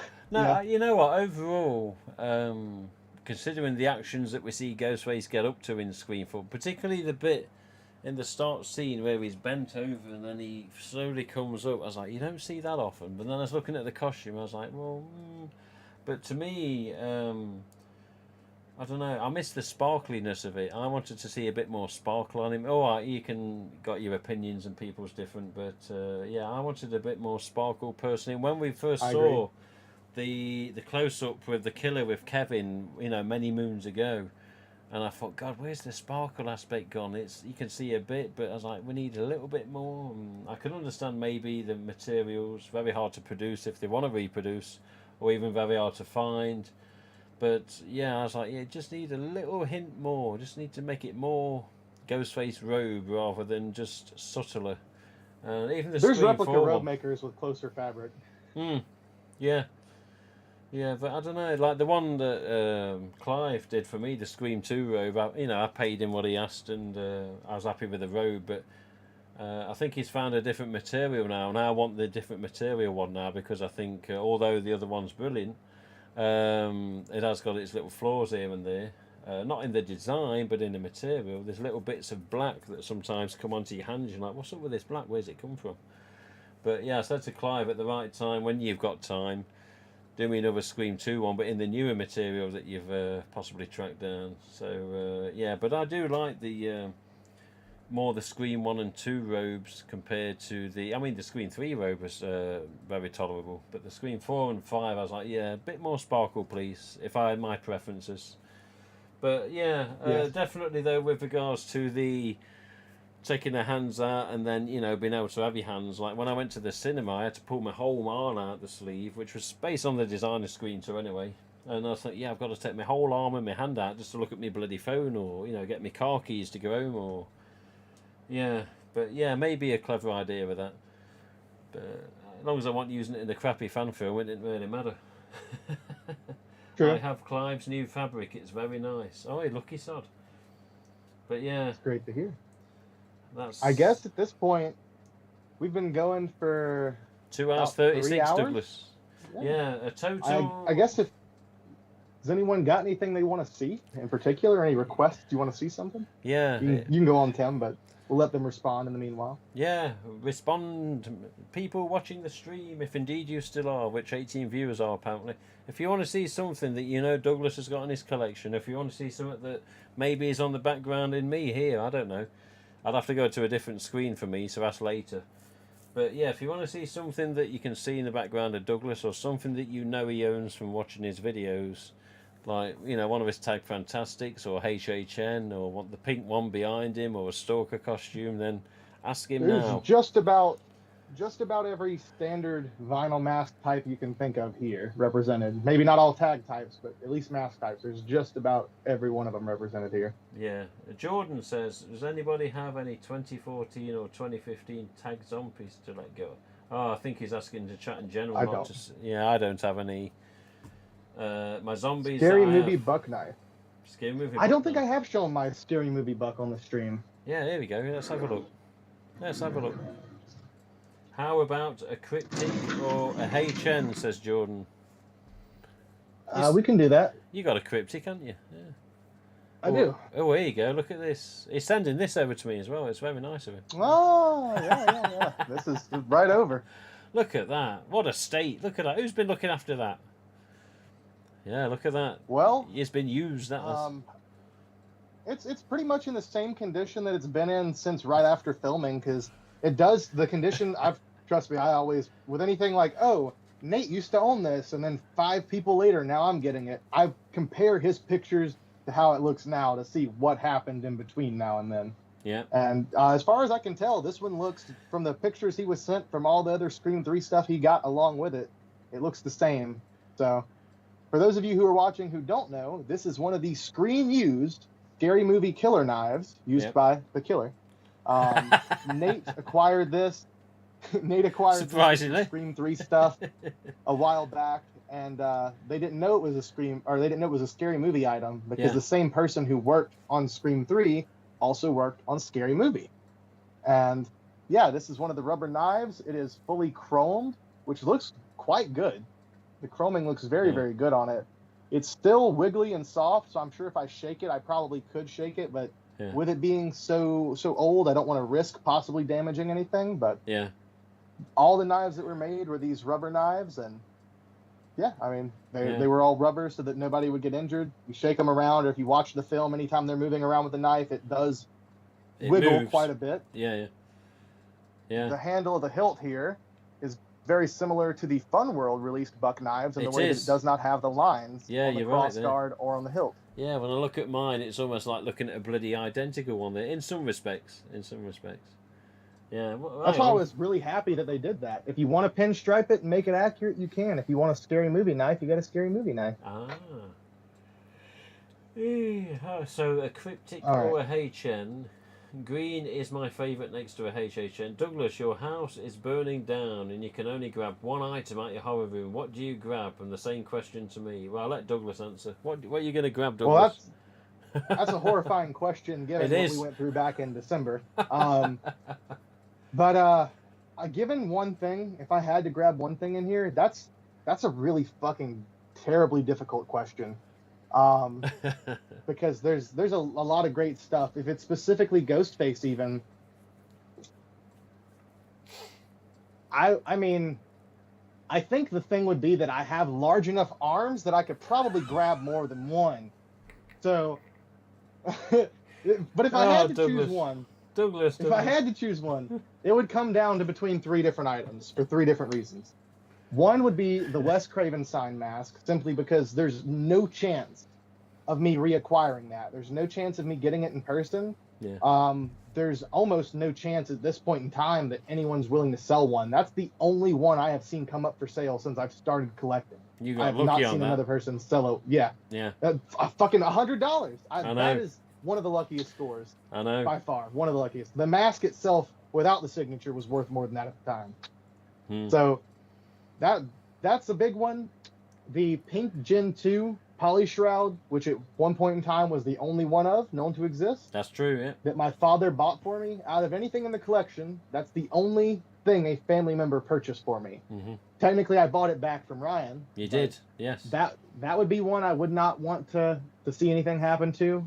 And then I guess the other one would have to be the whole mannequin. I'd pick him up and carry the whole mannequin out. Because, I mean, to be honest, guys, the prices of Scream stuff has gotten just absolutely ridiculous. Like, Tim and I, a couple of years ago, had the discussion because there was at that point someone saying that they were going to raise the prices of Gen 1s, and the best condition, perfect copies you could find, no one was willing to pay more than $400, and you were hard pressed to find someone that would pay that much. We said there's no chance that people are willing to pay that much for these masks, and now people beg to pay $1,000+ for them. Which, let me give you guys this little interesting perspective as well for any of you thinking about this. Ghostface now is the most expensive mask to collect. It is the most expensive any franchise to collect. Out of any of the other, I'm a mask collector, not just in Scream and Ghostface, but I know all facets of the community. There's nothing amongst all these other communities and the masks that are produced that sells for as much as just a standard Gen 1. And the few masks that would sell for that much are so incredibly, incredibly rare that they're like, these are one or two of known in the world. Whereas these are mass-produced masks that were $5 a piece at the store. Even though Gen 1s are sought after, and they are incredibly sought after, they're in high demand, they also were highly produced for many, many years. So I don't think they should be selling for this much. Yep. But that's true. Here we fucking are. I kind of got off the point of what I was trying to say, but no, that's okay. That's all right. It's amazing because we've been on streaming that long as a stream as a whole and talking that long as a Skype chat that there's a bestcams.fun spamming my chat that I've just best adult data. We've been on that long that a bloody spam bot has come across us and started trying to spam. Trying to tell us something. Yeah. They said these two guys got nothing better to do than sit around and talk about Ghostface masks. Go talk to some ladies. Yeah. Go find some ladies and look up the word BJ. Yeah, okay, then thank you. Damn. And don't think of Brandon James. Oh my, yeah. So we've now got spam bots, which I've just hidden the user from the channel, which is essentially a ban. So it's a FO. I remember. But yeah. I remember the point I was trying to make. Now I was leading into the point that the reason I would have to go after something like this is because screen use prices even have shot up astronomically within the past couple of years. Yeah, I know. Everything going up in general in life and cost of living and energy and fuel, and now the bloody mask beat everything to it, which is just pathetic. It's a mask. That's all it is. It doesn't make your car run any faster, doesn't make your car run more efficient, doesn't make your bills go down that come through your letterbox. It's a mask. And yet it's going... You're right. Yeah. And I think the reason why this is happening is one reason and one reason alone. And it happens a lot. I'm even guilty of it with something I talked about earlier in this episode, which is FOMO, the fear of missing out. FOMO, you go through the fear of missing out, and you say, like with the Living Dead doll, I said, I knew I needed to get one when they were new, because if I didn't, they were going to go up. People are going to be charging out the ass for them. So I was like, I really need to get one. I really need to drop the money on it, but I just don't have the funds, but I don't want to miss out. Yeah. And then now people are charging 3 times that. So I was willing to absolutely pay twice what they originally went for, just so I don't miss out on getting one in the future, because people keep wanting to raise the prices and raise the prices. Yeah. So for anyone out there watching who might feel controlled by the fear of missing out as well, don't let that push you into making a bad financial decision for something. Yeah, exactly. If you find a good mask and it's worth the price and you can afford it, you've got the money set aside, go for it. But don't bankrupt yourself or put yourself in a bad situation to go after one of these Halloween masks. Because at the end of the day, you'll be happy when you get it, you'll love it, but it's not going to change your life. It's not going to change anything beyond the fact that you now own this possession. Mm-hmm. It's true, and even more so, do your bloody research before even thinking of committing. Yes. Because if some of these little swines online that just nick people's pictures, that's a perfectly nice Gen 1 with or without tag, and then they're just listing it when they don't even have the possession of it themselves because they're just trying to scam, and then somebody flags, well, $1,200, I'll have that. Next thing you know, oh yeah, we wanted a payment by this certain thing and not PayPal. Then again, you've just lost your money. They're laughing at you. There's no mask in existence. Somebody's picture's been used. You've got nothing to show for it. They've got a big wad of money to show for it, and it ain't fair. So yeah, plus they're and then you've got the scum that actually have it. Yes. Then you've got the scum that'll have it. They'll advertise it to you, get the money, and then bail because they're offering it to you for a good price. You don't want a Gen 1 for $400. Please take my money right now. I can't pass this up. And then they get it. And they run off with your money. It's happened to me in the past couple of years. Yes, those people are out there, and that's one of the main things I really hate about the fact that our community has grown in the way it has. I'm happy to see other people appreciating and enjoying these things that we literally, you and I, you've been through this, would get mocked for.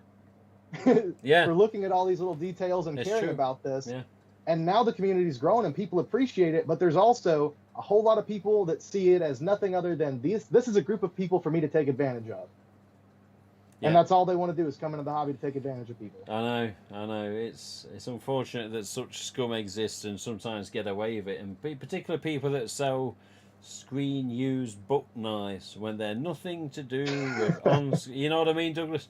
Let's not go into details, but thousands of dollars that was meant to be, something special as a wedding present for someone, and thousands of dollars, and meeting the person, and then still getting scammed. Thousands of dollars for this one pathetic. They smile to your face, so nice and happy, give you a little something free, make you feel better about the deal. Yeah. And you still ended up getting scammed and just really, really raked over the coals on that one. But I think that ultimately did end up getting resolved, thankfully. Did it? I hope so. I did hear. I didn't know that you had not heard about that. Yes, I do believe the gentleman had messaged me, and he said he either got all or a majority of his money back, which was good to hear. But still, it never should have happened in the first place. It shouldn't. Never should have happened. No. And and that person would have done that if it wouldn't have been for the fact that that person who bought it put the fact that they purchased it out there, and someone who knew better gave them that information. Yeah. Because if not, they would have went on and got scammed and would never have known any better. And that person who did it would never have come back and tried to fix things. No, of course they wouldn't, because he's a scum. But yeah, at the end of the day, it's just unfortunate. Just basically research. Like somebody said to me at one time, a while ago now, "Is this your mask on a picture?" I was like, "Yeah, that's my mask." "Oh, somebody's using it for this." And it's just a YouTube video. I says, "Okay." Well, it'd be nice to have been asked, but at least I know. But if it had been for an eBay listing, then yeah, of course, it's a whole different story. And it was a picture of my Tag Fantastic that Douglas sent. And I always know it in the green bubble wrap. Yeah, with the green bubble wrap. Yeah, you've seen it. And yeah, it's one of the first pictures I took. One of the first pictures I took of that was actually in its box on my skateboard, because I went up to the post office, come back on skateboard, thinking I've got my Tag Fantastic. And yeah, I took a picture of it on the bubble wrap that Douglas put it in, which was green, and it's just like a distinct picture now, among some fans at least. And I think, well, yeah, that's what Douglas used to own, that now resides here. Then it's been Fun World 2 or 3 times. It got the signatures, and it still resides here. It's had quite the history. It has. History on that one. It has. So, $50,000 that's now worth, you see. Yeah, right. I would say that image has been passed around as an example of a Gen 1 just as much as the picture of that white shroud has been passed around as an example of the white shroud. That's true, yeah. And almost as much as your HN mask that's still on the mask page right now, That one's been here and there for you. Right there. Yeah, it's got a really untidy nose paint on that. It really. Bring it down, Douglas. Come on, bring it down. Bring it down. Let's have a look at the HN mask, because he's sending this over as well. At one point in time, it was definitely the plan. Now I don't know. It's always changed his mind now. Look. There we go. Look at the nose paint on that. Who did that nose? Who did that nose? So overpainted. It does look like a Gen 2 in many respects as well. In a way, in some little, mainly with the eyes, but it's definitely got that shape. It's funny because if you look at it like this, Yeah. You can literally see where the stencil was overlaid improperly. God almighty. Yeah, it's froze. Oh, there you go. It's gone back again. Oh. We had a Were close you up able of to the see eyes. it or no? Try again. Oh yeah, I can see. Yeah. Hey, look at that. You know what? It's still not a bad mask at all. That. It's No, it's a little bit yellowed, but yeah. other than that, it's a nice mask. To me, it cries out fearsome, and that's just me stereotyping it. But of course, it isn't. But there's many aspects of a gentle and a fearsome in that. Nice mask. But yeah, it's just showing its age. That's all. So look at All us. right, so people We're want both. to see some masks, I guess. Yeah, we need to see some. Look at, we're both wearing Burt Bench masks, t-shirts here. He's a little swine, that Clive. We are. Oh, hang on a minute. We've missed a few comments here. Look at all this. All these people asking for bloody masks. Where's that dating site gone? I want that one. Hey, Wyatt, I'm glad. Killing me too. Wyatt, I greatly appreciate the fact that you stayed here and listened with us and chatted, and I'm glad that we were able to help your workday go by a lot quicker. No, that's good. What's this? Hang on. I'm missing all these comments. Douglas, your heart is burning down. We've said, any of you have an old Spirit Halloween tagged Ghostface mask? I have an ultra white. I don't. I have a Spirit Halloween tag ultra white 2013, but it's in the loft. So I do sort of. Oh, go get it down for us too. Oh yeah. I'd have to search out Yeah. for a big box of ultra whites. I know it's up there though, but yeah, is this obviously a retag when Spirit Halloween had some little prick come along and wreck a Fun World tag for whatever reason? They'd retag it with a Spirit one, and it's a 2013 Ultra. I think it's actually got sun damage as well. That's half the reason I brought it. Oh. Yeah, the knife is beautiful. Love it so much, says Mr. Kerr. I don't understand, says Chris Goodwin, why they couldn't have double-sided the streamers on the Sparkle costume. Maybe. I agree. Yeah, I agree. true.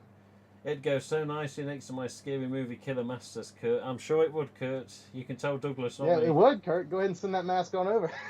That's it. Gotcha.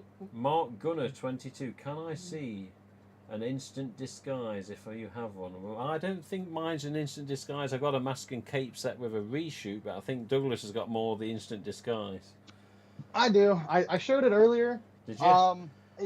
It's not tagged. Oh, it's the one that technically you wasn't brought released. up earlier, isn't it? Yeah. Yeah, it was released, I believe, Instant Disguise and Mask and Cape. Yes. I do believe is the two ways this has been released. But oddly enough, I think there was a mask that is now owned by Vince Loomis. Oh, yes. Who I know his real name. It is tagged. Yeah, I do too. It's tagged Instant Disguise. Yeah. But it's just like the droop hood. It doesn't have the full cape. I think Yeah. it's just the droop. It's just it's like it's been chopped, isn't it? Yeah. But I think it was made that way. I think that one was made that way. it I was could that be way. wrong, but Yeah. I but want yeah. to. Oh, hang on a minute. there he is. If anybody wants to see a Warren picture, I got a Warren picture on Instagram I just posted. Yeah, look at his Instagram. That's a good picture, that as well. That's a good picture.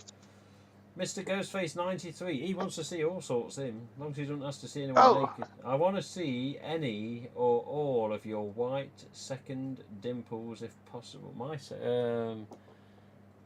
Well, the one I've got is on the tag from Douglas. I don't know how many Douglas has got. I only have one white one. Yeah, same as me then. Same as me. It is this tagged alternate tag. Oh, it's got early the different version? font. Yeah, it's got the different font. Yes. It's got the finer, basic font. Yeah, I remember them. And then also the background is technically fully different too. The colors in the background and stuff are different. Yeah, you're right there. It's almost like a duplicate of what you sent me in some respects. Almost, not in all respects, not in all aspects, but yeah, very similar. Even the mask shape as well. Jesus. Yeah, it's a nice one. They're very sturdy masks. Second dimple, over painted nose. Yep. Jesus. Now, if you just want to see my favorite tagged Fantastic, this will be a good one to tell you too, Tim, because this will make your blood boil. Oh, don't say that. I recently found out the mask that was featured in the mask I'm about to show you. Yeah. I did a video on it called like the greatest the luckiest Scream score of all time. Oh, aye. On that beauty. Ooh. Initially, we thought that the gentleman who had gotten it paid A single dot? $1.70 for it. Is that a single dot? This is the small dot. Small yeah. dot. Well, yeah, small dot, single dot. Yeah, okay. Oh, that's got the same font as my tag. Yeah. He found this for $1.70 originally. So we thought, here we have a tagged, beautiful shape, fantastic faces sold in, I think it's 2021 at the time. Yeah.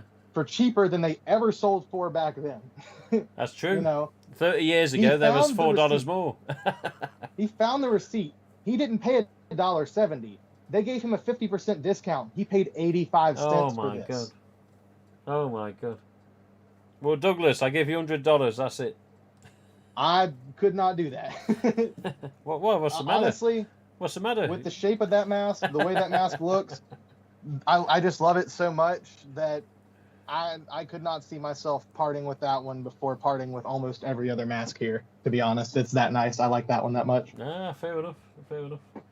Let me just check the rest of the shot. I have yet to see one, and it's an auto I need. I still regret not bidding on that Wes mask, says Melinda. The one that went the for same $100. one. Yeah. She saw it and didn't bid.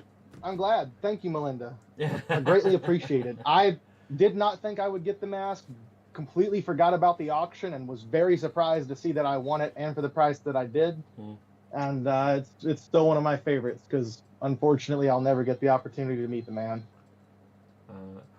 Scream Ghost. Oh yeah, he's only just realised his comment here, Douglas, and I'm sure you didn't take offence.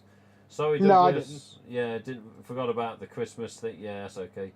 Been a great stream. It's not finished yet, Jordan. What the fuck is that? Says Mr. Ghostface. That's a Douglas, Mr. Ghostface. No, he was talking about the adult dating site. Okay, yeah. I'm feeling FOMO about the 1/3 scale, but I can't justify the price. I hate to think what the retail will be on the. Then the 1/3 scale. I can't PCS. do it. I can't do it. Yeah, I want it and I can't do it. That's a pricey figure. On top of my news page at the minute. This community should be help each other, and what goes around comes around. Well, I'd love to see some gougers get gouged. That'd make my day. The 1/3 scale is awesome, but I agree the price is a bit much. Morg Studio says this was a fun live stream. We got a lot of info I've never heard of. Thank you, Douglas. Thank you, Tim. By the way, what's your Instagram, Tim, so I can give it a follow? My Instagram is Ghost Tim Wagstaff, and that's 2 T's. No, in it's the not. middle. What is it? I thought it was Ghost I'm Wagstaff currently. You know what? I don't know. Let's have a look. Because I think it's 1 T. I think it's Ghost I'm Wagstaff. I'll tell you what, I'll put a profile link in the chat. Oh yeah, shit, yeah, you're right. Douglas is a bit Because I meant to ask you about that. Oh, Douglas knows too much, you know. Well, I've went to tag you in several things, and I'll type Ghost and then a T, expecting Ghost Tim to pop up, and then I have to take off the 1 T, and it'll be Ghost Time Wagstaff. Yeah, it's because of me Facebook I get confused. Cheers for that, Douglas. Yeah, the Instagram is now in the stream chat, so there you go. I don't use Instagram a lot, but yeah, I'll keep putting pictures up if there's a mask I haven't featured before. Melinda's already put it there. Look, thank you, Melinda. 85 cents, says Jordan. Yeah, I know it takes a piss, doesn't it? Looks awesome. Melinda Scoggins says thanks for the. Oh yeah, with the Instagram. Thank you, Melinda. We have Douglas on. Says, oh look, Dylan's here. Dylan's late. Dylan's late. Yeah. Where you been, Dylan? Marth Almighty's here. Big Marth's here. Dylan, I got a present for you. We've been talking bad about Dylan this whole time. I thought he was just ignoring us. I thought he got mad, but apparently he just wasn't here. Dylan, he's not. Now he's gonna have to go back to those 3 hours and find out what we said. 4 hours. It's 4 hours. Is it almost 4 now? 4 hours 7. Wait, he's getting excited. Have a fun time, Dylan. He's getting excited. He's losing his headphones. I always thought it was intentional. What's that? I'll head over there now and give a follow. Yeah, thank you, Morg Studios. Appreciate it. I'll give you a follow back if it's as soon as I get back to Instagram. How many genuine tagged Gen 1 masks do you reckon are out there to this date? Hello, I have a record. You know what? I got to know. Yeah, I've got no idea. I have a record pretty much of all the ones I know of that have ever popped up. I think you just said Gen 1s. Gen 1 specifically. There's got to be thousands. I think I know.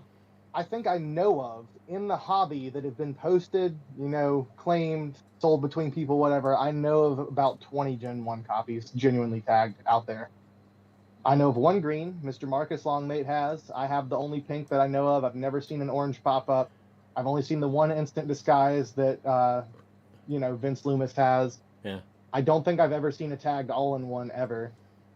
Well, not Ghostface. I've seen like the Sarah Spook mask cape or mask and ghost costume. That one. Okay. So I've seen those, but I have not seen a Ghostface on it. And then there's less Gen 2s tagged out there than Gen 1s that I've seen. I think I've only seen five tagged Gen 2s that I can think of. One HN, which I think Tyler Cull has.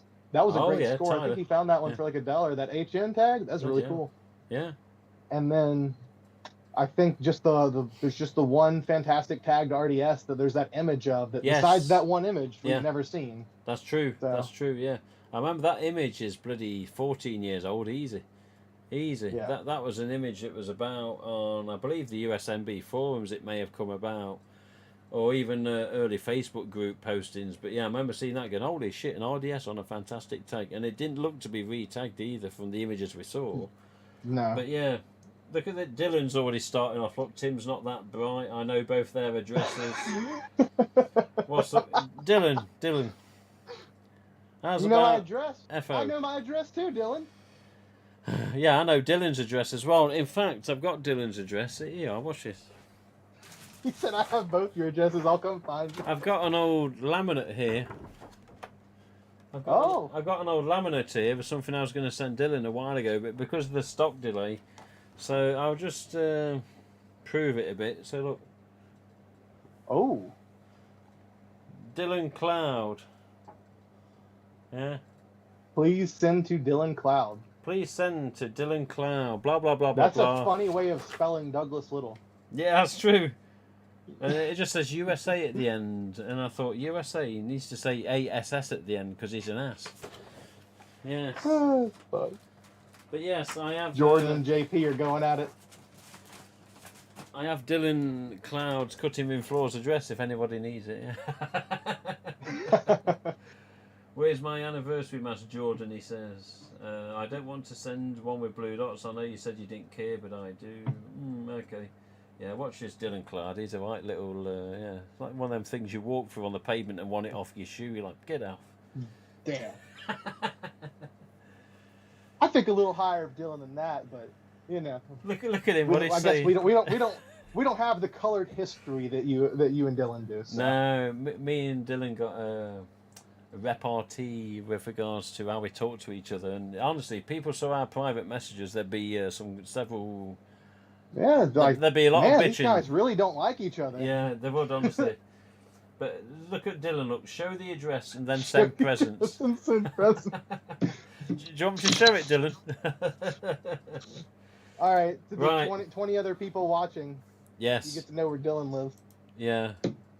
George is somewhere. Next I think. Stabathon's hosted at Dylan's house. Yeah. The chat is going off today, says Kurt. Yeah. Hey, Kurt, do me some chopper chat. Hey, no cash here, mate. No cash. Is that what does he say? Right, Robbo? No cash. No cash. Yeah.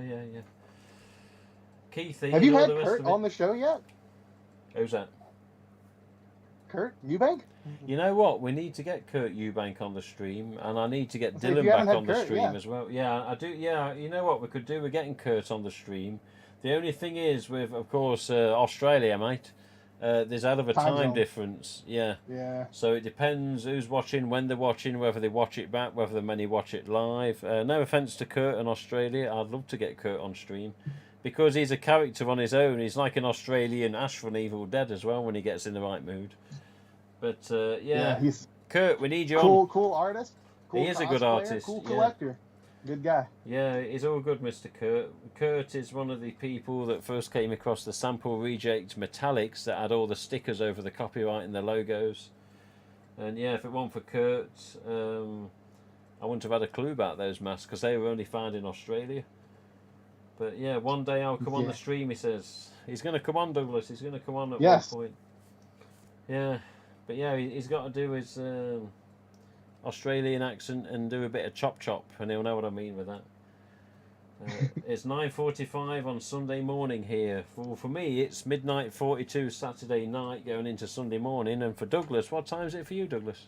It is 6:42 here, Tim. Jesus Christ, you got a hell of a night ahead of you yet. I Especially do. boxing up all those masks. Yeah, I know. It's going to take a while to pack them properly. I thought that I could just go get bubble mailers and individually send them in bubble mailers. Bubble mailers. I felt like, yeah. You know, I wouldn't want to pack the tagged ones with any other masks in case those masks would mess up the tags. So I'll just put the tag masks in bubble mailers and send them over. Yeah, don't undo your collector sets. Oh my god. Oh. That's a I funny haven't smell, even isn't gotten it? mine yet. Have you not got one? Not yet. I had it pre-ordered, but I also had a Fade In and Out pre-ordered that was supposed to come with you? that last set of 25th, and didn't get it. I sent them an email and they said, "Well, that's strange. We'll see why it didn't get shipped, or we'll get you a refund." And then I haven't heard anything since. So. Oh, okay, weird. But yeah, I'm surprised Mad About Horror got these as quick as they did. But yeah, I must say. I need to speak with Mr. Dave Douglas. He needs to get one sent over my way because I already paid for it. Oh, okay. Yeah, it's amazing that all this 2021 stuff is still bloody in limbo here, there, and everywhere with regards to the slowness of the supplies. I mean, trading standards here is a different story, but bloody hell. Do any of you plan to visit the Scream House in future? I'd always planned to, but it's the cost. Yeah. You know, there was this funny story about this time that I tried to visit the Scream House. Oh yes. We'll leave it at that. Yeah, let's just say funny story. Yeah, Douglas came close once, but got fucked over royally, and that's not in an insulting way, but yeah, it wasn't fair, and yeah, it wasn't good. But yeah, Douglas at one time was almost going to, but I do wonder, you know, how far it is from Carrie Ann's in the desert, whether that's a drivable accomplishment for me to do. Right, from Nevada to California? Yeah. It's a decent drive. Not as bad as it would be for me, obviously, but yeah, I think it's still a pretty decent little trip for you guys. Yeah. It'd be a fun trip, though. Go to Stu's house together, because I think there's so many people doing like walkthrough events and stuff like that at this point that it seems like every weekend. Oh, are they? They've got something, almost, because it's like there was the YouTuber Being Scared. They hosted their own thing. I think that there's a whole other place that's been like almost every other weekend hosting guided tours through Stu's house exclusively, because that Franco gentleman who's been posting all the really, really cool pictures of him out in front of the house, I think that he's either involved with whoever's organizing it or he's just gone several times. But I think there's those people hosting it. It's weird because like Scream Comes Home was supposed to be like the one and only event. Like this is it, never going to happen again. Yes. This is the one chance. Yeah. And then they got lucky enough to do the Scream-a-ween. Yes. And they were like, all right, now this is it. And the house owners weren't going to do anything else. Yeah. And then they decided, you know, we could probably make a hell of a lot more money off of just letting people walk through the house instead of selling it. So we'll use it as a historical landmark. If that it seems to be working so far. If that was my house, for whatever reason, I'd be incredibly honoured to own it and live there. But if it was my house and I did live there, then I would definitely have one private room that wasn't seen on camera or in the film. Say, right, stay the fuck out of that room. That's my collection room, my personal room, whatever. Stream room, live stream room, yeah. I say, right, aside from that room, yeah, go fill your boots. And, enjoy a historic location from the original Scream. But, yeah. I would love to just, you know, win the lottery and buy that house, put the whole Scream collection in the Scream house. In it. Or, better yet, I'll just make a Patreon and have all you lovely people buy the house for me. No. True. But yeah, I mean, I know in the past though the house in Tamales, obviously Stu's house, did used to be extremely private. Which Sidney Prescott's original house is still extremely private. But yeah, at least with Stu's Casey's house, is even more so. Yeah, Casey's like Casey Becker's house, when the filming originally took place, was owned by a doctor. And the doctor was a miserable bastard as well. And I remember there was one TV show, like, I can't remember what it was called, movie location, studio location, I don't know, something to do with movies and studios in the title. And they got in once because the son of the owner or the doctor or dentist or whatever, I think it was a doctor, literally begged him, says, please let these people in, please let these people, let them see the house, let them see the pool, let them see where the scene was done. let them see the room where the piano was and the TV and the VCR, you know, and they got in once. And then 2-3 years after, they sold it, went for millions, of course. And ever since, it's been as private as can bleed and be. Although Yeah. Corey Hirsch didn't get in contact a couple of times, got the grill of the stove and the swing and whatever else it was. But Bookcase. yeah, bookcase, you can never get in that damn ass. So Casey's ass, No. Sydney's ass, no. Stu's They ass, want nothing to do with Scream fans. They want nothing to do with Scream or the fans. Just like the owner of the Rialto. Why did this miserable old preacher say, I'm going to buy this theater and say no to money? Yeah. No, you can't host an event here. Imagine the fucking Stabathon in real life in the Rialto. How cool that would be. Imagine. But it'll never happen because these miserable bastards. The only trouble is, you know your facts, Douglas, it wasn't filmed in the Rialto, though, was it? It was only outside. That's right. Yes. Although... But as far as... We can't get people on the sound stage, though. That's true. We can get them in the real location. That's true. But you know what? Just for the fact of doing it, if you could do it, I'd just do the same event at both locations and say, look, you got a choice, this one, that one, or even fucking both if you want to do it. And then you could both say, you know, you've done it both and you got your pictures and your footage or whatever they end up doing. But again... I got a better idea. You have to buy your ticket at the Rialto, at the outside, then you have to travel to the other one. Interior to watch the movie. Yeah, well, you got your ticket here, but you got to go to the other one to watch the film. Go on, off you go. Yeah. They say, oh, okay then. They say, well, if you want it how it was in the film, but that's just the magic of editing. And they go, okay then. And by the way, you get an RDS and a Seen in Stab costume and a glittery... Nice souvenirs. Yeah. Studio something. Let's have a look at the chat. Do any of you plan to visit the house? Yes, we're seeing that. Dave still owes me a refund, says Jordan. Okay. I bought one from Dave on his website. I'm guessing a collector set, and I had to directly text him through Messenger just to get my tracking. I never had tracking, for God's sake. You're lucky you got tracking. I never got tracking. I never ever had tracking. Took 6 weeks for a devil face costume to get here. Yeah, there's been tons of tours lately. The OG Scream House is about 6 hours north from where I'm at Cali. It's definitely not just a day trip. Yeah, true. 6 hours, God. I mean, like, there's locations I want to see in Vegas, or closer to Vegas than my house at least, and they're 4.5 hours away from Carrie Ann's. But that's with relation to what's on my hat, Auf Wiedersehen Pet, not Scream. I'm still waiting for the fluorescence, says Darky Darko. Oh, from Dave, yeah. What up, Dill? What up, Dill Pickle? Bloody hell.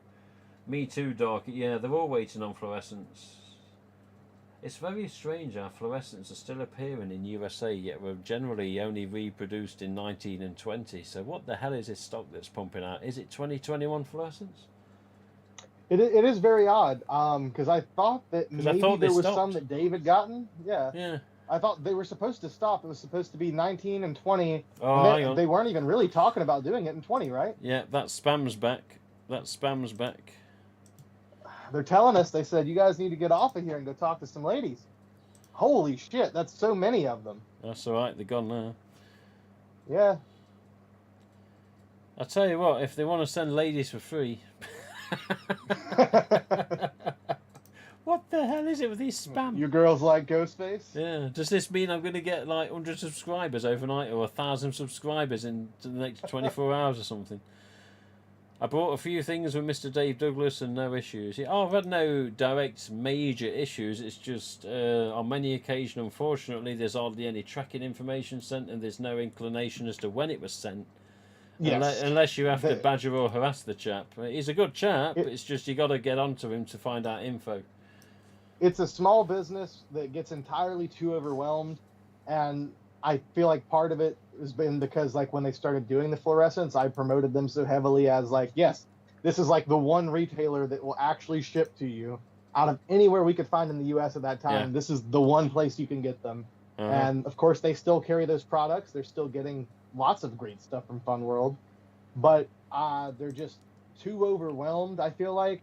And I can understand people's frustrations, you know? Yeah. You spend a lot of money on stuff, especially if you're not someone like me who might have stuff regularly coming in. You're looking forward to it, and it's been months and months and months, and you want to know where your stuff is you purchased, and no response. No update as, hey, it's been delayed, or it's on its way. Here's your tracking. I can understand people getting upset, but they've always done good business. I've never heard of anyone getting scammed or not getting their product. No, Or true, if there's yeah. ever been, Yeah. if anyone's ever gotten something damaged, it's always been, fixed and all that kind of stuff. So That's true. That's true. So let's have a look at it. So yeah, bestcams.fun. Piss off. Ghost Facial. I think I downloaded the wrong screen. Says Wyatt Medley. The return of the porn spammer. Stop talking about Ghostface. Go look at some titties. Yeah, thank you, Kurt. You got any pictures? I brought lots from him too. I was just saying, best cam, send me money for a mask and I'll go to the website. Says Darky Darko. But yeah, Ghost Facial. I think I downloaded the wrong screen. What's this? That's good, very good. Is there any of the flying Ghostface streamers from the Rialto in existence? Yeah, I believe there is. Douglas knows. Yeah. Yes, there is. I believe There so. is. It came up for sale a few years back. I couldn't quite get it, and I think Corey didn't get it. The person that got it, actually, funny enough, is the old owner of Star Wares on Main, the same place that sold the robe. Yeah, and they also sold the theater robes and stuff like that back in the day. Bloody The hell. owner had purchased it, and they had it, and they were trying to sell it for a while, and I eventually found out who had it, and by the time I reached out to them, they had just literally 2 days beforehand sold everything they had to another prop dealer, who I have not seen any of it resurface, so they may be keeping it, they may be waiting to throw it in a bigger auction, but they had other cool Ghostface stuff, and it all sold for so fucking cheap. Yeah. And I really, really, really, really wanted the theater piece, because I mean, it's unique, it's really cool, it's something I could have suspended from the ceiling above, the robe, and that's a screen used mask. That's a screen used Gen 2 there. True. It's true, and it looked the part. Plus, you always know where it is in the film because you can't miss the damn thing. Oh yeah. But yeah, there were only 2 of them. Yeah, and even the big oversized masks. Corey had one from the front of the cinema, the Rialto. Yeah, one there. I'm sure there was something on the back wall of the theatre. He had the theatre screen. And then either side of the theatre screen, I'm sure if looking at that scene again, there's 2 masks, major, massive masks on the wall, either side of the screen. This is something to look and check. They may be on the side of the screen? Yeah. I know that I know there's some in the back of the theatre. Yeah, I'd have to check, honestly. Yeah, it was either the screen sides or the back sides as you look back at the screen as you walked in. Yeah, I'm sure there was 2 other things, though. But yeah, I know the one Corey got was from the front. One you're on about was the thing that, flew up, and then there was the other one. The standard robes in the kids in the seats was obviously literally standard robes as well, without jagged edges, and they were just to a point on the arm streamers. So just basically long, massive, long triangles in an essence. But yeah, Screen Ghost says, is there any screen-used screen props you're after next, Douglas? Yes. I mean, I'm always after anything I can pretty much get screen used wise from the films if it's within reason price wise and can be matched to be legitimate. Yeah, I'm interested. Funny enough, the last thing screen used wise I was really after from a Scream film was one of those gigantic masks from Corey, and I think you and I had talked about that. Yes. We kind of had a price worked out, and I think he decided he was wanting a little bit more than that. And just with the size of it, knowing I'd have to go pick it up or risk it being damaged or pay a crazy amount in shipping, I couldn't do it because, like I said, the prices on anything screen wise has just went so astronomically high that it genuinely feels like at this point I just got really, really lucky getting in some of this stuff at the last minute before it hit the prices it did.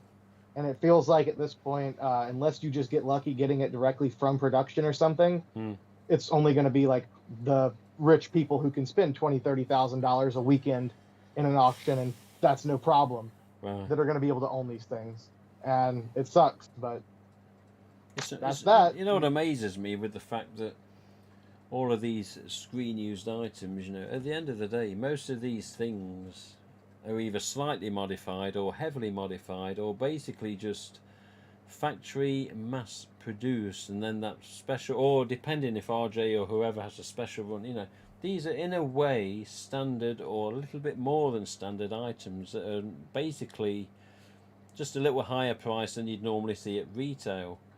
Yet, in some respects, just that on-screen presence boosts the living shit. Of course, it's gonna, it's a film, it's a motion picture. Everyone's gonna watch it. If it breaks box office records, something that you want or end up with. Yes, of course, it was seen by millions.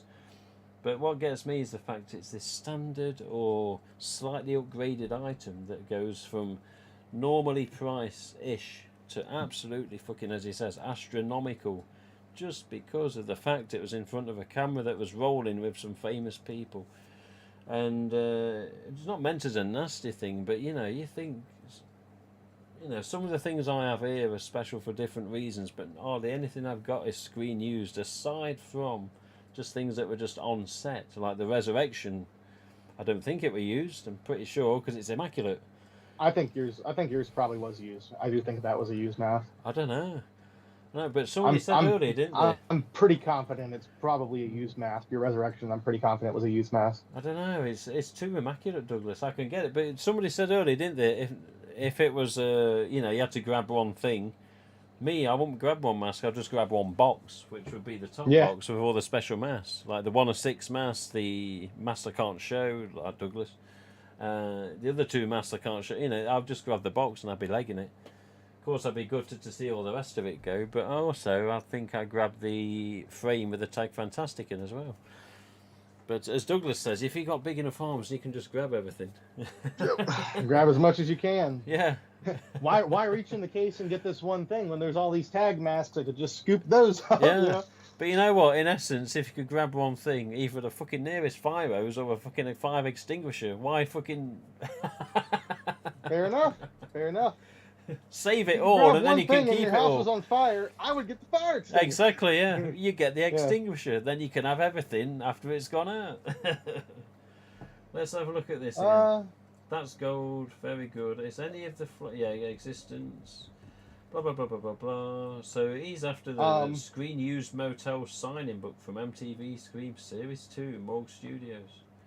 I have a page from that, but... Yeah? I know what he's talking about. Yeah. Just waiting to start my new jobs. Okay, so hopefully I can grab that. The motel signing book. Let's all get a job at Planet Hollywood and grab the Sydney Attack robe. It is no longer in Planet Hollywood, but yes. It was in storage, wasn't it, at some point? It was at one point indeed. Yeah, it was at one point. The guy we both I'll have to talk to you about that after the stream. Oh, okay, for his Screen 2 Hero robe, I wonder how the price of it now. $2,000, Jesus. Well, I can tell you... Again, a standard item that gets boosted. Yeah. Well, for a robe, I would say that at least is something completely custom that was created, designed, fabricated for the production. Yeah. In my opinion, the robe over the knife or mask should always be more valued, just because it was that custom. Yeah. But different people view things differently. Some people only collect weapons, and they would pay for a Ghostface knife before they'd ever give a shit about one of those. Yeah. Why would they pay the money for a $5 mask that Fun World produced? Some people view it that way.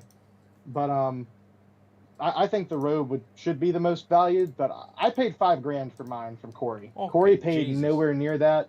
Yeah, he paid nowhere near that, and got it at auction right before then when Star Wars was going out of business. Yeah.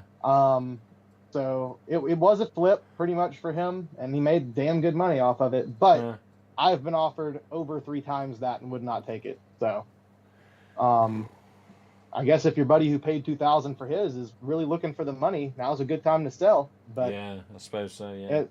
I couldn't part with mine, because with the way prices are going, like I said, it's not going to happen unless someone from production or someone who worked on the film says, Douglas, I see these things that you collect, and clearly you care, so you should have this. Unless something like that happens, I don't think I'll ever see another screen-used Ghostface knife, mask, robe, etc., anything used by main characters from the franchise into the collection. Yeah. It makes you wonder these days, I mean, like, I'm not saying it's happened with the last film, but it makes you wonder these days, and even 11 years ago, how many... crew members from Scream 4, you don't really hear the names of, say, I think I might have that mask, I might have this mask, that knife, no one's going to miss it.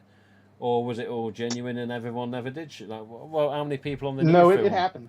It happened. I know people that did it in Scream 1. I know cast members who have talked to me who have done it in Scream 1, Yeah. people who've done it in Scream 2, people who've done it in Scream 4. Although in 4, people didn't really have to because Fun World sent enough masks, like, so that Wes could sign them for cast and crew and stuff like that. Yeah. Um, Wes wanted to give one to everyone, didn't he? Yeah. Right, which is a great thing. Yeah. And it also is kind of sad when you think about the fact that he probably knew at that time that was going to be his last Scream film. That's sad to think about. But at the same time, it has happened with 5. Yeah. It has happened with 5. Things that should not have made it out have made it out. And they've went for astronomical prices. Like, ridiculously high prices. More than what I've seen some other stuff sell for from these other films. Yeah. Well, if prices anybody... I could not fathom anyone paying, but... If anybody ever sees a white tag oil slick mask for sale, that is the sample. That is one from trade shows. That is a Scary Movie killer header tag folded inside out, tagged onto the mask so it can hang on something, and the oil slick disappeared from set. So there you go. The real oil slick actually ended up with somebody from the crew. It's out there. And somebody's quiet about it, yeah. I said, RJ, I said, you sent an oil slick to Screen 5 set. I did. So did it come back? No, it did not. So somebody's got it. Somebody's got it. You also said Scary Movie killer mask tag inside out. Now, Tim, you wouldn't so happen to be talking about them possibly making a Scary Movie... I know they're probably... Oh, no. It wasn't a Scary Movie killer mask. It was a Scary Movie header tag, like a spoof tag. Yeah. So, no, it was just... unfortunately, no, I wish it was, but no. It was a standard, latest new logo tag. Basically, with the spoof mask written on it, and the latest Scary Movie tags. It was one of them. Just basically took off a Scary Movie, folded inside out so it's white both sides, re-tagged onto the oil slick, and then basically into the box and sent to trade shows, and then later sent to the Screen 5 set. But no, it's not. Unfortunately, a Scary Movie killer tag because they never actually made and produced them. But which is a shame. It is a shame. It is a shame. But I don't know. It's. What's this saying? I'm going to go to Canada and snatch one. Who's he going to snatch? Oh, he's on about the next mass center set. Yeah, next movie. Yeah. I mean, hey, technically, what was it? Scream? Oh, no, not Scream. Geez, Nightmare 4 or 5? I think 5? Yeah. That someone walked on set and stole the original hero glove. Or it may have been 3. It may have been 3 because I know that they made new ones. Oh. Yeah, Kurt, if you're in here, you'll know for sure. I think it was Dream Warriors. Someone stole. They came in and acted like they were casting crew members, and they went unnoticed long enough by other people around them that they were able to steal the original used glove from 1 and 2. And it only recently, in the past year or two, resurfaced. It's been gone for all those years. Bloody hell. How the hell would you resurface something like that, knowing that somebody somewhere is going to know? You sell it to someone who sells it to someone who sells it to someone who sells it to someone who promises they're never going to talk about it, who sells it to someone who sells it to someone, and then eventually that person says, you know what?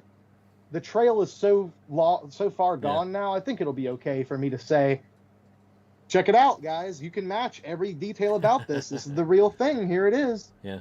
And then it's out again.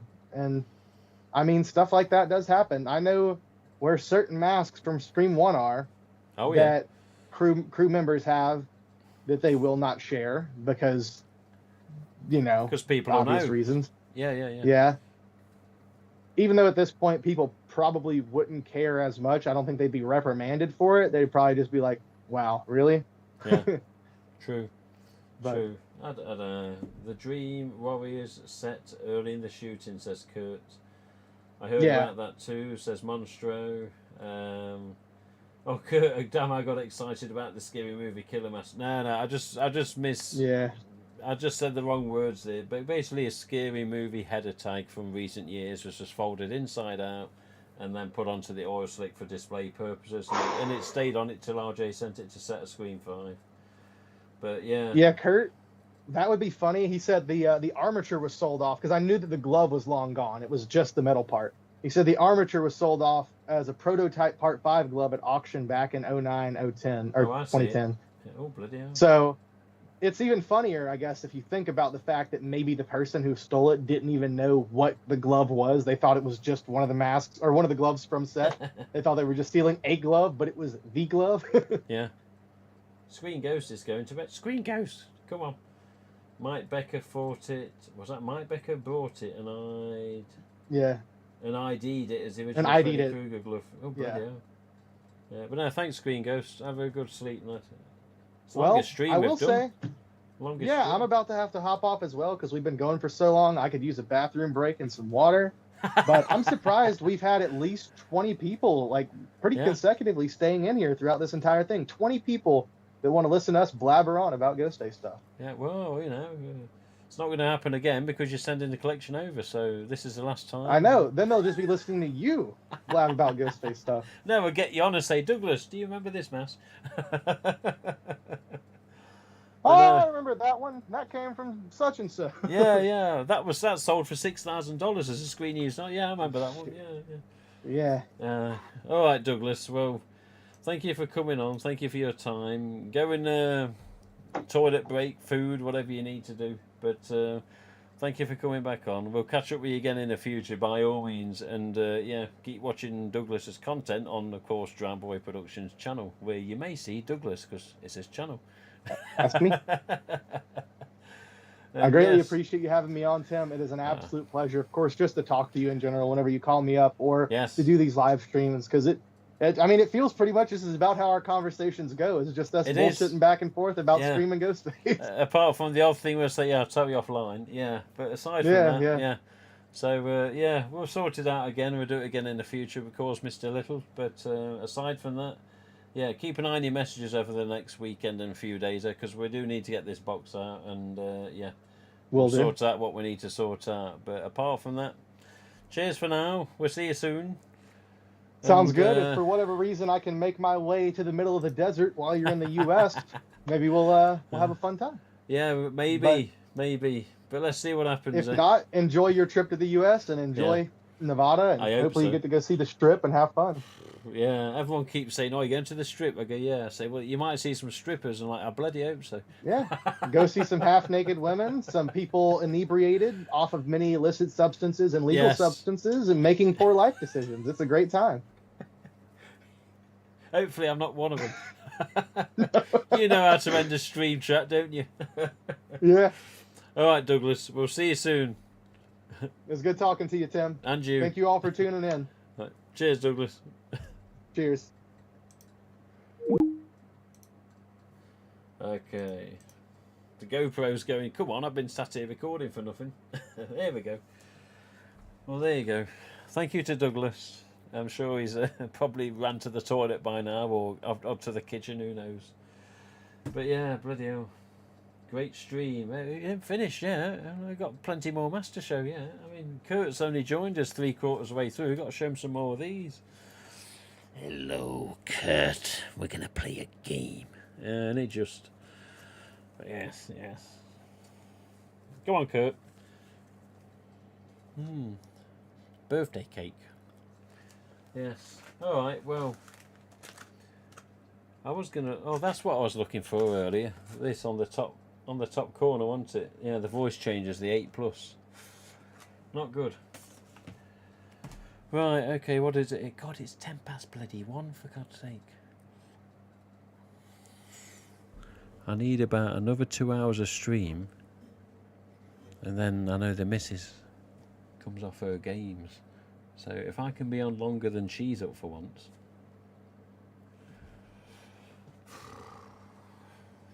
Anyway. Yes. With regards to this recent stock, though, let's just finish off. With regards to this recent stock that Mad About Horror acquired from a US supplier, so remember, this isn't the Trading Standards seized stock that's still seized, or halted, or held, or whatever you want to call it. But yeah, keep an eye on Mad About Horror's site, for the foreseeable future at least. And yes, you should start to see products going to in stock on their status, and also products added to the site with regards to collector set, voice changes, Vipers in the future. I think they've got some Vipers that are coming very soon. But yes, of course, the strange Scorch mask is there. The Scorch costumes are there if you want to see what those Scorch masks are really like to wear that was the strangest mask. The smell of them is really weird. I don't know what the smell is. But yeah, that's one of the only sort of costume masks I've worn in recent years. But that, God, that's such a weird fit. So you got a gap here, a gap there. The rest is connected. A point on the top is connected. And then a big strap inside, which actually helped pull it closer to my face, of course, so it looked a bit more like an actual mask rather than just a oversized pizza. But yeah, very strange mask, the costume Scorched, as you full well may have seen. But apart from that, yeah, I think if you go to Mad About Horror and you are in the USA and you haven't got one of these new items and you want one, then yeah, always get in contact with Mad About Horror, which is boo@madabout.horror.co.uk, I believe. So boo@madabout.horror.co.uk. At least email them. Say, hello, I'm in the US, blah, blah, blah. What's the shipping? Can I get one of these? If you're struggling to find stuff over there, which I highly doubt at the minute, with some items at least. But yeah, Mad About Horror for the UK fans, apparently next week. They're saying now on emails allow 1 to 2 weeks for delivery because they've had that many bloody orders. But even so, finally in the UK, we've got some more of these. And it isn't just, you know, the sample that exists and the one from Ryan and a few other fans that have got them now. Many fans have got these, and it's really nice to see fans getting some satisfaction after so long of being bloody denied of these damn masks because of trading standards idiots. But you know what? The saying goes, all good comes to those who wait. I think that's only true in some aspects of life. But you know what? Yeah, these things, I mean, I'll never open that or try to use a damn thing, but as a collector piece or something that we may not see again in the same packaging, or will we? I think they're nice to have. But I don't know. Apart from that, I don't want to end the stream for another 2 hours. So hang about and let's come up with some questions. Oh, I don't know. Well, I don't know. As Douglas said earlier, is there anything... Why have I still got these on? Is there anything that anybody would like to see before I have to go offline? So if you want to see a HHN or 1 of 6 sign mask, or I don't know, red metallic, resurrection mask, tag fantastic, gold hood mask, scary movie killer replica mask, I don't mind showing a couple of masks before I have to end if you want to. I'm guessing possibly from the active chat and who's in the chat you've probably seen it all before, so don't worry if there's no one here with no questions or what they want to see. But I know Chris Goodwin earlier was saying, oh, can we see this, can we see that? I don't know. What do recent metallic masks look like? I can show you.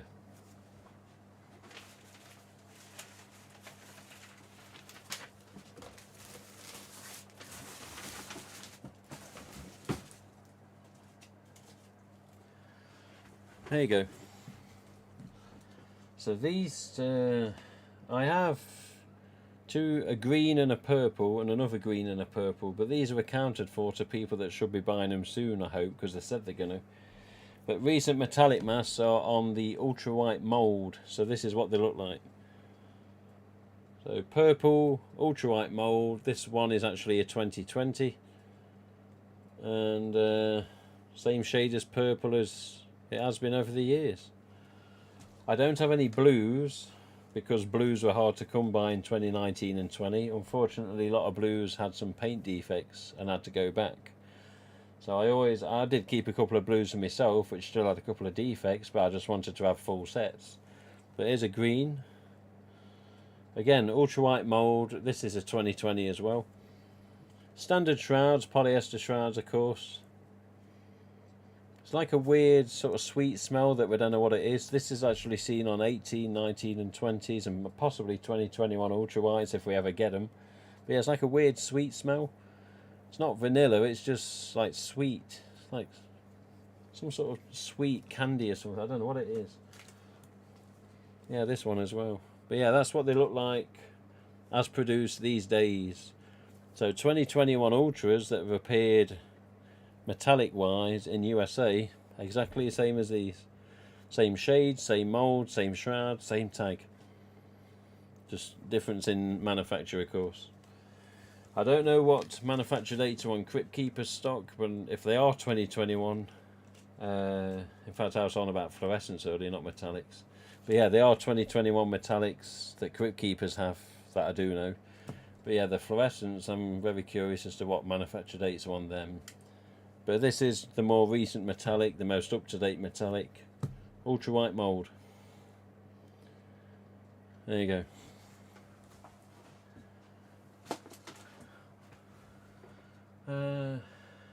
Okay.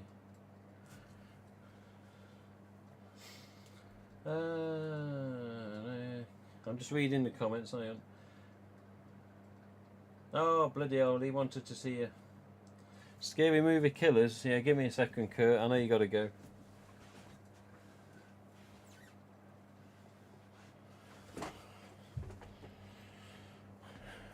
The longer this stream goes on, just for the minute, the better. Trust me. So here's one of the scary movie killers. This particular one was based off the scene where Buffy gets her head cut off in the locker room, the toilets, changing rooms, whatever they are. So this was basically sculpted based off the killer after he's took her head off and puts it in the bin. This is what this one's meant to represent. Well, he's shaking his head, isn't he? Like, he can't believe how daft she is. He's like, no, no, no, no. But yeah.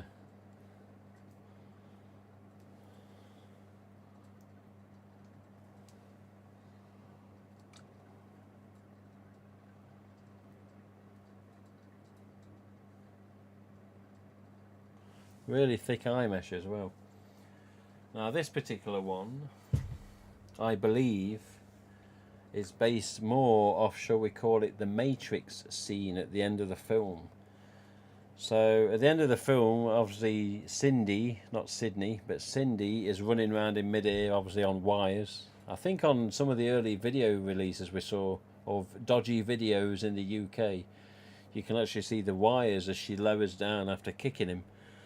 But yeah, this particular mask mould or sculpt or representation is basically from that end scene. So yes, there's a difference in the mouth, there's a difference in the nose. This one to me looks a little more accurate, but when you look at these masks with this, with the scene mentioned, it's spot on.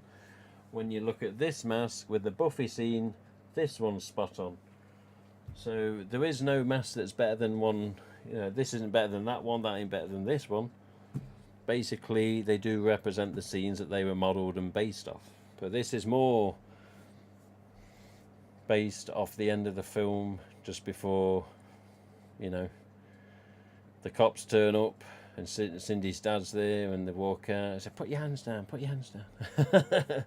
This is the one that gets the beating from her running around like the Matrix around the room and then kicks him.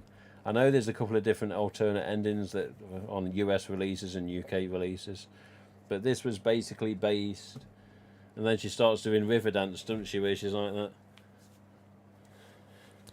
and he starts doing it as well, and then he's like, ah, because he realises he's copying what she's doing, yet he wants to kill her. But yeah, this one also looks a bit like the one that is left at the end of the film on the road that they find after they drive off in the Jaguar. So yeah, little comparisons with both these masks. And yes, if only we could have them produced.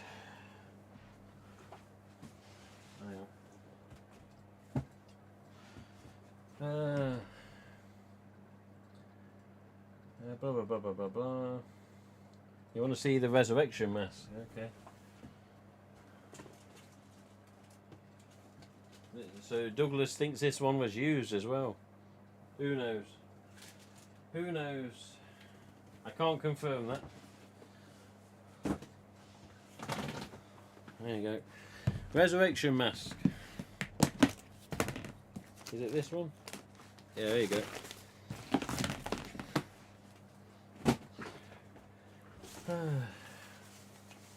So this is obviously off the set of Scream Resurrection. These are some little bits of paper I got sent with it from RJ. So MTV edition, just an orange post-it note. It doesn't look as orange on the camera, but trust me, it's like an orange, like the fluorescence. That least expensive way, which I don't know what that relates to. I think he may have told me once, but I don't know. But it says to Tim, least expensive way. I don't know what it means. And this one says, Tim, enjoy this mask from Scream 3. Best RJ Torbert. He's signed it RJ. So it's his signature, not his initials or anything. But he and studio representatives and producers used to call MTV Resurrection Scream 3 because it was a third series. So when you look at it, say Scream 3, not Scream 3 2000. No, of course not Scream 3 2000. Season 3, aka Scream Resurrection. That's what he said. Enjoy this mask from Scream 3. Best RJ Torbert.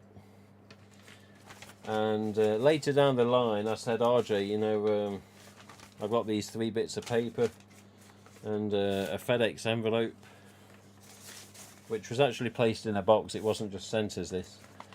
I said, RJ, I've got these 3 bits of paper. Is there any chance I could have an LOA, letter of authenticity? He says, of course you can. And he did me one and he sent it, which is in another box. But yeah, vanilla.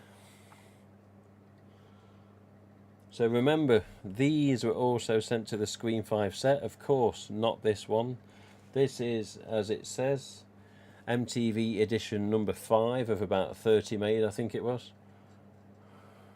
Yes, the ink is seeping into the mask, so it's not as easy to read. Yeah, MTV edition number 5. Masks exactly the same as this, was obviously with different numbers. Was sent to the Scream 5 set. They was used. It is believed that some of them were reshrouded. I don't know all the facts.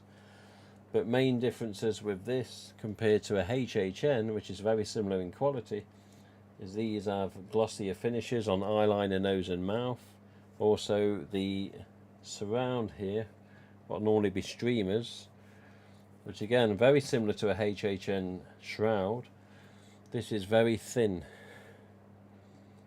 So a HHN would be down here, not up there. So yeah, normal thickness of a deluxe first run, second run or HHN would be down here. So Resurrections, the ones that have not been altered, are very easy to identify because of this. But also, of course, you can't miss the identification there as well. But the glossy paint job, the nose, the mouth, the eyeliner, always extremely precise, very neat and tidy. Slight vanilla smell, and definitely a similar, because you can't see me through the camera, but definitely a similar thickness or possibly the same as a HHN. But very, very prominent features, very clear cut and concise, very crisp with regards to the overall finish. And of course, EU stamp.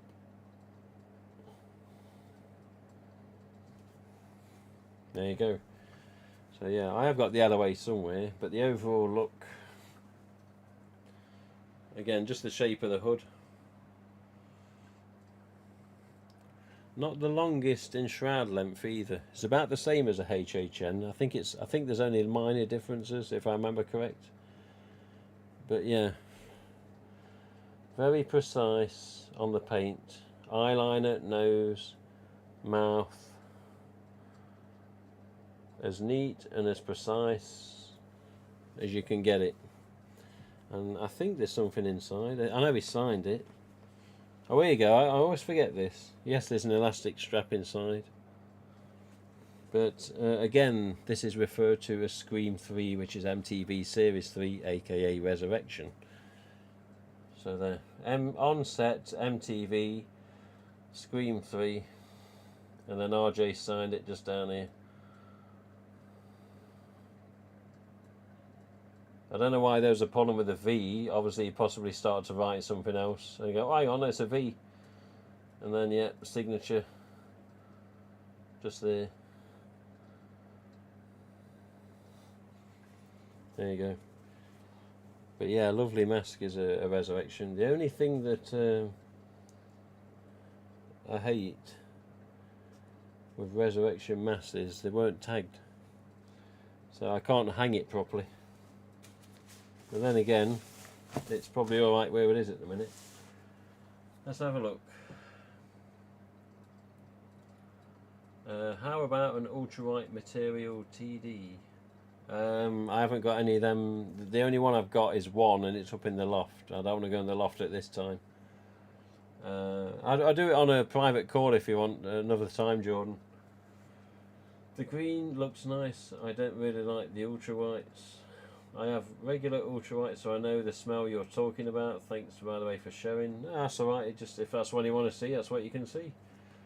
So great, says Mr. Kurt. I got 3 metallics from Dave, they're 2019. So they're older stock then, some of them. Okay. Let us see the resurrection, which we've just done. I always wanted the mould of when he's drinking the beer and eating Doritos. Yeah, I'm not sure which one that was. I'd have to obviously get a screen cap and have a look. But again, the creator of those scary movies will not identify themselves. They don't want problems, they don't want any issues, and basically I don't think they're making any more either, which is a shame because they're bloody good masks. The first one, based off the Buffy scene, it's more of a latex, and there's like a rougher finish with regards to the paint and the overall surface. On the other one, on this one, this has got a very smooth, it's got like an extra coating on it, which actually makes it, despite the mould and how it's sculpted, actually makes it very smooth and very almost like an ultra white finish with regard not to the gloss but just the feel.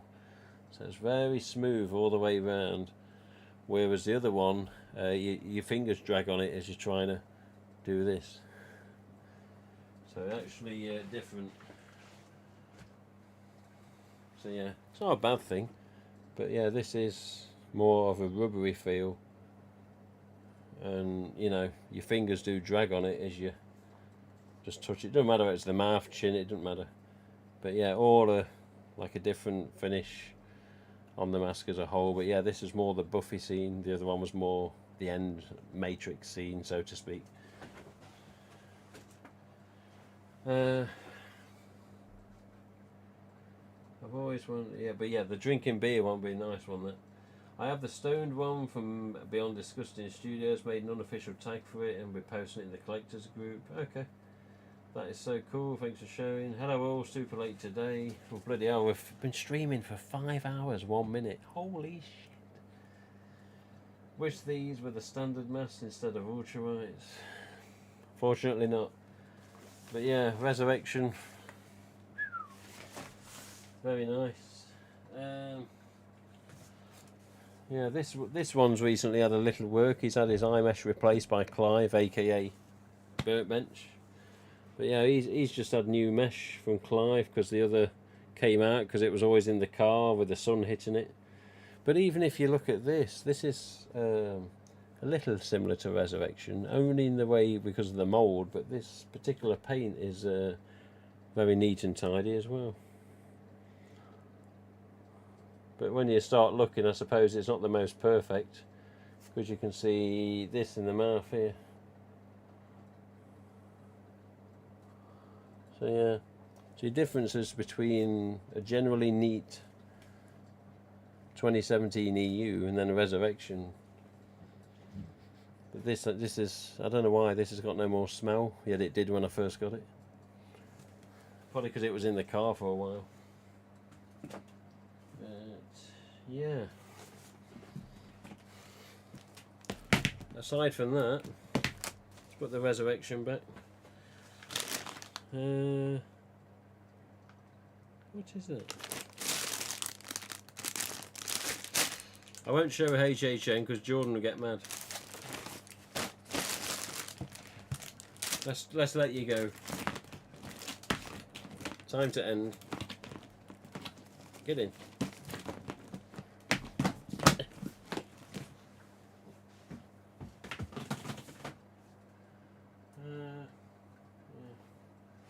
Where's that box? How would I put that? There we go.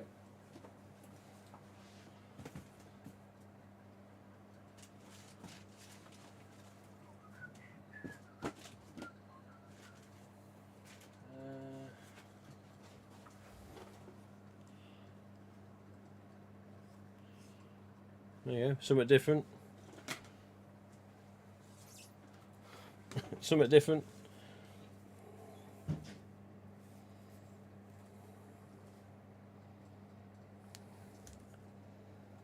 There you go, two-tone chrome. Again, Clive up to his tricks again. So these were white, full shroud, plastic masks. Now they're not. So yeah. I don't know. I want to keep these for the time being. But yeah, originally these were 2018s when I had a lot of these, and they're just masks that never would sell. Yeah, 2018 white plastics with some tester paint jobs via Clive and his mate.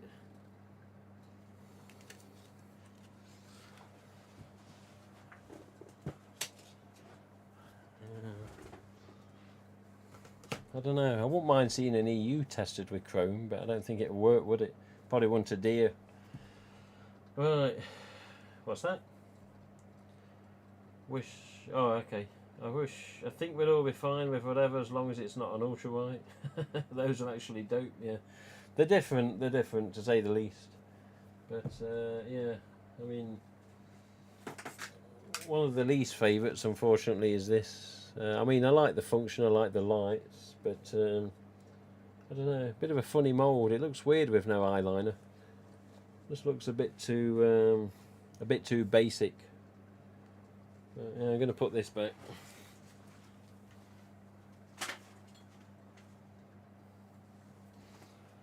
Okay, I think that's it for now. Okay, right, we're going to leave you in peace. It has been a bloody long stream, and thankfully I don't think there's too long to go with what's going on in there. Basically just online gaming, but it gets a bit loud sometimes, and the longer I'm distracted, the better. Trust me. Anyway, thank you for watching. Thank you for tolerating. Thank you for, listening and taking in whatever information from me, from Douglas. Douglas is always a bloody hell big point of information with what he's collected over the years, of course, with the types, the vintage types, with the things that we've learnt between us, or what we've learnt all as collectors, Some of the identifying features are fantastic, some of the confirmations of Gen 2s, some of the confirmations of fearsomes, and all the rest of it. I don't know. There's so many masks out there. So many masks. But, collectors like Douglas, collectors like Meggie, Nate, bloody hell, Jordan, anyone else in this chat, all of you, we all collaborate as a big old entity sometimes. And, we share what we'd bloody like to collect and what we're trying to get hold of and what we want to trade and buy, and, But the only sad thing is that, the Guardian is just unbelievable at the minute. But you think you go on eBay, you can find these, but for a rip-off price. And for a mask that's still less than a year old, it just ain't right, is it? But aside from that, it is what it is. But again, as I always promise, if there is any change whatsoever regards to this UK distributor stock that is still held in limbo by trading standards, the GITS. So remember, in that stock you have Scorched, Viper, Devilface, Metallics, Ultras, Scary Movies, 25th anniversary. I think that's all of it. And yeah, alright, some of those masks have been available. Mad About Horror doing what they can, they're doing their best, and they're doing a good job as well. But yeah, I still want my stock from 2021. So yeah, apart from that, if I get my stock before I go to Vegas, I'll be very surprised. But who knows? But apart from that, I'm going to do my usual count out on the stream. So see if I can bring up my own bloody stream on the browser and just do a count out. But I'll just say thank you for watching. This is the longest stream I've done that's Ghostface related. I've done longer game streams, but even they can take it out of you. But yeah, send over that 100% cotton. Yeah, Melinda. I'll have to. Do you got an extra tag white plastic? I'd buy one if you come to Vegas. No, unfortunately not. Most of them have gone to Clive and been messed with for chroming. You know, 3 of them actually melted at an attempt at an oil slick mask. So we lost 3 masks just like that. It's a 3-part process, and on the 3rd part of the process, it just literally melted and got unrecognisable. But yeah, Melinda, I'd have to actually look up the PDFs that Ryan sent me. And yeah, there's 100% cotton. There's all sorts of stuff from the Scream 3 images that we used, and I'm not sure how much I've got of Scream 2 and 1. Not a lot. But yeah, the 100% cotton, I'd have to have a look for it and come back to you. But I'll have a check and I'll let you know. But yeah. Oldest mask is a Scream 3 EU pre-2010. Yeah, I've only got one of them as well. I've only got one of them. But yeah, I don't know. It's hard to find some of the things we want, unfortunately. But, you know. But yes, good night, though. Anyone that's watching, I will count out now. But, as I say, thank you for watching. I'll keep you up to date where and when possible. And, yeah, bloody hell, it's been a long night. And it's not over yet. I've still got another 2 hours of that yet. Just thank God I've been here for most of the night and had a good talk with Douglas and a good talk in the chat. But see you soon, chaps. I'm just going to count out. But anyone wants to contact to ask questions, do it on the website. Hit the contact link. Put just select the other chat, the tick box or whatever, and ask questions on there if need be. But yeah, got one for $60 on eBay. It's a thick eyeliner one. That's all good. That's all good. Whatever you can get, whatever you can get. We'll see you soon. Thank you for watching. I'm going to go silent and just do my count out so I don't chop myself off on the end stream activation. But see you soon, chaps. Thank you. You know, it says on the YouTube window, started streaming 90 seconds ago. 5 hours 10 on the stream software. It says 90 seconds on YouTube.